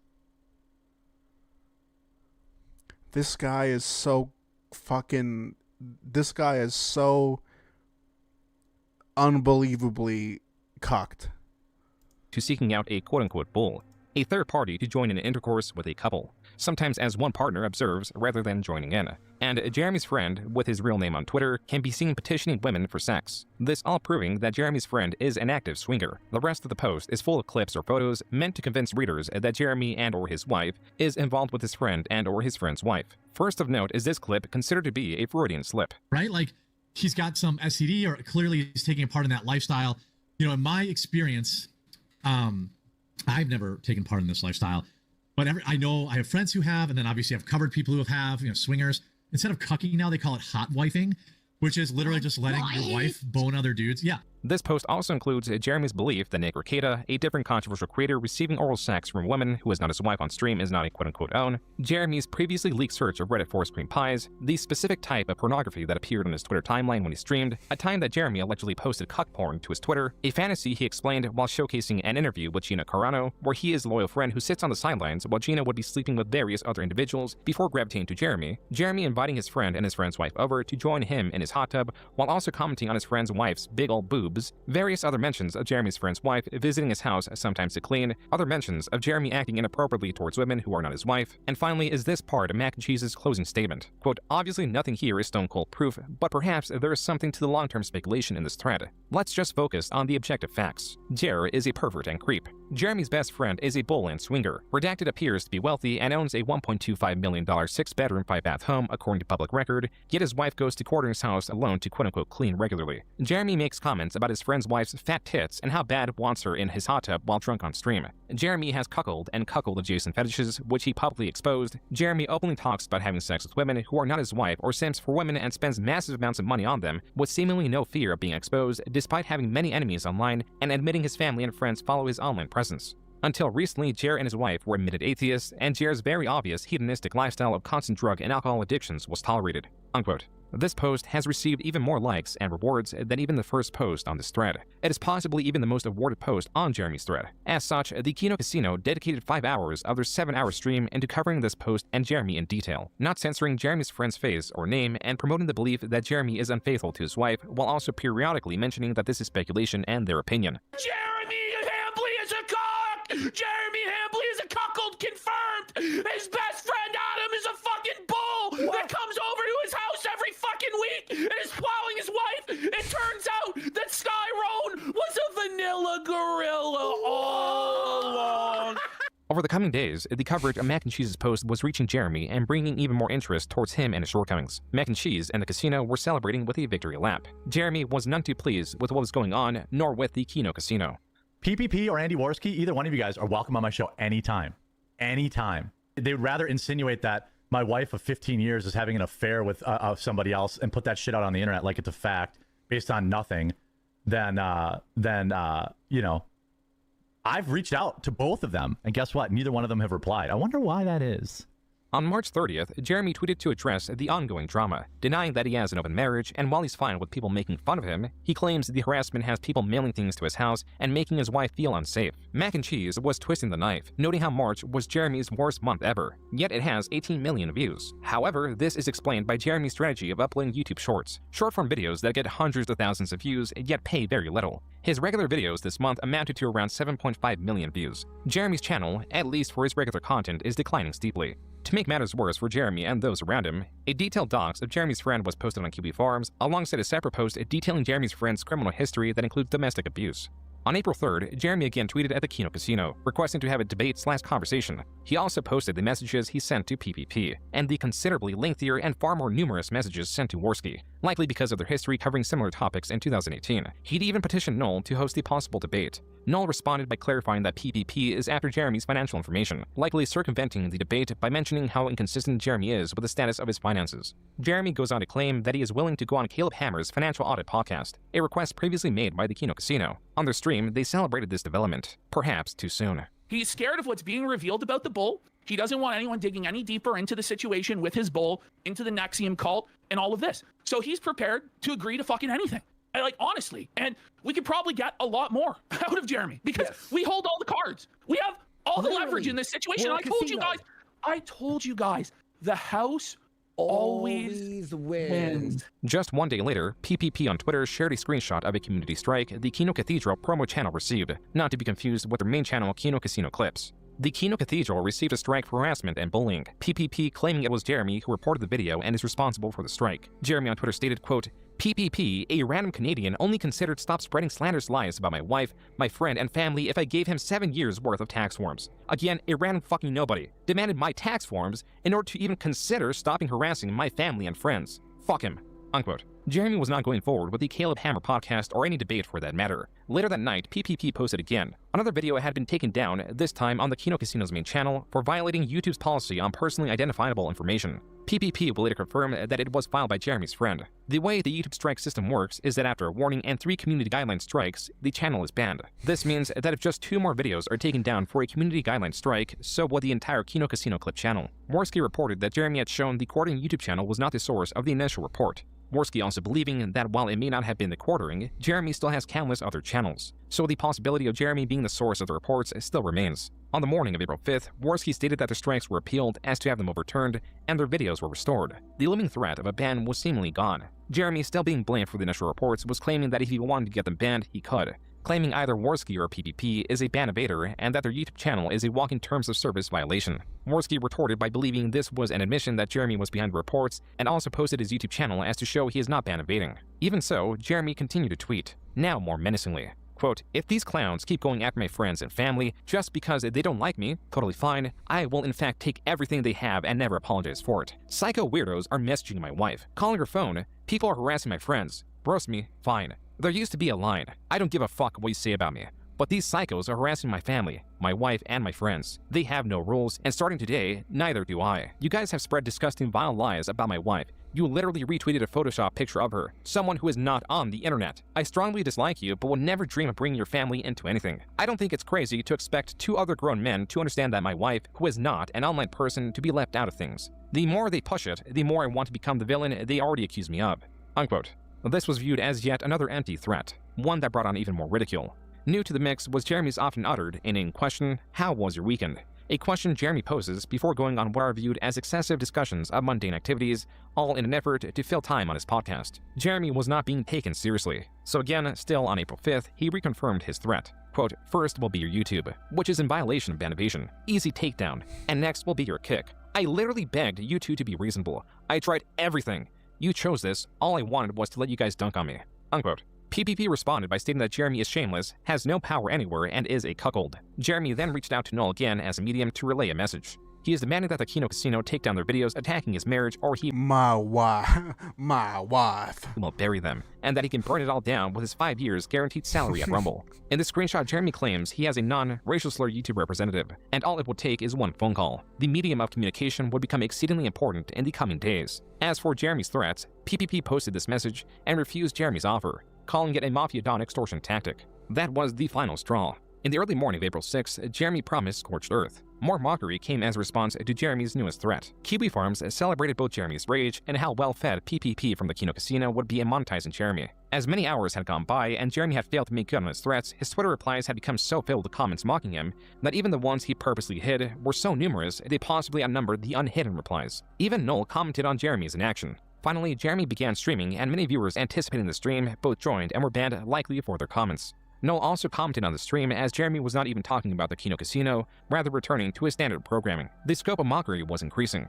More creators were jumping in to denounce Jeremy, often in support of the Kino Casino. We're still here, Jeremy Hambley of Wisconsin! It turned out that this was not the first time a threat of the sort came from Jeremy. In 2018, creator Mr. Medicare was fighting with Sargon of Akkad and had the possibility of getting his channel struck or perhaps even banned just by the act of a viewer donating a racist message. The courting threatened to do such a thing, going as far as to demand to confront him, but only on Medicare's live stream as to send a racist message to possibly get his channel banned.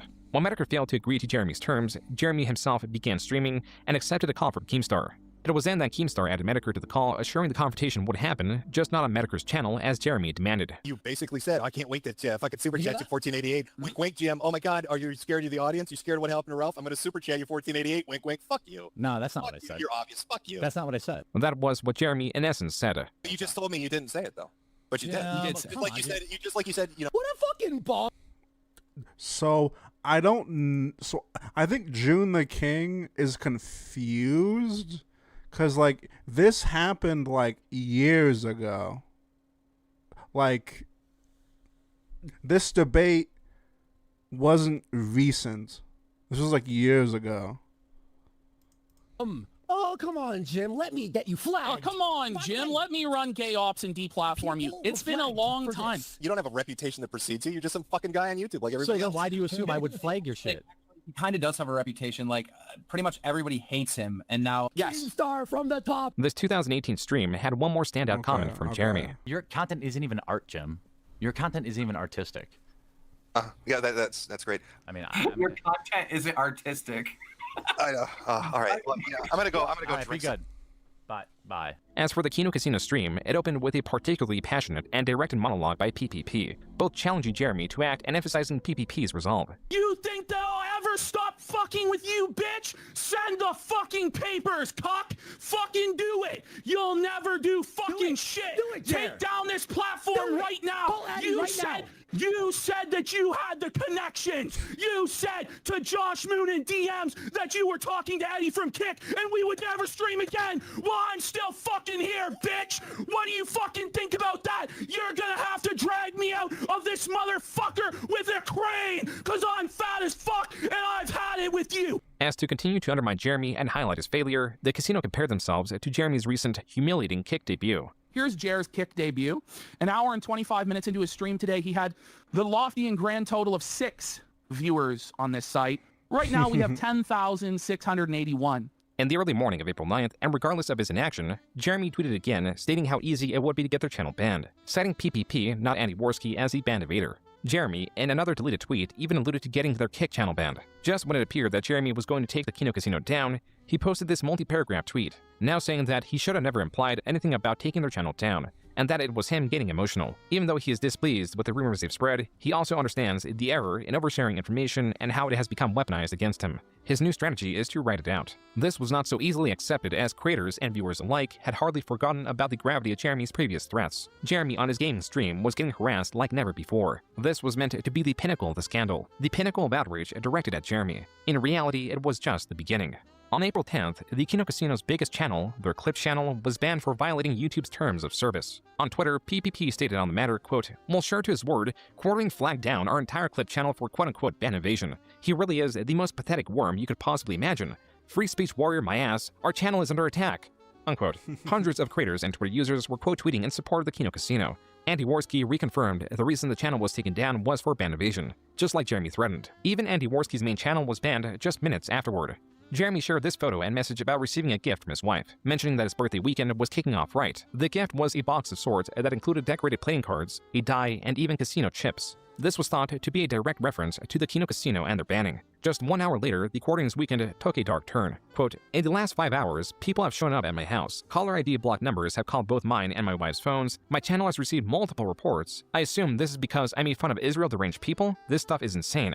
Unquote. As evidence that he was not the source of the banning, Jeremy posted his flagging history for the Jeremy Hambly channel and his Quartering live channel. Both report histories were empty, even going as far to say that the Kino Casino were wrongfully banned and that they should 100% be restored. Worski, however, was attempting to contact the owner of Rumble, claiming that Jeremy got the Kino Casino banned. Hambly really fucked up today. Like, he's done, like, the worst possible thing that he could have possibly done. While there was no definitive evidence that Jeremy was responsible for the ban reason was irregular because it was for posting previously removed content that violates terms of service and posting from creators who have channel restrictions or have been terminated. Neither should have applied to the Kino Casino Clip channel. While Worski's main channel was banned alongside the Clip channel, allegedly neither had a strike, and the Clip channel itself is allegedly owned by their editor, not Worski. Posting content from creators with a current channel restriction or creators who have been terminated under our terms. Now, we're not banned from YouTube, and it's not our channel. He's not actually attacked our livelihood. We didn't make any money from that channel. We never took a penny from that channel. All of the money from that channel went to our editor Flaked because he has a family. While deplatforming has become somewhat standard in the online space, Jeremy's contemporaries, as frequent targets of deplatforming, view this action as a sin. Tales of such are remembered even a decade later. Parallels with Matt Jarbo are really crazy, aren't they? Matt Jarbo got famous for being flagged down by Zoe Quinn.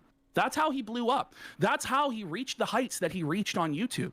And it all came crashing down when it was revealed that the same thing that he made himself a victim out of, he was doing to others. And here we have Jeremy Hambly doing the exact same thing. Can I just add this? On entertainment worldwide, on X, we are the most posted about thing on Twitter right now. Above, MAGA influencers split over Israel and U.S. foreign policy. That's right. This story is above what the political news is right now. The news of the Kino Casino's banning had grown alongside disdain for Jeremy, so much so that the casino's ongoing stream was featured on the front page of Kick. Even more creators were coming out to speak against Jeremy. While the Kino Casino covered many of the messages of support and other commentary, the amount of support was too great to where they were forced to present only the most prominent creators, like Brittany Venti, one of the creators that Jeremy made direct sexual comments about during his most infamous. Well, she fucking showed off her fucking tits for fucking years. Like, what the fuck do you expect? Drunken stream, and a newly resurfaced different drunken stream. Let me tell you this about Venti. As much as the host do either. I would give everything I had to have babies with that girl. Venti, after the clips resurfaced of Jeremy being a creep, a pervert, talking. Okay. Who fucking cares though? About how he would give up everything that he has in this world, including his wife, his mansion, his YouTube channels, just for a chance to impregnate Brittany Venti, okay? And also clips of him directly being drunk and creepy with her on live stream. She said that she was going to go scorched earth, that she was going to do a stream on Jeremy Hambly exposing him. Well, Jer didn't want this to happen because he's desperate to control the narrative, and that's how we end up where we end up now. So he starts DMing her saying he's acting a little female coded lately. No doubt, buddy. No doubt, buddy. To add to Jeremy's comments, it was now being alleged that he attempted to cheat with a porn star. Why the fuck does she have this? Well, Ralph and her have now come out to say that Jeremy tried to cheat on his wife with Scarlett Hampton. By the way, Scarlett is based in the Milwaukee area, not very far from Jer's home, in his home state. Jeremy in a stream played the video game Crimson Desert while noticeably becoming more intoxicated and more belligerent at everything that was coming out. The Kino Casino made sure to cover it. Hey, maiden, May I be of assistance? Yeah, can I put a baby in your belly? Oh, buddy! This is nothing yet, by the way, Creeper folks. alert! Is she holding up her hero? You're gonna force a cream pie in her. Oh, there it is! He's owning the cream pie meme, folks! Her Jew bull cuck husband left her here for me. No panic diarrheas. Sorry, you'll have to spend your Thursday night somewhere else. The Walmart janitor asked if he's having panic diarrhea.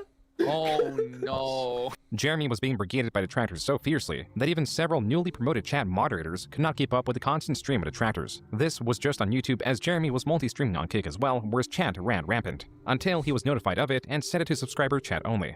After he did so, not a single chat message could be seen, implying his Kick chat was entirely made up of detractors. Opposition against Jeremy was innumerable, and support for Jeremy came down to a handful of creators like Melanie Mack, who released a video this day. She refutes the accusation that Jeremy has ever made her uncomfortable, and the accusations that she is constrained to the podcast due to her finances. She also believes that the hate towards Jeremy is manufactured as a topic of the week, and also believes this is Satan's doing, as Jeremy has recently come to Christ. I'm truly convinced that it's because... Oh my, dude. Just fucking... That at the root of it, it's because he came to Christ. Melanie's video was not well received, to the point that she turned the comments off. Jeremy took a similar strategy on his Twitter, only allowing what appears to be accounts he follows the ability to reply to his posts. His YouTube channel remained uncensored, now brimming with references to the Kino Casino and Bulls. And then the following day, on April 12th, there were two major developments. First, a different channel known as Illicit Clips that hosted a video of Noel discussing the Courting's recent scandal was hit with a community guideline strike under harassment and cyberbullying. As for the second development, a discovery was made. Just 2 days prior, during Jeremy's stream, he pasted a link to Gmail as a way to access it. Briefly, below the address bar were various... Oh no. You fucking jackass. Dude, oh my god, dude. He leaked his fucking Gmail. Oh no, dude. Oh, why do you... Okay, whatever. Different links to emails that Jeremy had received. 2 of these email headers read, YouTube support and thanks for your report to YouTube. As this was under the NTQ headquarters Gmail, an email tied to various accounts, including his Unsleep Media account formerly known as MTG headquarters, this was taken as strong evidence that Jeremy was the source of the reports. It did not help that he had failed to show the report history for Unsleep Media. Jeremy, not even an hour later, refuted this, claiming that at least one of the emails were related to his Unsleep Media account being demonetized. Jeremy's statement was not so easily believed, as the email lacked the header, meaning it cannot be cross-referenced to the links seen in the clip. It also mentions nothing about a report being received, as the subject of the email was an appeal. 2 far different, distinct types of emails from YouTube support. When asked why he hasn't shown the report history for Unsleep Media, Jeremy responded only by calling the person asking the question desperate. And when asked about why the subject of the email was not tied to the previously seen address bar suggestions, Jeremy outright ignored the question. As another piece of evidence against Jeremy, this creator claims to have reported their own channel with a separate channel they own. What they found is the subject of the email they received is word for word what appeared in Jeremy's address bar suggestion. Additionally, a stream from a smaller creator covering the situation was taken down. Jeremy's email scandal, along with many other developments, would be covered in the Kino Casino's 11-hour April 13th stream. It opens with a newer theory that the Courting was able to get the Kino Casino banned not through email, but through a phone call. Courting made a phone call. He has a contact at YouTube that's high up behind the scenes. God only knows how the fuck he got this contact. But it's a complete cloak and dagger conspiracy with this fellow. Yeah. It's so insidious the way that this was done. It was done 30 minutes before the close of business hours in California. The reason it was done like that is so that nobody could contact their YouTube rep until Monday. So we weren't even able to contact our own YouTube representative until noon today Eastern time to begin the process of reversing this. In his DMs with Josh Moon, he says he doesn't even have to flag. He says, I'm not going to flag. All I have to do is make one phone call. That's what he says. The Kino Casino claims to now have influential creators, such as H3H3, reaching out to YouTube on their behalf. And not only did the Kino Casino claim other large creators backed up their phone call theory, creator Yellow Flash publicly stated it was the case. Just for Okay. You literally can't trust the fucking Yellow Flash guy. He literally has lied throughout his whole fucking career. Like, I don't know if I'm gonna believe fucking Yellow Flash of all people. He's a fucking cuck. For your own peace of mind, I pinged one of our guys last night about the quartering drama. His estimation based on the back end is that the casino was taken down from a personal request, you see, exactly like Hambly said it would go down in the DMs with Josh, because all the user reports were deemed nonsense by the automated system all week, except a privacy claim that also failed to hold up to manual review. He's on the security side, but did say this is almost certainly an off-platform point of contact. Call, text, email. Jeremy refuted this theory. His dismissal of it was hardly satisfactory. This crazy theory, you mean what you told us yourself, Jeremy? What we showed earlier in this presentation, when you told Josh Moon that all you had to do was make one phone call to take our channel down? This crazy theory from some unknown source. You mean you? The unknown source is literally your own DMs in your own words. Kino Casino then shifted to covering a long history of Jeremy's hypocrisy involving harassment and how demanding he was for others to show proof of harassment when now he himself was failing to do such a thing. The Kino Casino also covered more of Jeremy's recently uncovered exploits. When I was in my teens, I had one threesome. It was 2 guys, and it was. He's participating in sexual acts with other men. Wait, 2 guys? So 3 men? Oh, no! It was 2 guys and a girl. And like. Wait. Why is he acting like he was watching a threesome with 2 guys and a girl?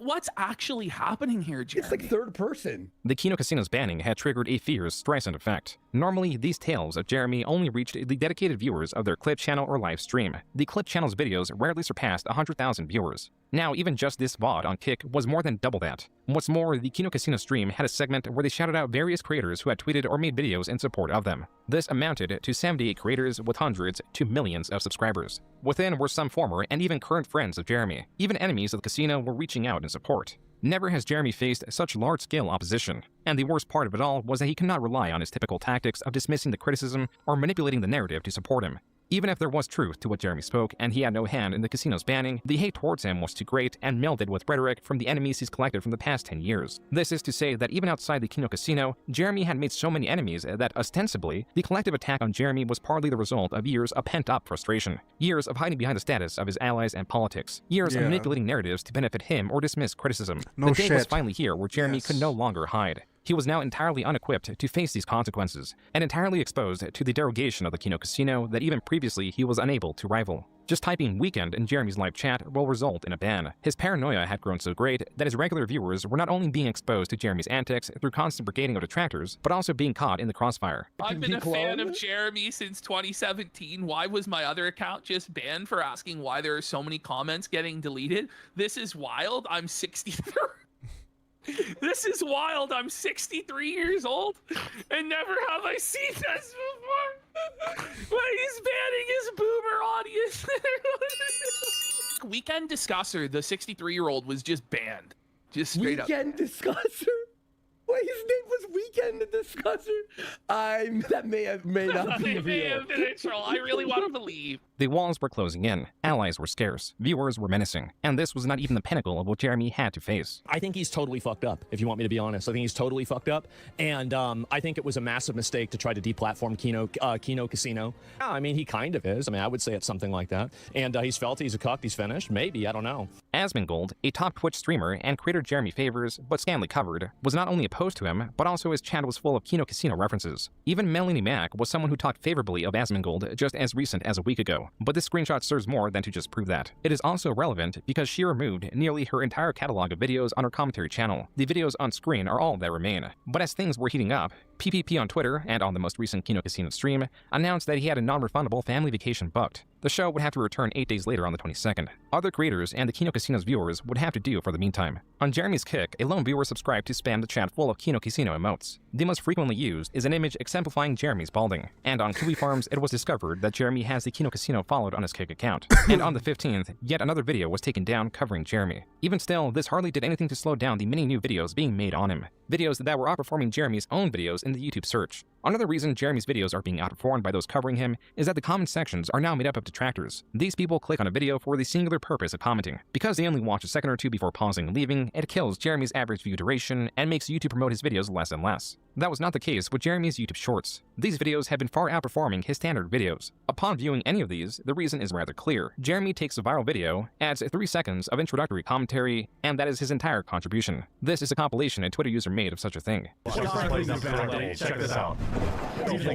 Check this out. You should, and this is like let me know what you think in the comments. What do you think? Check this out. Again, check this out. Jeremy was not pleased with the criticism directed at his YouTube Shorts. All right, well, that is the show for today. I've got to do a bunch of low-effort short slop that everyone's really mad about. I've got to do that, even though everyone does it, and instead of complaining about it, you could just do it yourself. Jeremy's main channel content was far underperforming. His shorts were being criticized for lacking critical commentary needed to satisfy fair use. Yet he still had Rumble. He is both looking forward to a massive year on the platform, who claims to always have his back. On one of the tweets, creator Nicholas Diorio commented, quote, "Didn't you just stream to 82 people there the other day?" Unquote. Jeremy did not respond. Separately, Jeremy advertised how easy it is to get a Rumble deal. Yet, Jeremy's chopped attitude quickly failed to reveal his penetrating rage. It was here that he sarcastically and furiously claimed that everything that has been flagged ever was him.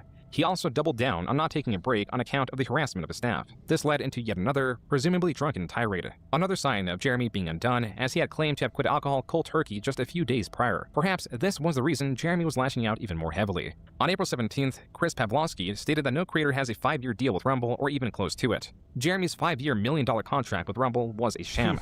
As if this day could not get any worse for Jeremy, the H3 podcast dedicated yet another episode to him, covering his old and recent scandals, even recontextualizing the basement peeing event. He's angry that his wife went for pizza without him. And I'll give credit to Diorio for this, and it makes a lot of sense. He was like, I wonder if that's code for fooling around with other people.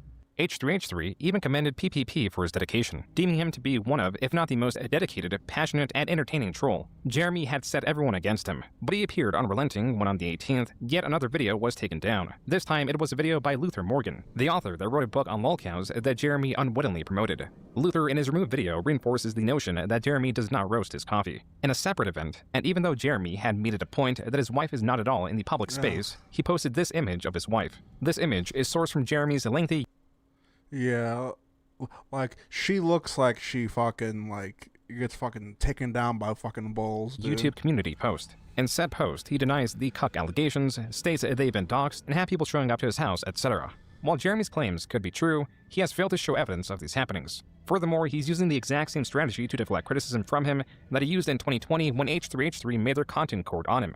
Though the Kino Casino and the return of the mac and cheese allegations are far more offensive, Jeremy has invited speculation on his marriage, not just from various clips of him talking about his wife, such as the basement peeing clip. He has also made countless sexual comments towards various women, live with little remorse. It is an undeniable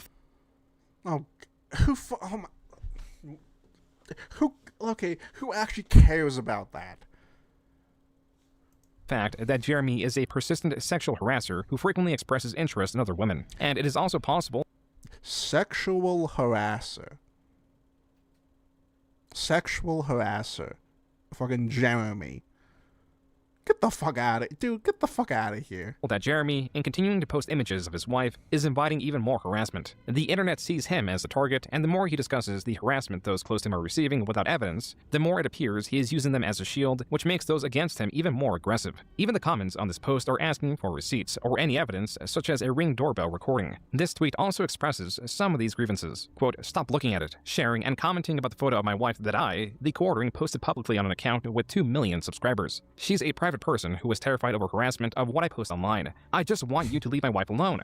Unquote. With each post, tweet, and livestream, Jeremy, even with the absence of the casino, was unable to escape the near-endless mockery, and the casino was set to return in just 4 days. As the days passed, Jeremy's anxiety grew. On the 21st, the day before the casino was meant to return, Jeremy on Twitter announced that for the first time in 3 years, his livestream with Melanie Mack and Hannah Claire would be going on break and would be returning May 4th. Jeremy claims this was a decision that was spurred on by burnout. As a result, PPP extended his own vacation by 2 days, calling Jeremy's reasoning bullshit, cowardly, and lazy. PPP adding that the delay would be better for it. This was a prophetic tweet. As if this stream was not delayed, these tweets likely wouldn't have been included or perhaps even posted. Tweets of Jeremy, yet again, announcing mutually assured destruction, claiming the receipts are on his side, and calling creators Yellow Flash, starting Craig, Brittany Venti, and Geeks and Gamers losers. As Jeremy continued to tweet, he reminds everyone that he cut his teeth in the most ruthless time that ever existed on YouTube. Jeremy was using his ace in the hole. He was leaking his private messages with Stuttering Craig, threatening to leak their grander chat history. Right after Jeremy streamed for 2 hours, visibly drinking while remarkably struggling with simple tasks such as moving 3 sacks within a camp or raising a banner, tasks that took him about 30 minutes and 10 minutes respectively, Stuttering Craig on his Side Scrollers channel preemptively leaked the private messages between him and Jeremy. The question was, what was so damning within these messages that was Jeremy's ace in the hole? The answer was nothing. Their chat history shows a mild-mannered Craig periodically reaching out to Jeremy, sometimes to invite him on his show, to ask if Jeremy would have him on his show, inquiries about rumored projects, and other forms of business-related talk, none of it explosive. With the bombshell revealed to be nothing more than a dud, Jeremy was now stating that the last 5 hours was simply done to kick the hornet's nest. A rather strange motivation, considering how he has been alleging that unwanted attention. Check Discord. Check Discord. Hang on. Check Discord.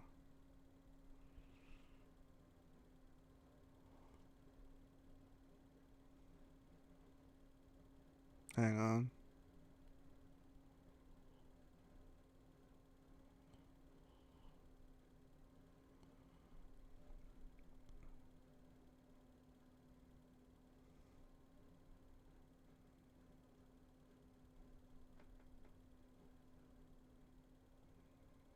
There's a lolcow book. This looks gay as hell. Like, I'm not gonna lie. This looks gay. That looks extremely gay. I'm not reading that. Has brought on terrible harassment to those close to him. Now, even Bering, Jeremy's friend and co-host of the Incredible Salt Mine, made a video on him. Buy it? Shit. If someone wants to send me $15, I'll fucking buy the book. I'll buy the book. Fuck it. Yeah. I'll ask my bull. I'll ask my bull for like an allowance if I can go get that book. Asking Jeremy to quit drinking, while also emphasizing how his threats towards the casino were indefensible. And now Mudahar, a creator with 3.8 million subscribers, made a video on Jeremy, exposing him to a wider audience and covering things like his YouTube shorts. Ridicule of which had in a very short time span, evolved to where several creators were tagging their intros, leading up to Jeremy's intro of his own short. In today's totally transformative content, there's a whole lot of people that are wondering what the heck these oranges are for. Let me know in the comments. So there's a reactception happening around a fat guy who steals people's content. Tell me what you think in the comments. Guys, this is crazy. I just saw this video about these oranges, and I'm still trying to figure out what they're for. The Quartering's been busted for stealing shorts. This guy literally steals other people's videos, adds an intro to it, and then uploads it as his own. What do you think of that? But what are the oranges for? Well, I bet it tasted good. Let me know what you think. What are the oranges for? Presumably, their acidity is meant to tenderize the meat. The point is, Jeremy will not answer this question because it is an inane comment that hardly does anything to transform the video. But it provided Jeremy's detractor base with yet another quotable line. This is why orange emojis, or the mention of oranges, can be seen spread across Jeremy's content. H3H3 was one of the creators jumping on this recent shorts trend. How drunk do you have to be to do this? Check this out. Here's some milk. And we got, oh boy, we got a thick girl right there, boys. Rawr. Oh, here's another one. If I did see a girl in a chainmail bikini, you know we would have got her on camera. This is in Bristol, Wisconsin. Ooh, her cup overflows. She's a little bit old, but she overflows. MILF, yeah. She's keeping it tight. You know. Okay, like I don't care about this stuff. Like this isn't like this is nothing to me. Like I don't. The clip H3 sourced was one sourced from a recently uncovered livestream of Jeremy at a Renaissance fair, and that clip was only the tip of the iceberg. User Reardon Steele uploaded several choice clips on the QB Farms. I know, I'm gonna put some babies in some bellies here, huh? Like, hey, baby. There's a couple hundred people watching right now. You want me to put a baby in your belly? Can you point me to the brothel? I would never know where such a thing is, my lord, I'm afraid. Well, I'm a very happily married man. Gotcha. I'll keep walking. On the night of the 24th, this and more was uncovered on the Kino Casino's highly anticipated return show. Had he just let us continue doing what we were doing, he probably would have been fine. but instead, he pissed off the entire fucking internet. Everyone. And what I mean by the entire internet, I really mean the entire internet. Among the updates to the casino moving to Rumble and the belief that their clip channel, while still being appealed, is gone forever, the casino showed many clips from Jeremy's Renaissance Fair stream. This one in particular stands out. This is one of the saddest clips I've ever seen. Disgusting. It's such a telling clip where he says he doesn't, not only he doesn't love his wife, he doesn't even care. Renaissance fairs, like, have always sucked. Like, they've always kind of sucked. And the people that, like the people that go to the Renaissance fairs are even worse than the actual events. I used to like them, but, like, I can't stand the people. Like, maybe it's because, like, autistic people naturally fucking hate each other. like, I don't know, dude. About his wife. It's weird, but I don't really connect with people in real life. Like, even my wife, I don't really care. Even his wife, he doesn't even care. It's fucked up. It's probably not normal. It's not normal. But I crave companionship of... What? You're married? You crave companionship? Listen to what he says. But I crave companionship of anonymous people online. I feel like so often I just leave it all behind and go get like a 2-bedroom apartment. Really he wants to leave it all behind. It's not sad. Don't be sad. It's not sad. It is really sad. It's one of the saddest clips I've ever seen. The casino would go on to show many more comments Jeremy has made expressing his interest in other women. Among the videos showcased was Luther Morgan's second video covering Jeremy, provoked by the takedown of his first video. The second one goes into even more depth, not only on the mysteriousness behind Jeremy's undeclared roasters, but also the various infractions involving the coffee's packaging. I wasted 40 of my own dollars to get coffee brand coffee. Luther Morgan, in his video, explained how Jeremy, with his coffee brand coffee, is breaking Amazon's rules, not following FDA labeling guides, and breaking FDA code by not labeling the manufacturer or distributor, the flavor additives, the expiration date, nor the added caffeine content on any of the bags Luther purchased. As another blow to Jeremy's business, it was found that the trademark for coffee brand coffee was abandoned. And with that, the last of Jeremy's hope to escape his endless grind narrows, just as was with Republica, Exclusively Games, Game Finder, RCNightmare.com, and many more failed or failing projects. Jeremy, in the past 2 decades, has left a trail of failure, as failure is an unceasing force that leads him. Such is the fate of a man with no talent, no principles, and no ambition. The only driving force Jeremy has is to earn money,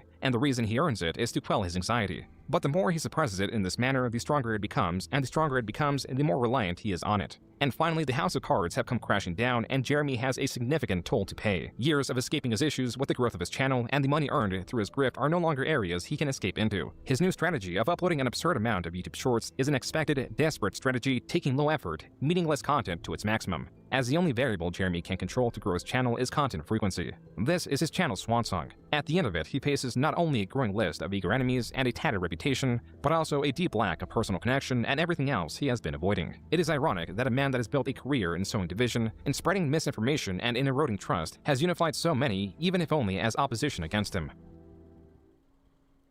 Well, okay. That was a really rushed ending. That was an awful ending. The fucking outro was rushed because this fucking, like, last segment was fucking added late. But I thought it was a good documentary. I only knew like 35% of the stuff that was shown. I thought it was good. Jeremy's a cuck, always has been. I hate I hate rightoid grifters more than I do lefties, and that's always been the case with me. I've always hated them. I can't stand fucking Jeremy. I can't stand Styx. I can't stand fucking Yellow Flash. I can't stand fucking Melanie Mac. I can't stand fucking any of them. But I have been live for 4 hours, 33 minutes, and 40 seconds. And I think I'm done for today, boy. That's the wrong thing. All right, boys. I'm done. Thank you, Rat Beef. Thank you, Boner Champ. Thank you, Shadwell. Thank you, Spore, Jingbat, the boys. Thank you, Mont. My head hurts. All right, boys. Now, I might go live on Kick to like watch a movie, but like don't expect me to be too talkative. But like I'll probably be live on Kick. I'll let you know on Discord. All right, boys. I had fun.